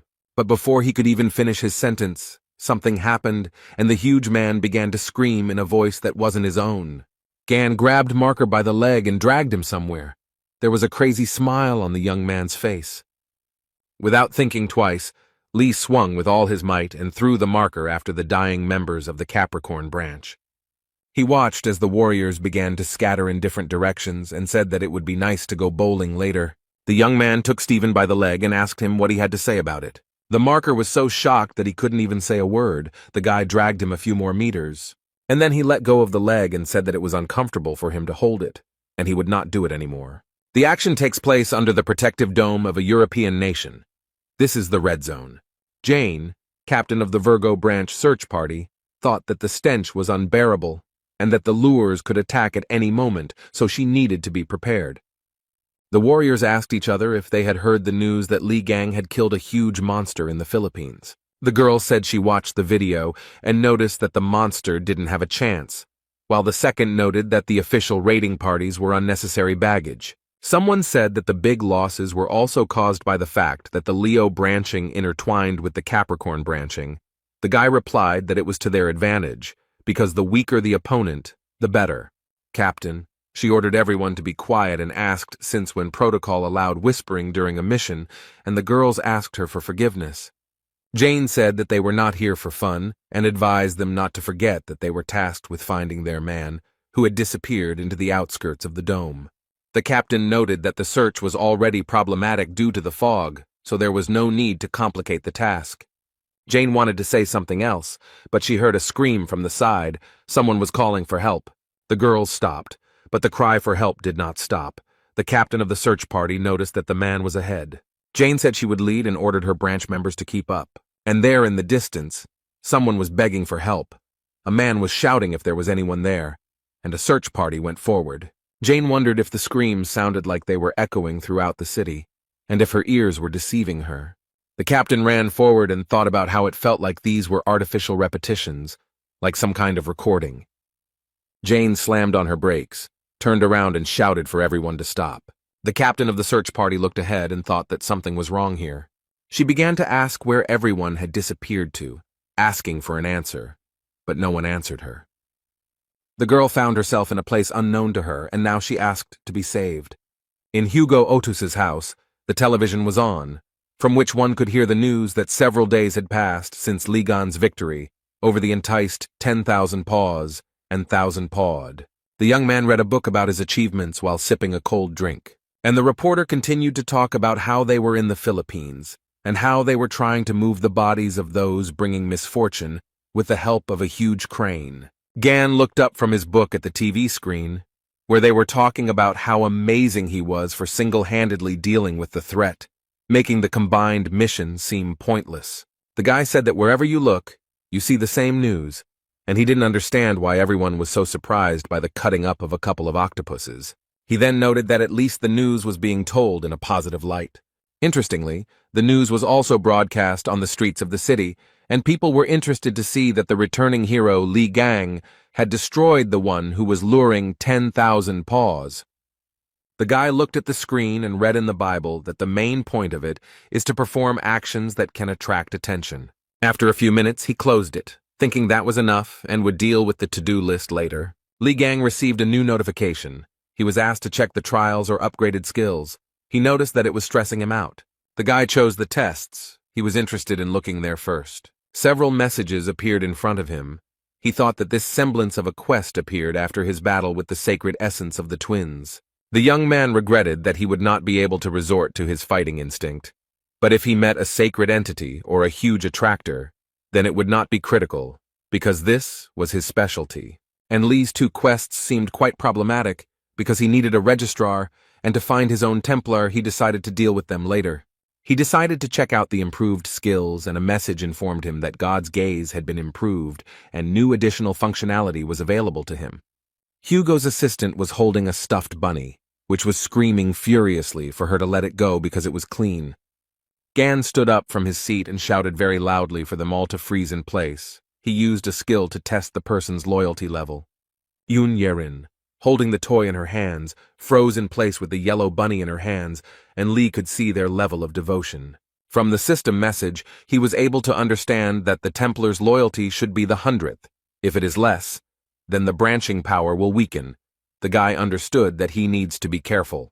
He thought about Otis, Jung Yuha, and Song Jae and was confident that they would become his followers without any problem. The guy asked Yoon Yerin where Hugo and his children were, because he wanted to take on this case while he was here, but the assistant replied that they left early in the morning. Lee sighed heavily and said that he would have to try it later. Erin was very surprised. She could not understand what he was talking about. The young man's mobile phone rang. It was Jin Man. The guy was very happy about this call. Something unimaginable was happening. Someone was screaming that they didn't want to die. Others were asking for help because they were trapped under the rubble. The woman asked Song Jae to listen to her carefully. She said that the boy should hide and wait for her in the car until his father arrived. The child was very scared. Tears were rolling down his face. And the woman said that they were just playing hide and seek. Son had to hide well so that he wouldn't be found, and Dad would show up and deal with the monster. She smiled and asked her son to promise that he would be brave and obedient. The red-haired guy opened his mouth and eyes wide. Their pupils narrowed very much, and beads of sweat appeared on his face. The now grown-up young man sat in the car and could not understand where he was and what was happening. Yuha took her brother by the hand and told him that everything was fine. He just had a bad dream. The guy rubbed his forehead with his hand and said that he was probably overexcited, since this was the first time he had met his mother in a long time. Jong said that these could be side effects of the holy punishment, so he should be careful about himself. Song replied that everything was fine. He was just a little tired. The girl started looking for something in the bag. She said that she forgot something, but since her brother woke up, she wanted to give him something. Yuka handed her brother a small thing. He looked at it with surprise and said that it was a birthday present. The girl said that she was able to get the thing that her brother asked for, and he was very surprised. Chan said that she remembered how her brother needed a relic to store the magical power of the twins, and noted that she received it from her father, and then asked if such a gift was enough. Sun noted that with this he could fill the deposit points, and his sister was glad that he was pleased and once again congratulated her brother on his birthday. The guy was very happy. He thanked his sister, including for looking after him. Otis told Z that his mother would be upset if he walked around with a sour expression on his birthday, and recommended that he greet her with a smile. After some time, the family drove up to a huge white building. It was a hospital. They entered the building and very soon found themselves near the 808th ward, which was where Cheon-ji-woo was located. The children told their mother that Uncle Gon was able to leave a wound of the sacred essence right on his forehead, and added that he became even cooler than he was before. Yuha said that it would be great if Mom had the opportunity to meet him, and added that when she woke up, they would have a lot to discuss. The woman did not answer, because she was not just sleeping, but was in a coma. The children were standing next to her bed. Young Yuha was holding her mother's hand, and Song Jae was looking at her intently. Hugo Otis did not enter the room. He stood in the corridor. The man bowed his head and thought about something. Suddenly, a phone call distracted him from his thoughts. Otis opened his eyes and began to take out his phone. The man looked at the screen of his mobile phone. The number was unknown to him. He wondered who could be calling him. Hugo went down to the hospital courtyard to talk on the phone in peace and quiet without disturbing anyone. He told his friend that he planned to put off work, because this day was very important for him. He was surprised that the heads of the European Union needed him. He asked if the problem was only in the attraction, and noted that the headquarters of the Virgo branch was located near the dome. The man told Otis that this was not a simple case of attraction. The Virgo branch announced that they were not able to deal with the monster. Hugo asked again, did Kevin Azar really say that? On the other end, they noted that he had previously encountered that monster, the one that had appeared in Korea 10 years ago and swept through the airport. The man heard the boy tell him that the pink mist and memories had washed over him. The action takes place on the territory European Union. Belgium, in the controlled territory of the Virgo branch. It was damp, cloudy, and rainy outside. People were trying to get into a warm place as quickly as possible. Li Gang was wearing a hood, holding a cup in his hands, smiling and saying how untimely this was. He looked at his mobile phone and thought about how he had made the appointment himself for the first time in a long time, when suddenly it started to rain.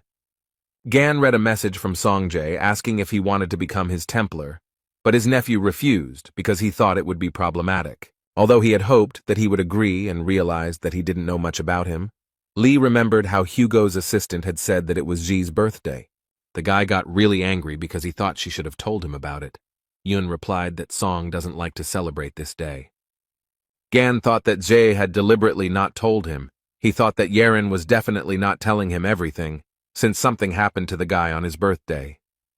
A man approached the guy with a question. He asked what he was thinking about and what was troubling him, and Lee was glad that he had come. It was Jin Man, the Virgo branching appraiser, who took off his hat and said he was glad to meet him. The man told Gan that he should have notified him, apologized for having to come all this way, and Lee noted that it was no big deal since he had business there. The guy told the man that he realized that this area was under the influence of the Virgo branch, and asked why their emblems were literally everywhere here. The appraiser began to talk about how, throughout history, religion has been an integral part of life in many European countries. The man said that after the appearance of the sacred entities, when the branches filled the world, Europe turned from just a part of the continent into one huge believing nation. Jin noted that it is impossible not to believe when you see the dome protecting you every day. Lee smiled and replied that considering how much pride was in Man's voice, his faith had weakened greatly. Gan scanned the man and realized that his faith was weakening due to him feeling betrayed by his branch.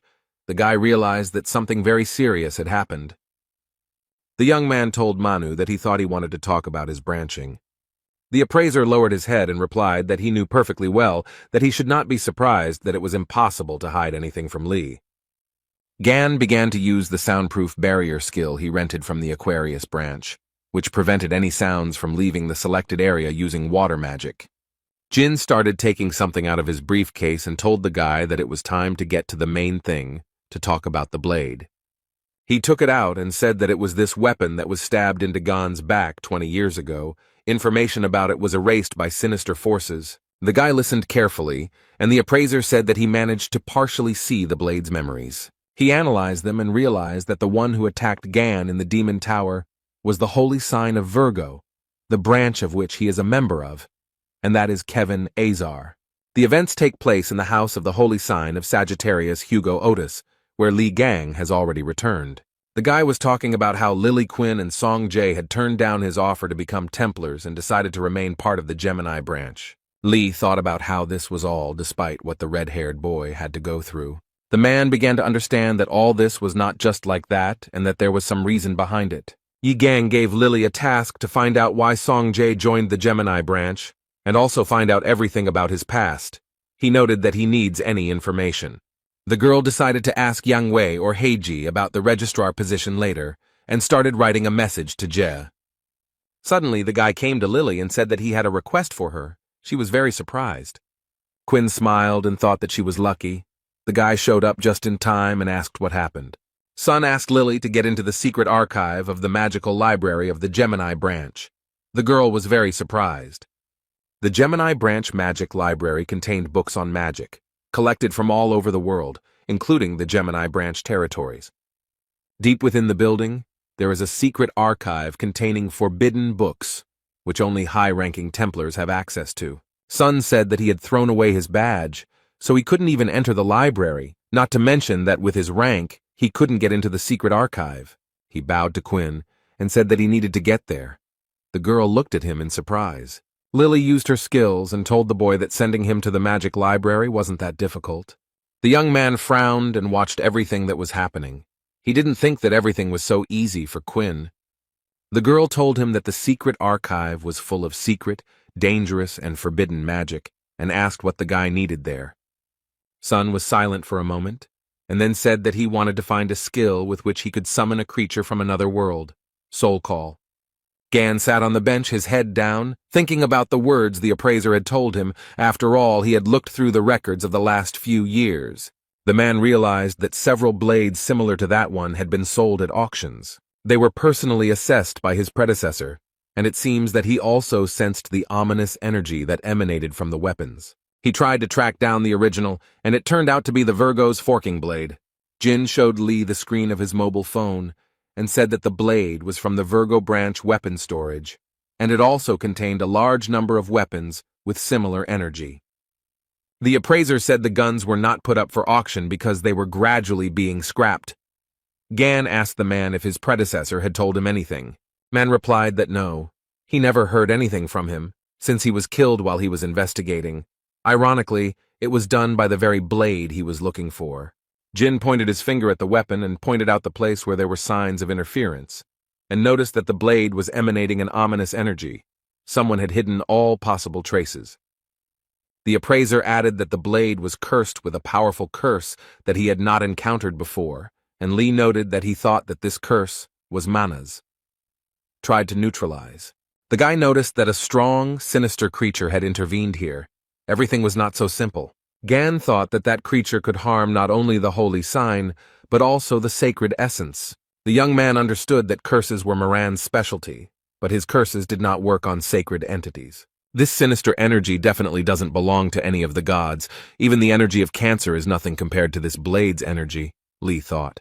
He came to the conclusion that whoever attacked him must be closely connected with the mysterious civilization. The guy grabbed his head and realized that he needed to first deal with the test, because it had a time limit. Li Gang understood that only after this would it be possible to return to the questions concerning the Virgin. The young man was delighted because he heard the announcer announce that his train was arriving at the station. A few minutes later, a train arrived on the platform, which it announced with a long whistle.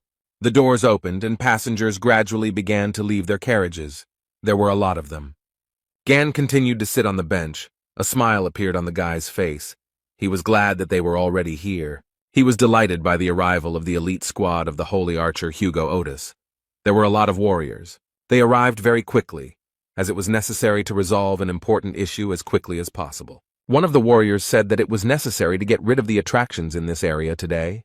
The warrior approached the vines that were on the ground, touched them with his foot and asked what they were because they were getting in the way. Gan said it was a coincidence.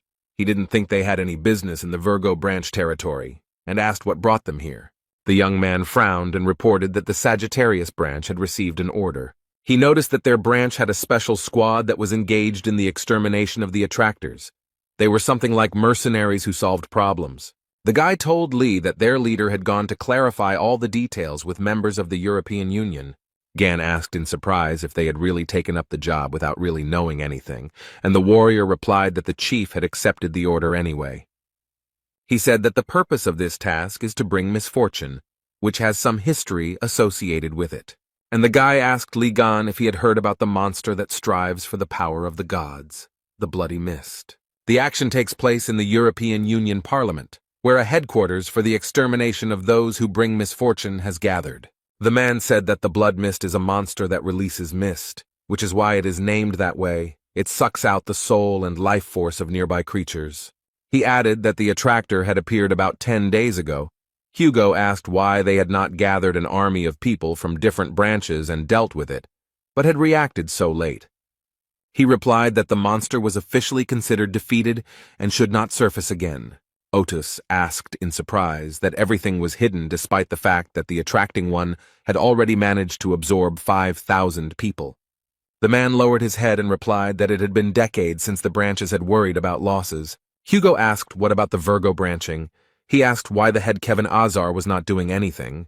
The guy replied that they had already tried. The man reported that they had repeatedly sent troops there, which consisted of high-ranking Templars. He noted that they all failed because this attractor releases a red mist that causes a powerful status effect. A representative of the EU Parliament noted that the fog is most dangerous for people of the Virgo branch, who specialize in close combat. Also, the Virgo Saint sign went on an expedition to the North Sea to deal with an enticer of the same class as the Bloody Mist, so they can't return anytime soon. That's why the EU Parliament decided to break with tradition and turn to another branch. The man noted that they had studied all the branches and settled on them because the mercenary branch was relatively free of power struggles between the others. He noted that Otis also works with Sir Li Gang. He was very impressed when he saw his actions in the Philippines, and they would be very grateful to them. Hugo listened to the man very carefully. He frowned and came to the conclusion that it was all a lie. And the representative of the European Union Parliament stood in front of him and smiled. His smile was sarcastic. Otis thought that Kevin was too proud to let someone deal with something that was tempting on his territory for reasons like that. The man thought that the bastards from the Virgo branch wanted to get rid of the weapon, and them with the help of the bloody fog. Hugo saw through their plan, but the man still had some doubts. Otis sat in a chair and thought about something. A representative of the European Union Parliament sat opposite him, and there was silence. The man with glasses recalled how he and Kevin discussed whether it would be okay if they used Ligan and Sagittarius. The head of the Virgo branch said that everything was fine. The man should say that Bloody Mist had returned, and Hugo would not be able to refuse if he heard that name. The warrior of the Sagittarius branch told that Otis lost his mistress to the Bloody Mist several years ago. Li Gang asked again and noted that the guy could only call one person that. The guy said that Mrs. Cheon-ji Woo, the wife of the head of the Sagittarius branch, and the mother of Yu Hee and Sung Jae, they met after Gan was imprisoned in the Demon Tower.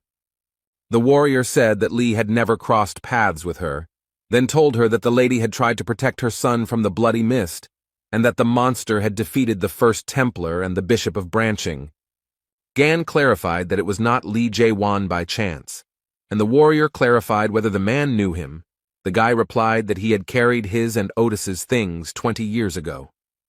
Lee lowered his head, recalled the conversations with his comrade, and thought that his poor friend had been right to avoid talking about family and the past. He had been through so much. The man asked the warriors what Bloody Mist was, and noticed that his comrade was not at all the same as he had been before. He had become unreliable and weak. Lee said he knew his friend's level of preparation better than anyone else because he taught him. And he added that when Hugo was in his prime, he trusted only him with his rear. So he cannot believe that he could not overcome the one who attracts, whom he has not even heard of.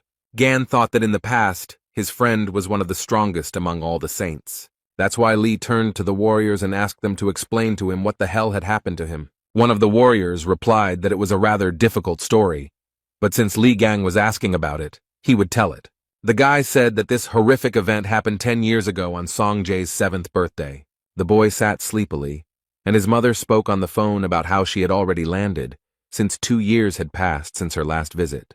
She said that she needed to work on the prototypes of the anti-giant attractor weapon, all thanks to Li Gan's data and the weapon that Hugo got for her. Cheon-ji Woo stroked her son's hair, and said that their son met her at the airport so early. She was so touched that she almost cried. And Otis asked how he got to the airport. Ji said that Jae-won worked hard. The guy laughed and noted that Song Jae himself really wanted to see his mother. The boy began to yawn, and then said that he was hungry, and Bishop Sagittarius looked at him with fear. Ji asked if Song was hungry, asked him about hamburgers, and Jae-won asked the woman to stay with the young master. He would buy everything himself. Cheon thanked him for his help. The guy sat in the chair and heard the men in front arguing. One told the other why he let him out, since he told him to keep him with him, and the second made excuses that he didn't know that something like this could happen. One of the men noted that they needed to think about how to get out of here, otherwise they would die. Song looked at the men running away in confusion. His mother came up and said that Uncle Jae-won would buy them burgers and suggested that they wait. Suddenly the lights went out at the airport, and it became very dark in the waiting room. The boy was very scared. People who were at the airport could not understand what was happening, and how they could turn off the lights if it was so dark outside.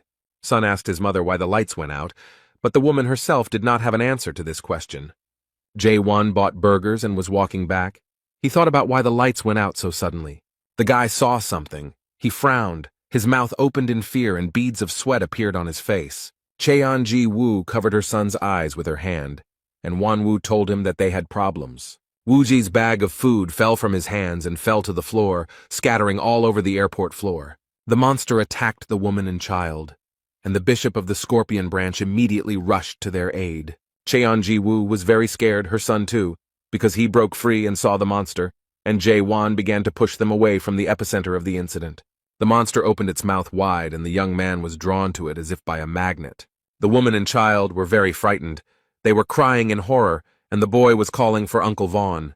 The guy stood in the monster's mouth. He smiled cheerfully and raised the fingers of both hands up. Chan covered her son's eyes with her hand. He was crying in horror and told him not to look. The monster closed its mouth, from which several streams of saliva began to flow. People who were at the airport started shouting that it was a bad luck charm and that it had just eaten a person. One of the airport security guards ordered another to contact the branch immediately. The woman hugged her son and told him not to let go of her hand, no matter what happened. And she began to run forward as fast as she could, and here and there cries for help could be heard. People were screaming that they didn't want to die. Someone was begging for help because he was crushed under debris. Chan went outside. She told her son to listen to her carefully. He needed to hide in the car and sit there until his dad came. The child was very scared, but she told him to imagine that it was hide and seek, and he needed to hide better than anyone else so that the monster would not find him, and his dad would easily deal with him. She smiled and asked her son to promise her that he would be brave and strong. The boy was left alone in the car. He was very scared and he called his mother very loudly. But he so wanted to see his mother early, so that they could gather for the first time in a long time. He so wanted to tell them so many things. Songjay was sobbing, smearing tears, snot and drool across his face with his fists, and whispering that it was all because of him. The baby was asking for forgiveness. Meanwhile, the monster's tentacles were slowly approaching the car in which the boy was located. Suddenly something flashed and illuminated everything around with an orange-yellow glow. She hit the tentacles that were getting closer and closer to the car. Everything was on fire. Hugo Otis stood next to the car and asked his son if he was okay. The boy looked out the window and saw his father. He called him very loudly. He was very scared. The man turned his head towards his tearful son and asked if he was hurt. Songjay could only say the name of the Episcopal branch of Sagittarius J1 and shout Mama. The man began to guess what might have happened, so his whole body began to shake. Otis put his hand on the car and said he understood what had happened here. The man stood in a circle of fire, and the monster stretched out its long, vile tentacles towards him. The head of the Sagittarius branch was very angry. He gritted his teeth and began to scream, "How dare the monster do such a thing?" He began to look at the monster and thought that the people he had captured were entwined with the branches of a huge tree on his back. The man began to look closely and saw that his wife was also entwined with branches. He called her by name. Otis took a deep breath, then exhaled and thought that he needed to calm down, because he had to save her, and thought about ripping her out of there by force. Qianji Wu watched from above what her husband was doing down there, and he had some kind of plan. He began to push the monster's branches aside with his hands and told his wife that he would save her. She just needed to wait another second. The monster understood perfectly well that something was happening. He froze, and his eyes became bloodshot with anger. The young man gritted his teeth and tried with all his might to remove the branches. It was very difficult for him. Hugo frowned. The pupils of his eyes became like dots, and he began to shout very loudly so that they would not disturb him. Other people who were captured by the monster saw him saving the woman and also began to pray for help. He began to look with pity at the people who were asking to be saved. He felt very sorry for them. This was the young man's huge mistake. The monster began to attack the guy. A few minutes later, the young man was tied hand and foot, and the monster, baring his teeth, said that he had the power of a god and that this power was delicious. The monster tormented Hugo and happily said that it would eat him very soon. The boy, who continued to sit in the car, began to sob loudly and call for his dad. And the monster walked forward, opened its huge mouth very wide, and made heart-rending sounds. After some time, Hugo Otis managed to free himself from the monster's shackles, and they let him go. Some people also managed to escape the clutches of the monster. They were in protective capsules. Songjay saw his father standing above the car and heard a voice saying that it was a pitiful sight. The girl said that she pulled out everyone who was entangled in branches with the help of a protective spell. After some time, she said that it was time to deal with the attraction. Otis woke up. He was lying on the ground, shaking either from fear or from pain, and asked in surprise if they were really here. Haley, the Scorpio saint sign, asked if Hugo Otis was okay. He was surprised that she was there too, and like the other saint signs, she came to help. The girl helped the guy get up and said that she called everyone she could as soon as she heard about the occurrence of a strong attraction, and they decided to help. After all, none of the holy signs want such a monster to appear on their territory. The holy signs decided not to delay, but to finish off the monster with one blow. They all gathered, and Stephen Marker gritted his teeth and happily replied that he liked the plan. All the holy signs went on the attack against the monster, shouting that they needed to show him all their power. The three of them got together and began to use their powers, but something extraordinary happened. Stephen Marker gritted his teeth, his eyes burning with hatred.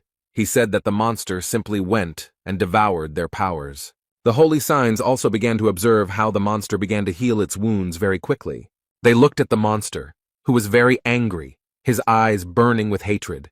He wanted to attack the holy signs. As Marker shouted for Haiji to put up a barrier, the girl replied that she knew everything herself. She immediately began to use her unique skill called Magic Curtain. The monster was very angry. His eyes were burning with red fire. He opened his huge mouth wide and stretched out his branch tentacles. The holy sign of Gemini looked very tired and exhausted. She understood perfectly well that the barrier would not last long. That is why another sacred sign decided to use her special skill called the Golden Rule Vine. The girl asked the other sacred signs what they were doing now, because they were holy. She said not to let things like that confuse them. It was Giselle Lawrence, the holy sign of Libra. Otis asked Haley if she even called her, but the holy sign of Scorpio replied that she turned to those three for help. But the monster still wouldn't calm down. It made a face and bared its huge teeth. Giselle turned to the holy sign of Gemini with a request to move this attractant somewhere using teleportation. Heiji couldn't understand what they wanted from her, and Lawrence told her that the monster had absorbed all their powers. They wouldn't be able to defeat it now, otherwise they would lose theirs, just like the sign of Sagittarius. The girl said that she could send him wherever she wanted, even into the depths of the ocean, even into the seething magma, and noted that this was a wonderful way out. The holy sign of Gemini said angrily that the monster would then appear again after some time. Giselle asked what was wrong with that, because it didn't matter. They needed to get rid of the monster here and now. Otis said that this cannot be done, because the attractor has absorbed the souls of people, and those whom they saved are empty shells. They must finish him off and get their souls. The man also noted that there might be more people whose bodies they had not pulled out, and said that he would help, and offered to kill the one who was pulling them together. The guy didn't look very presentable, but he said that he could still fight. The Gemini saint began to scream about the monster sprouting vines, and Giselle noted that her strength was running out. Lawrence screamed that they didn't have any more time and asked Haiji to quickly teleport the monster away. And the monster continued to look at everyone gathered with hatred and open its mouth wide. And the holy sign of Gemini began to use her unique skill teleport. Hugo Otis saw this and shouted very loudly for the girl not to do this and to stop. But Heiji didn't listen to him and continued. After a few minutes, the teleport was successful. Sun recalled that on that day, everyone did nothing but criticize his father while praising the saints who sent the one who was dragging him away to God knows where. On television, they were talking about new information about the incident related to the bloody fog. The journalist reported that early in the morning, the saints stopped the enticement that was raging at the airport. She noted that many people died before the saints had time to arrive at the scene. Giselle Lawrence, the saint of the Libra sign, gave an interview to journalists. She said that it was their duty, and she only regretted that they could not prevent the deaths of people. At this time, the public expressed their dissatisfaction with the holy sign of Sagittarius, the protector of Korea. People wanted to know that if, due to a weak response to the actions of the attractor, more people died. People told reporters that they heard that Otis lost, unable to even protect his family. He is unreliable. How can he be trusted at all? After a public apology this morning, Sagittarius St. Hugo Otis attended the victim's joint funeral. But during the funeral, the man faced a furious public backlash. People were shouting that they trusted him with their lives. They were asking what he was doing until other saints showed up. They shouted that their family died because of him. They wanted to attack, but the guards held them back. The enraged people shouted how the holy sign of Sagittarius dared to show itself here and demanded that he return their loved ones. The guy said he couldn't watch it anymore, so he turned off the TV. A man approached Leo and asked why he turned it off, since he was watching the news. The marker asked if this bullying was really necessary. The holy sign of Gemini noticed that Stephen was right and noted that this was too much. Yang Wei said that it was unfortunate, but someone had to take responsibility for the dead and suggested thinking about it from another angle. Otis would lose influence, and they would be able to get to Korea. The man walking up the stairs laughed and said that before he didn't really care about people, But now Stephen's conscience had awakened. Ivan Kruger, the holy sign of Taurus, said that Hugo was completely helpless. He tried to overcome the one who attracted him, although he himself does not even possess the sovereign relic. The man said that Otus should have been smarter and called them if he didn't have the skills. The man in the sweater folded his arms across his chest, smiled, and said that the holy sign of Taurus was wrong. He noticed that Hugo was now doubly helpless, since Bloodmist had stolen half of the powers he already had. Ivan Kruger laughed heartily and said that the man was right, but he was wrong. Stephen Market grabbed Haiji, pulled her aside, and told her he felt disgusting. She asked the holy sign of Leo if he thought Hugo would be okay, and he replied that they would live and see. Stephen asked the girl if she wasn't jealous of Ji Woo, and then added that he was surprised by her reaction.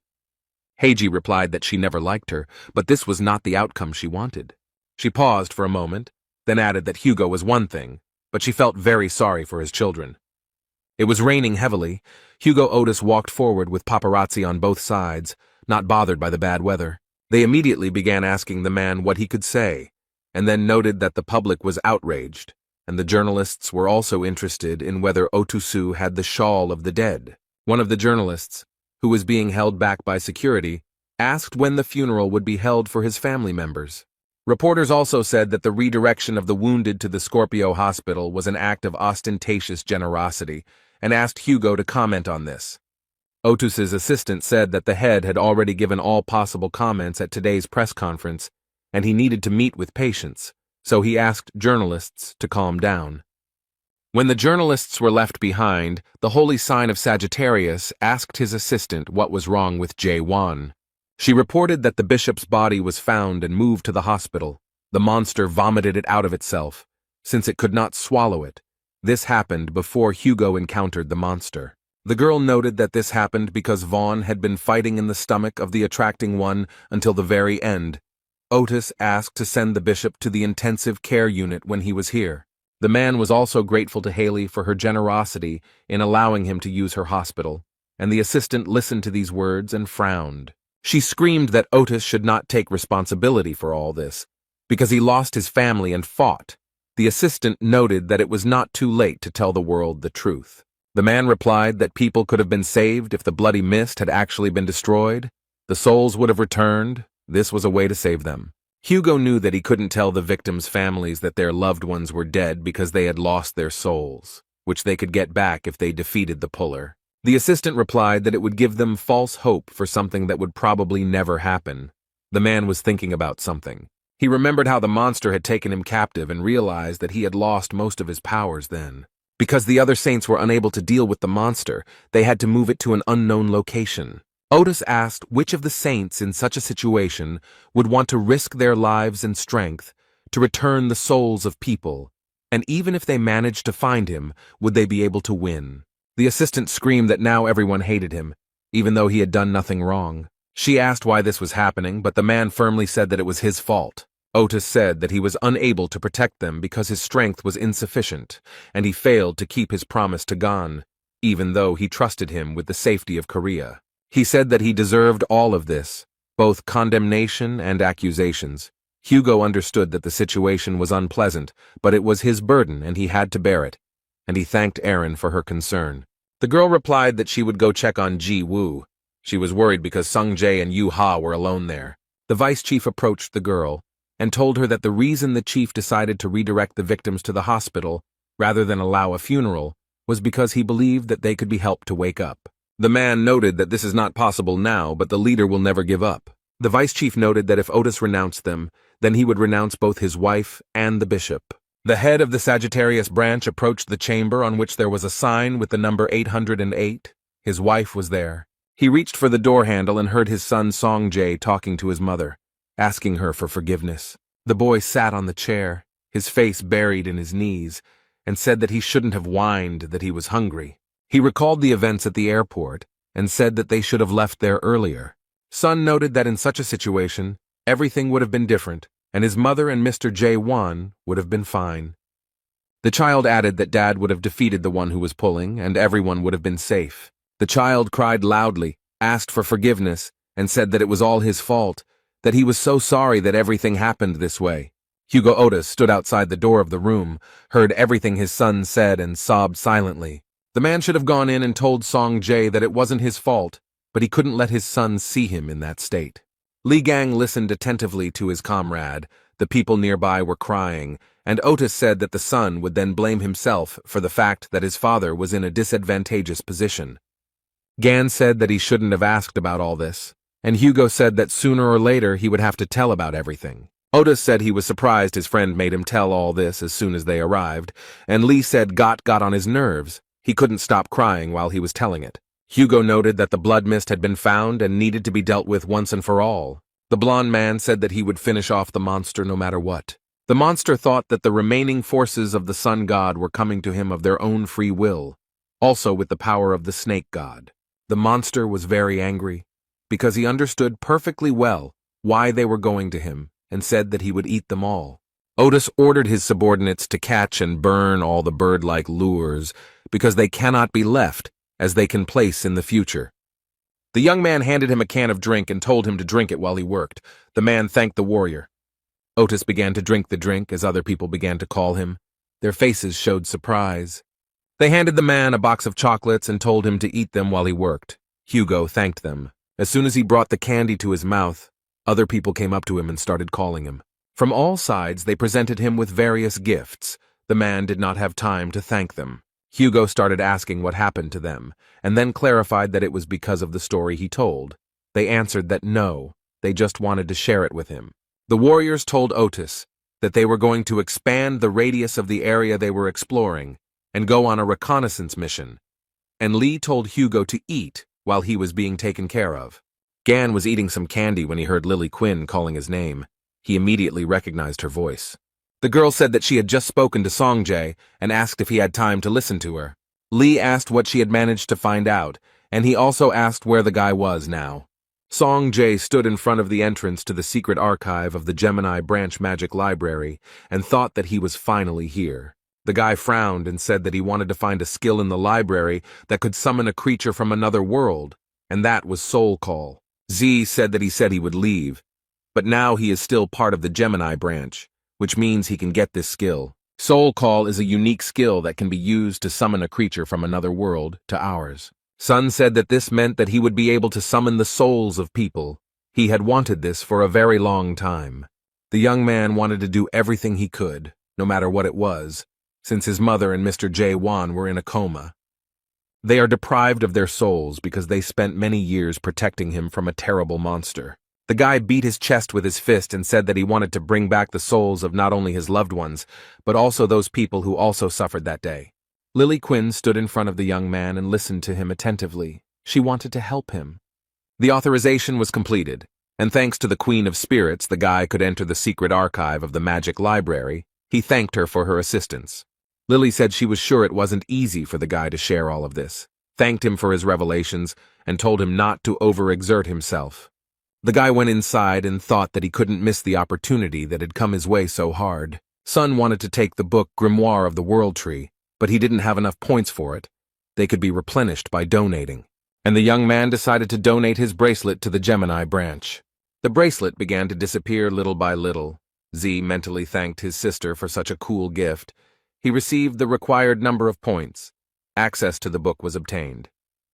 Sleep opened his mouth in surprise, because the knowledge that was inside the book began to burst out. And the guy thought that he needed to look for page 1467, Call of the Soul Contact with the Dead. While the young man was looking for the necessary page, some guy was watching him from behind the door. The book began to behave strangely, and Song Jae looked at it in surprise. The guy grabbed the book and told the red-haired boy that he was trying to read something difficult. Jae became very angry when he saw Yun Shiwa in front of him, who was laughing happily. And he said through clenched teeth that Sun didn't show his nose when their branching had problems. And now he showed up. Z got angry and told Yun that he didn't have time for him and asked him to give the book back. The guy asked the young man not to get angry and said that he would return it. He threw the book up and there were several of them. He sarcastically asked the guy which one was his. The red-haired guy got really angry. He frowned, clenched his teeth and didn't know what to say. And Yun Shiwoo said that he wasn't afraid of him, and then asked Song to be so impudent because somewhere nearby there was this guy named Li Gang. He shouted for Sun to look at him. took out a chain with a Libra pendant from his pocket, and said that his father and uncle were about to be torn apart. Meanwhile, Otis fired his bow and Li Gang sat on a fallen tree and watched what his friend was doing. In this way, he gave a signal to his warriors, and a huge burning star appeared. One of the warriors saw this signal and said that it was time for them to return and noted that they were done for today. The guys did not want to run into the one who was pulling them late at night. The senior warrior announced that all reconnaissance units were to return immediately, and he said that he would call a roll call so that they could report the situation. The guy called Squad A. The squad leader reported to the senior that they were all clear. Then the senior turned to the chief of Detachment B, who reported that everything was calm with them. The guy started calling for Squad C, but no one answered him. After a few seconds, he heard someone whispering something. The elder was very scared. His pupils became like dots, and he heard a cry for help. All the guys, without further ado, understood what had happened. They were silent, and each thought about something of their own. Li Gang continued to sit on the log, his head down and thinking about something. The guy noticed how his friend frowned and clenched his teeth. The man squeezed the weapon with all his might, so that the veins on his hands bulged out. Hugo looked really upset, so Li told him to calm down and added that he was emotional right now. Gan told his comrade to remain cool-headed and not be driven by uncontrollable anger. Otis laughed, grabbed his head, said that he knew, but it wasn't easy, and then promised that he would try. Li told his friend that after 10 years he was taking revenge and told him to get ready. An elderly man was walking along an alley that was lit by lanterns. He was very surprised that the leaves on the trees had already turned red. The guys looked at each other. One asked where the sound was coming from, and the other answered that it was coming from the dome. The monster was very angry. It beat its appendages on the asphalt, opened its mouth wide, and made terrible sounds. Gan came very close to the monster, began to kick him in the face, and looked at him in surprise. Then the guy said that it was this monster that brought so much grief and suffering to his friend's family. Gan again began to hit the monster quite hard on its huge red body. The monster became very angry and pushed the young man away from himself, and Li flew back several meters. The guy stood, looked at the monster, whose eyes were burning with hatred, and thought about something. The monster began to wrap itself around his leg, and Gan told him that he saw that it was not just a weed in front of him. The action takes place in the magical library of Gemini, where Yun Shiwun said that Dad and Uncle Z would soon die. The guy used his skill, and a bright light appeared in front of Sun, and a very strong wind blew. Z was able to see in real time what was happening at that very moment to his father and uncle. Yun asked with joy in his voice if the young man recognized this alluring one. Jay's pupils became like dots from fear, and he immediately realized that it was Bloody Mist. Yun laughed happily and told the youth that Li Gang and the Sagittarius sign would die today, and noted that the Blood Mist's hunger was the Achilles' heel for the constellation forces. When Li told the monster that he was not a simple weed, the man was absolutely calm. There was not a drop of fear on his face. The monster's eyes glowed red. He bared his teeth and said that he would devour Gan's powers. The young man laughed heartily and told the monster not to even dream about it. Li smiled and asked his comrade if the monster took everything that appeared nearby as food. He looked at his leg, which was injured by the monster, and said, "Red Mist is a big glutton." Gan used super regeneration to heal his injured leg. Then he told the toad, as he decided to call the monster, that it wanted to devour everything from people to cities, and called upon the Hammer of Understanding. And he added that he would not allow him to do vile deeds. The monster's feast, he said, was not destined to take place. The members of the Sagittarius branch were watching everything closely. And Gan told the monster that he was sure that he had eaten a lot of crap that wasn't worth eating, and promised that he would cut his belly open. And together with the Hammer of Understanding, the young man set off to attack the Red Mist. With the help of his skills, the boy increased the Hammer of Understanding several times. And with all his might he struck the nasty monster on the head. The monster's eyes filled with blood. Red Mist opened his mouth wide. He really wanted to deal with the annoying guy. Someone did not leave Gan alone and shot a bow straight into the monster's eye. The monster screamed very loudly in pain, and at this time Li was able to move away from it at some distance. Hugo Otis, although very tense, said with joy in his voice that everything was working and that it was great. The leader of the Sagittarius branch ordered his warriors, who were standing ready with their bows, to prepare for another volley. The guy started loading the bow, and a message appeared in front of him saying that he was using Ares' branching skill, Weapon Arsenal. One of the warriors told Hugo Otis that this attractor absorbs the power of the constellations. The head of the Gemini branch advised them to use relic arrows instead of magic ones. The soldiers were ordered to aim, and then the command was given to fire, and they all acted in a very coordinated manner. The arrows hit the monster straight. His eyes glowed with hatred, and he made faces with anger. Gan approached Red Mist, stepped over the branches, and said that these vines were very annoying. Li summoned the relic Lizun, who can recreate anything, and asked him to create a pair of scissors for him. Literally a few minutes later, the young man had in his hands what he asked for, and with a joyful cry that it was time to cut off the monster's branches, he went forward. The monster screamed with terrible force. It obliged the guy because it did not want to lose what was most precious. And the young man began to wield piercing and cutting objects, and cut branches, flew in all directions. Gan was so carried away that Slime, who was watching everything that was happening, opened his mouth in surprise. And the monster screamed in pain. He opened his mouth wide and his saliva flew in all directions. Literally a few minutes later, the monster no longer posed any danger, and all the warriors joyfully shouted that they had won. One of the warriors said that it was too simple, and the second one noted that the monster died so quickly because Sir Ligan was very strong. Hugo Otis looked ahead and thought that something was wrong here, because it couldn't all end so easily. The head of the Sagittarius branch thought about the fact that the phenomena created by the attracting one have not yet disappeared, so it is too early to talk about their victory. Song Jae, who was watching everything that was happening, joyfully shouted that they had succeeded. Dad and Uncle had defeated the Red Mist. The boy told Shiv that he had a good plan, but his father and uncle were much stronger than he thought. Yun laughed and said that it was good that the old men still had the strength to fight. He admitted that he had underestimated them, but the real fight had not yet begun. Shivu smiled sarcastically and asked Ji if he knew why the tempter was so obsessed with food, and noted that it was his power. The red-haired guy replied that Yun, like no one else, knew what kind of creature the bloody mist was. Shivu didn't understand anything, but with a sarcastic smile he suggested that Zay have some fun. The Sagittarius branch warriors looked ahead in surprise as they watched the monster regenerate.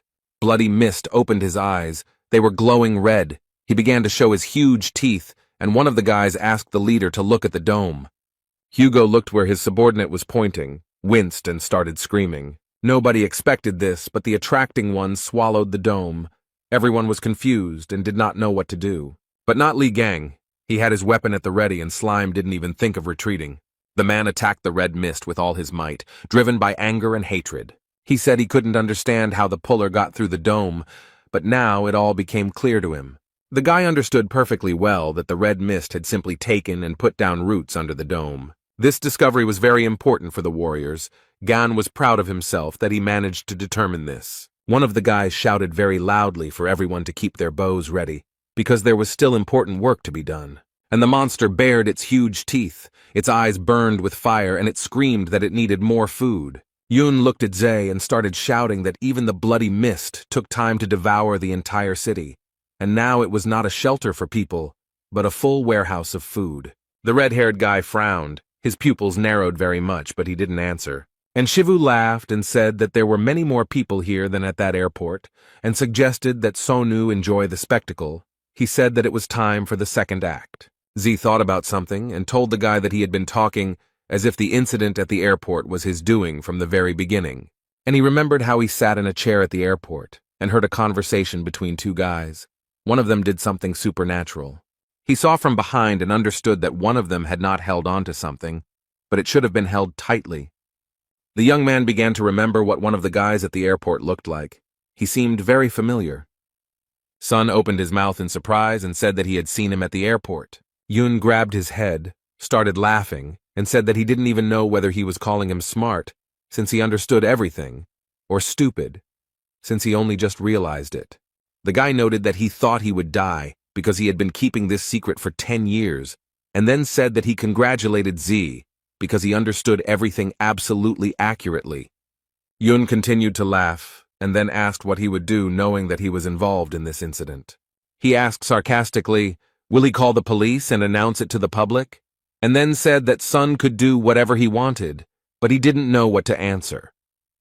Shivu happily said that Father Ji had long known who the criminal was, and since he understood that it was the son of the holy sign of Libra, he was afraid. since this is the strongest branch in the world. Yun happily asked what a useless boy could do against the son of a saint. The dream clarified whether Shiva really didn't feel guilty, since a huge number of people died. Yun laughed and told his opponent that he was speaking as if their lives meant something. There was no reason to punish him. He noted that let them blame their failure. The red-haired guy had a weapon in his hands. He pointed it at Shiva and called him a bastard. He gritted his teeth, looked at the guy in surprise, and asked what he had in his hands. Song looked calmly at Yun. He frowned, smiled sarcastically, and asked why he chickened out. He covered his face with his hands and stuttered as he asked if the guy was really going to call Li Gan here, and then asked what about Bloody Mist. Zay waved his weapon. The room became very bright from the bright light. It blinded Shiva. The guy was very scared, ran closer to Z and started screaming in fear, his face covered in beads of sweat. Song headbutted his opponent, who was surprised to realize that it was not Li Ganyu.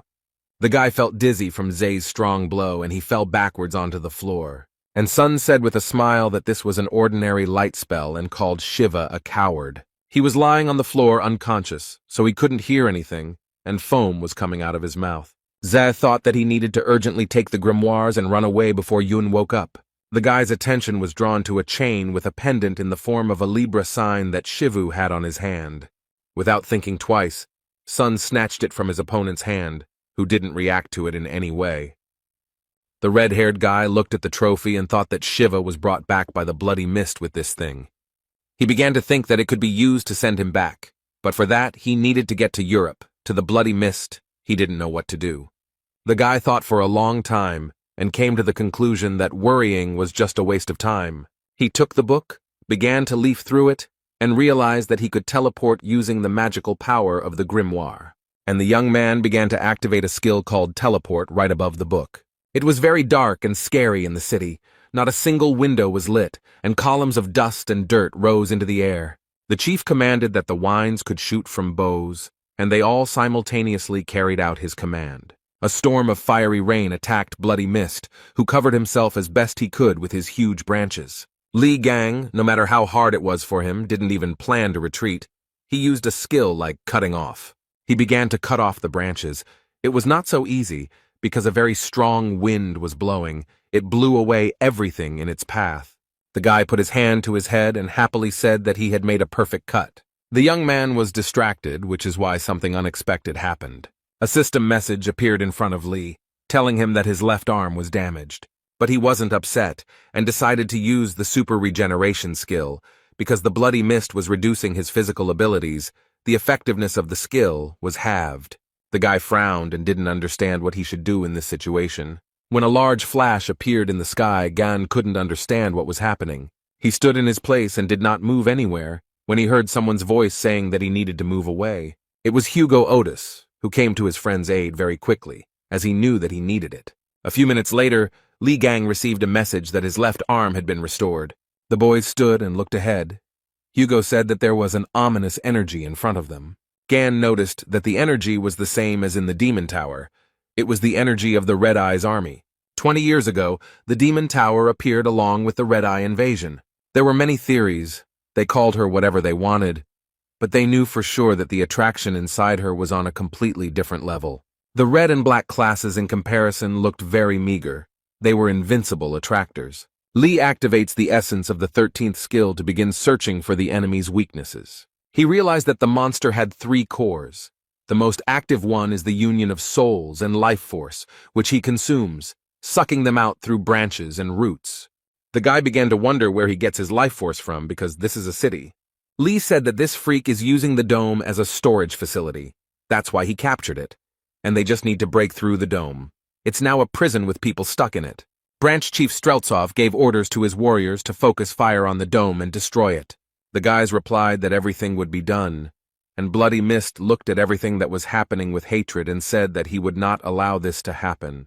Huge vine-like branches enveloped the warriors. They could not move and only screamed in horror. Gan's arms were also wrapped in the monster's branches, but he was able to get rid of them very quickly. Bloody Mist was very angry, he screamed, opening his mouth wide with huge teeth. The people who were captured by the monster and became spirits screamed that they did not want to die and begged for help. The warriors who had recently been captured watched everything that was happening with horror. Hugo Otis said that the monster was deliberately imitating the people it had eaten to scare his warriors, and Li Gang became very angry. He made a fist and told Bloody Mist that he was perfect for pissing people off. The guy frowned very hard and told the monster that he would grind him into mush. An unidentified object appeared in the leaden sky. It looked very much like a flying saucer. This is how Song Jae teleported. The guy was very scared. He screamed in fear. After a while, he landed, rubbed his head because he was bruised and thought about where he was. He thought about the fact that the Libra beads changed the teleportation coordinates. He began to look at the chain with the Libra pendant and could not understand what was happening. The guy began to look around as he understood perfectly well that there was something here. In the dream, he saw a very strange, unusual tree in front of him. He had never seen anything like it in his life. Z saw that there were people lying near the tree. He realized that he had teleported to the right place, but something was bothering him. He began to examine the crown. The young man was confused by the red leaves and the fact that the huge tree was emitting a red mist. Song Jae concluded that this tree was part of the bloody mist, and the Libra prayer beads were blocking the effect of the bloody mist. The guy looked around. He was sure that the people were in this state because of the tree. Sun began to use the magical power of the grimoire and thought that everything happened because of that stupid joke. Reconnaissance drones were flying around the western edge of the European Union's protective dome. They reported that the area had fallen into absolute chaos due to the sudden appearance of something that brought disaster. The man stood near the table and said that Shiva was an idiot and did not know what measure was. He gritted his teeth and thought about what Yun was thinking when he created such a large-scale problem, and now they also know about this situation. The attractor has been identified as Blood Mist. He has caused casualties in the past. He is the prime suspect in the recent disappearance in the sacred dome of the Virgo branch. Giselle watched everything that was happening and saw that the dome was completely filled with poisonous gas that was released by the bloody mist. It was informed that the rescue team could not operate there, as the gas may contain other toxic elements. Lily Quinn listened in surprise to learn that the potential number of victims was currently impossible to calculate. Television showed and reported that a news crew drone was recording what was happening inside the dome. The girl looked closely at the screen and saw a familiar silhouette there. She realized with surprise that it was Li Gang. The guy didn't give up. He attacked his opponent, called him a stubborn freak, and said that the monster pissed him off. Below stood the holy sign of Sagittarius. He began to call his friend, who was high up and trying to dodge the vines. As someone began to call Hugo Otis, they shouted at him to be careful, as the monster was behind him. The man turned to see Blood Mist raising its huge paw above him. Hugo began using the relic Stormwind made from spider silk, but it was quickly destroyed by the monster. The holy sign of Scorpio did not have time to think about anything before the monster placed its huge paw on him. Li Gang, who was nearby, saw all this. He began to call his friend and went to help him. He was in a great hurry and began to cling to branches, which seemed to have no end. Gan cursed mentally and thought that now he understood how disgusting all this was. The warriors who were below watched everything that was happening and began to call out to Li. And the monster at this time was jubilant. He told the warriors that they were weaklings. Now it was time to devour them. As soon as a bright, very strange glow appeared in front of the bloody mist, the monster began to look in that direction. He got angry, closed his eyes, clenched his teeth, and said that someone was touching his tree. At this time, the monster felt very bad. It was shaking from side to side. Song Jae, who was standing near the red tree and holding the Libra rosary in his hands, looked around. The young man stood near the tree. He used the magical power he learned about from the book. The guy was very angry. He said that because of this, his mother, father, Mr. Jaewoni, all innocent people suffered. Song Jae was very angry. He shouted like a madman that all the grief and troubles were because of this stupid thing. It was as if a demon had entered the bloody mist. He screamed very loudly. The warriors looked at him in surprise. Saying that they were damn pests, the monster, like a toad, began to run away somewhere. One guy told another that the monster suddenly headed towards the dome, and the second noted that it was up to something. Hugo Otis was lying on the ground. He was barely breathing. As a huge monster had its paw on him, the man barely audibly said that he would not let the monster escape. The holy sign of Sagittarius began to rise from the ground. He told Goth to give him his bow, and said that they would use their blank. At this time, Bloody Mist was jumping towards the dome as if nothing had happened. The monster wanted to save his tree. A huge arrow flew straight into the head of the unsuspecting monster, and it howled in pain and fear. The monster screamed in pain, and Hugo said that he couldn't use it earlier because he was worried that he would interfere with Ligan, and asked the monster how he could handle an arrow the size of a pillar. Otis used the magical power of the grimoire and said that he thought the monster would not be able to take down a small arrow. The man told the monster that he'd prepared a very pleasant surprise for him, promised that he would pin him to the ground and shot. The arrow pierced the monster's nasty face, and the warriors joyfully shouted that this was their chance. They secured Bloody Mist so that he could not escape anywhere with strong ropes. The warriors held the ropes and shouted to each other that they had caught the monster and it needed to be held. Someone shouted that there was no need to overdo it, because their main task was to prevent the monster from escaping. Someone cursed, because the monster was very strong and powerful. One of the warriors began to wonder if the idea with the ropes was really good, but the elder answered him that if there was energy to complain, then it meant that you needed to pull harder. The guy frowned. Beads of sweat ran down his face. He angrily said that the monster was constantly regenerating, and if it couldn't be destroyed, then it needed to be detained. Bloody Mist wasn't going to give in. His eyes were bloodshot, and he was screaming that the guys were fucking pests. A huge arrow, several times larger than the monster itself, pierced it. The monster only had time to scream. Songjay stood next to the bloody tree and screamed furiously for the monster to disappear forever. A message appeared in front of the guy that the magical power of Gemini and the magical power of Libra repel each other, and he screamed very loudly. The monster pierced by an arrow spoke of the fact that all the power he had collected was his city. The monster did not calm down. It spoke of the souls it needed for the deal. The ghosts that were near the monster's vines began to slowly disappear, as if they were melting. One warrior saw this and told the others.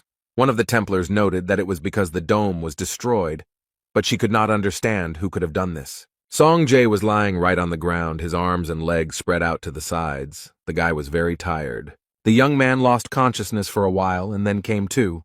Sun suddenly raised his head and began to shout that he needed to deal with the tree. The young man wanted to see what was wrong with it. What he saw made him very happy. All that remained of that former huge tree were twisted branches. The guy looked at the Libra artifact that he had stolen from Yun. Only pitiful fragments remained of it. Sun looked at his hand and thought that it was very badly beaten because he hit the tree very hard, and the Libra relic was destroyed. The guy thought that it was now just trash. The young man was lying on the ground. He was resting. The expression on his face was peaceful. He thought that he finally saw the sky in front of him, and not a dome, and this could not but please him. Sun was very tired, but despite this, he smiled, laughed, and talked about what he could do. But literally a few seconds later, the guy's expression changed. His pupils narrowed very much. He saw some explosions in the distance, or maybe a fire, but the young man couldn't understand what was happening there. A system message appeared in front of Z, indicating that the power of the sun god was breaking out. A new message announced that the will of Janus Relic had activated the snakescale barrier skill, and it was supposed to protect the owner from damage. The guy crossed his arms over his chest and screamed loudly. The system message informed him that he had blocked the dangerous heat beam, and the snakescale barrier was dissipating as it had fulfilled its function. Sun closed his eyes and thought what kind of ray it was. It was very similar to my father's fire, but the feelings were completely different. The young man raised his head, frowned, and shouted very loudly that this could not be. Everything was burning in front of him. The guy began to understand that someone had melted the entire city. The young people were very scared. They didn't understand what had happened. Some guy said that he saw a huge beam of fire approaching them. The warriors turned to the leader. He frowned, was very angry, and said that the bloody mist was not as simple as it seemed. Hugo Otis said that the monster used his Sagittarius power, which it stole from him. The man asked God if he was okay, and God replied that he had survived the attack. The guy said that he didn't think he could continue the battle and asked the chief for forgiveness, since he was able to protect the guys. But the monster wasn't even going to give up. His eyes were burning with anger and hatred. He gritted his teeth. The dream that stood up and looked at the sky saw something very interesting there. The boy thought that it was the Eye of God, one of the Sagittarius skills that his father used, but it emitted a different energy than usual.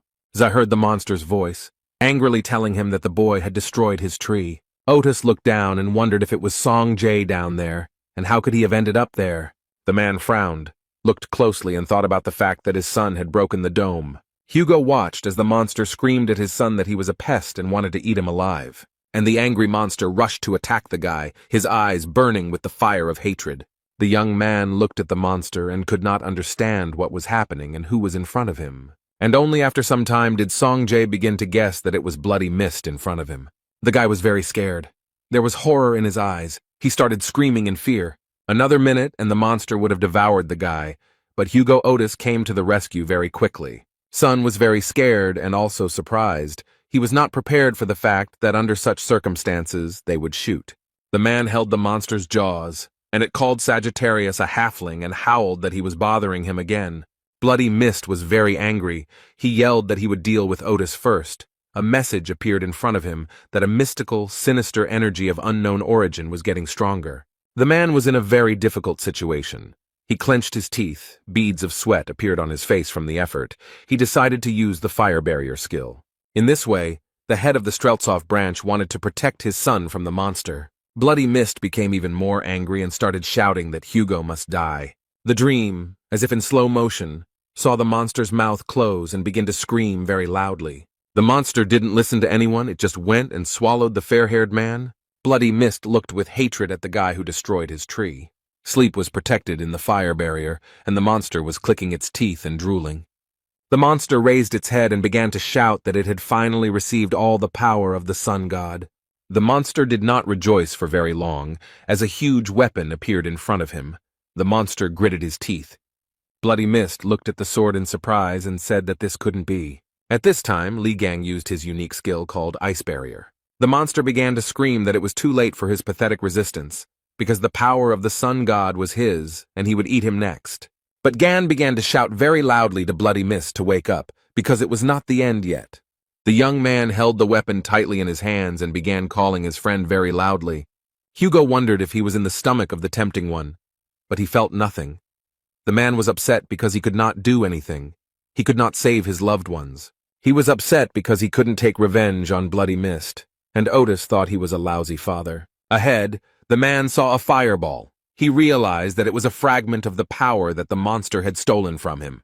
He began to stretch out his hand to her and think about how he wanted to bring her back, and she was right in front of him. But he still couldn't do anything. If only he had the strength, he would continue to fight the monster. Otis's eyes began to roll back, and he thought that his memories were fading. The man thought that this was his end.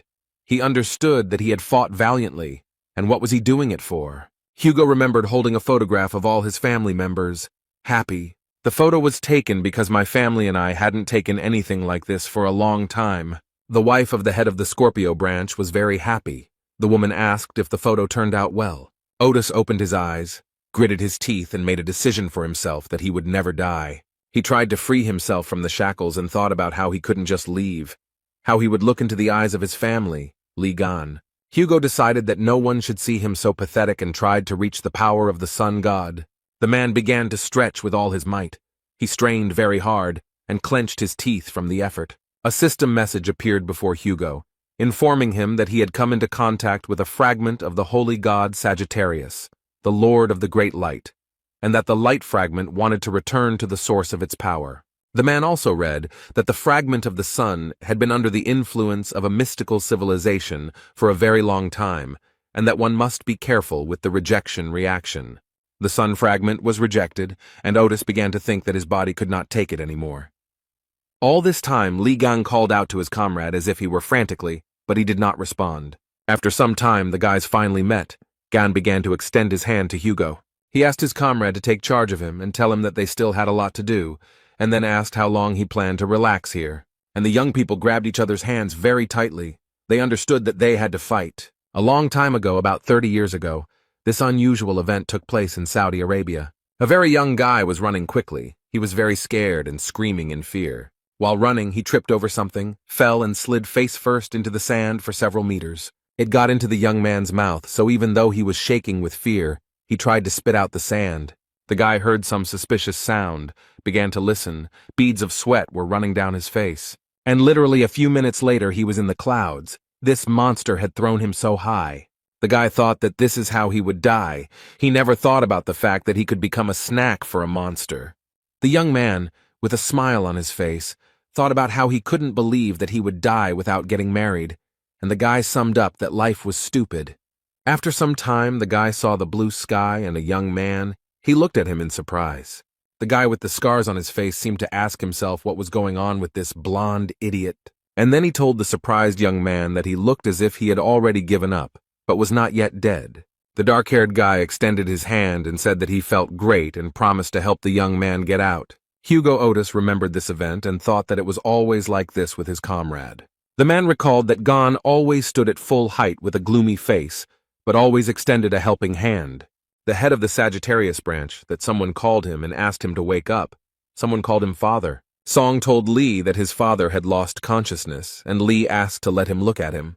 The man immediately activated the 13th sense skill, and a system message appeared in front of him, stating that the target had absorbed a sun fragment that was contaminated by the energy of a mysterious civilization. Gan realized that there might be side effects during the full absorption of the restored power, and as the contaminated energy was purified.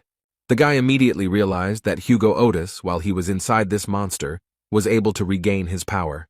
Lee told G not to worry about his father. He would get better in time, and that all this happened because he ate something he dropped. The young man didn't really understand anything, so he asked his uncle again, and he said that his father was one of those who didn't die so easily, and told Song to take care of his father. The red-haired guy spread his arms out to the sides and asked his uncle what about him. Lee didn't even turn around, but told Songjay that he had to go and destroy that bloody mist bastard, and the man was already at the mouth of the monster in a few seconds, baring his teeth. Lee moved closer to the monster and thrust his weapon into it, and everything around was illuminated with a bluish light. Gan was very angry. He said that because of the bloody mist, his friend became a laughing stock for the whole world, and his nephew was not able to celebrate his birthday normally. The young man's pupils narrowed very much. He began to smile sarcastically and told the monster that it would be fair if it paid for all this. The monster was very angry. His eyes turned bloody. He gritted his teeth and told the man that he was a bastard. Gan asked him if he had finally reached his limit and noted that he could barely regenerate. Lee immediately used the relic hammer and said that there was only one left, his true core. And the guy, with all the strength he had left, hit Bloody Mist on the back. He opened his mouth wide and asked how it could happen that he fell without achieving anything.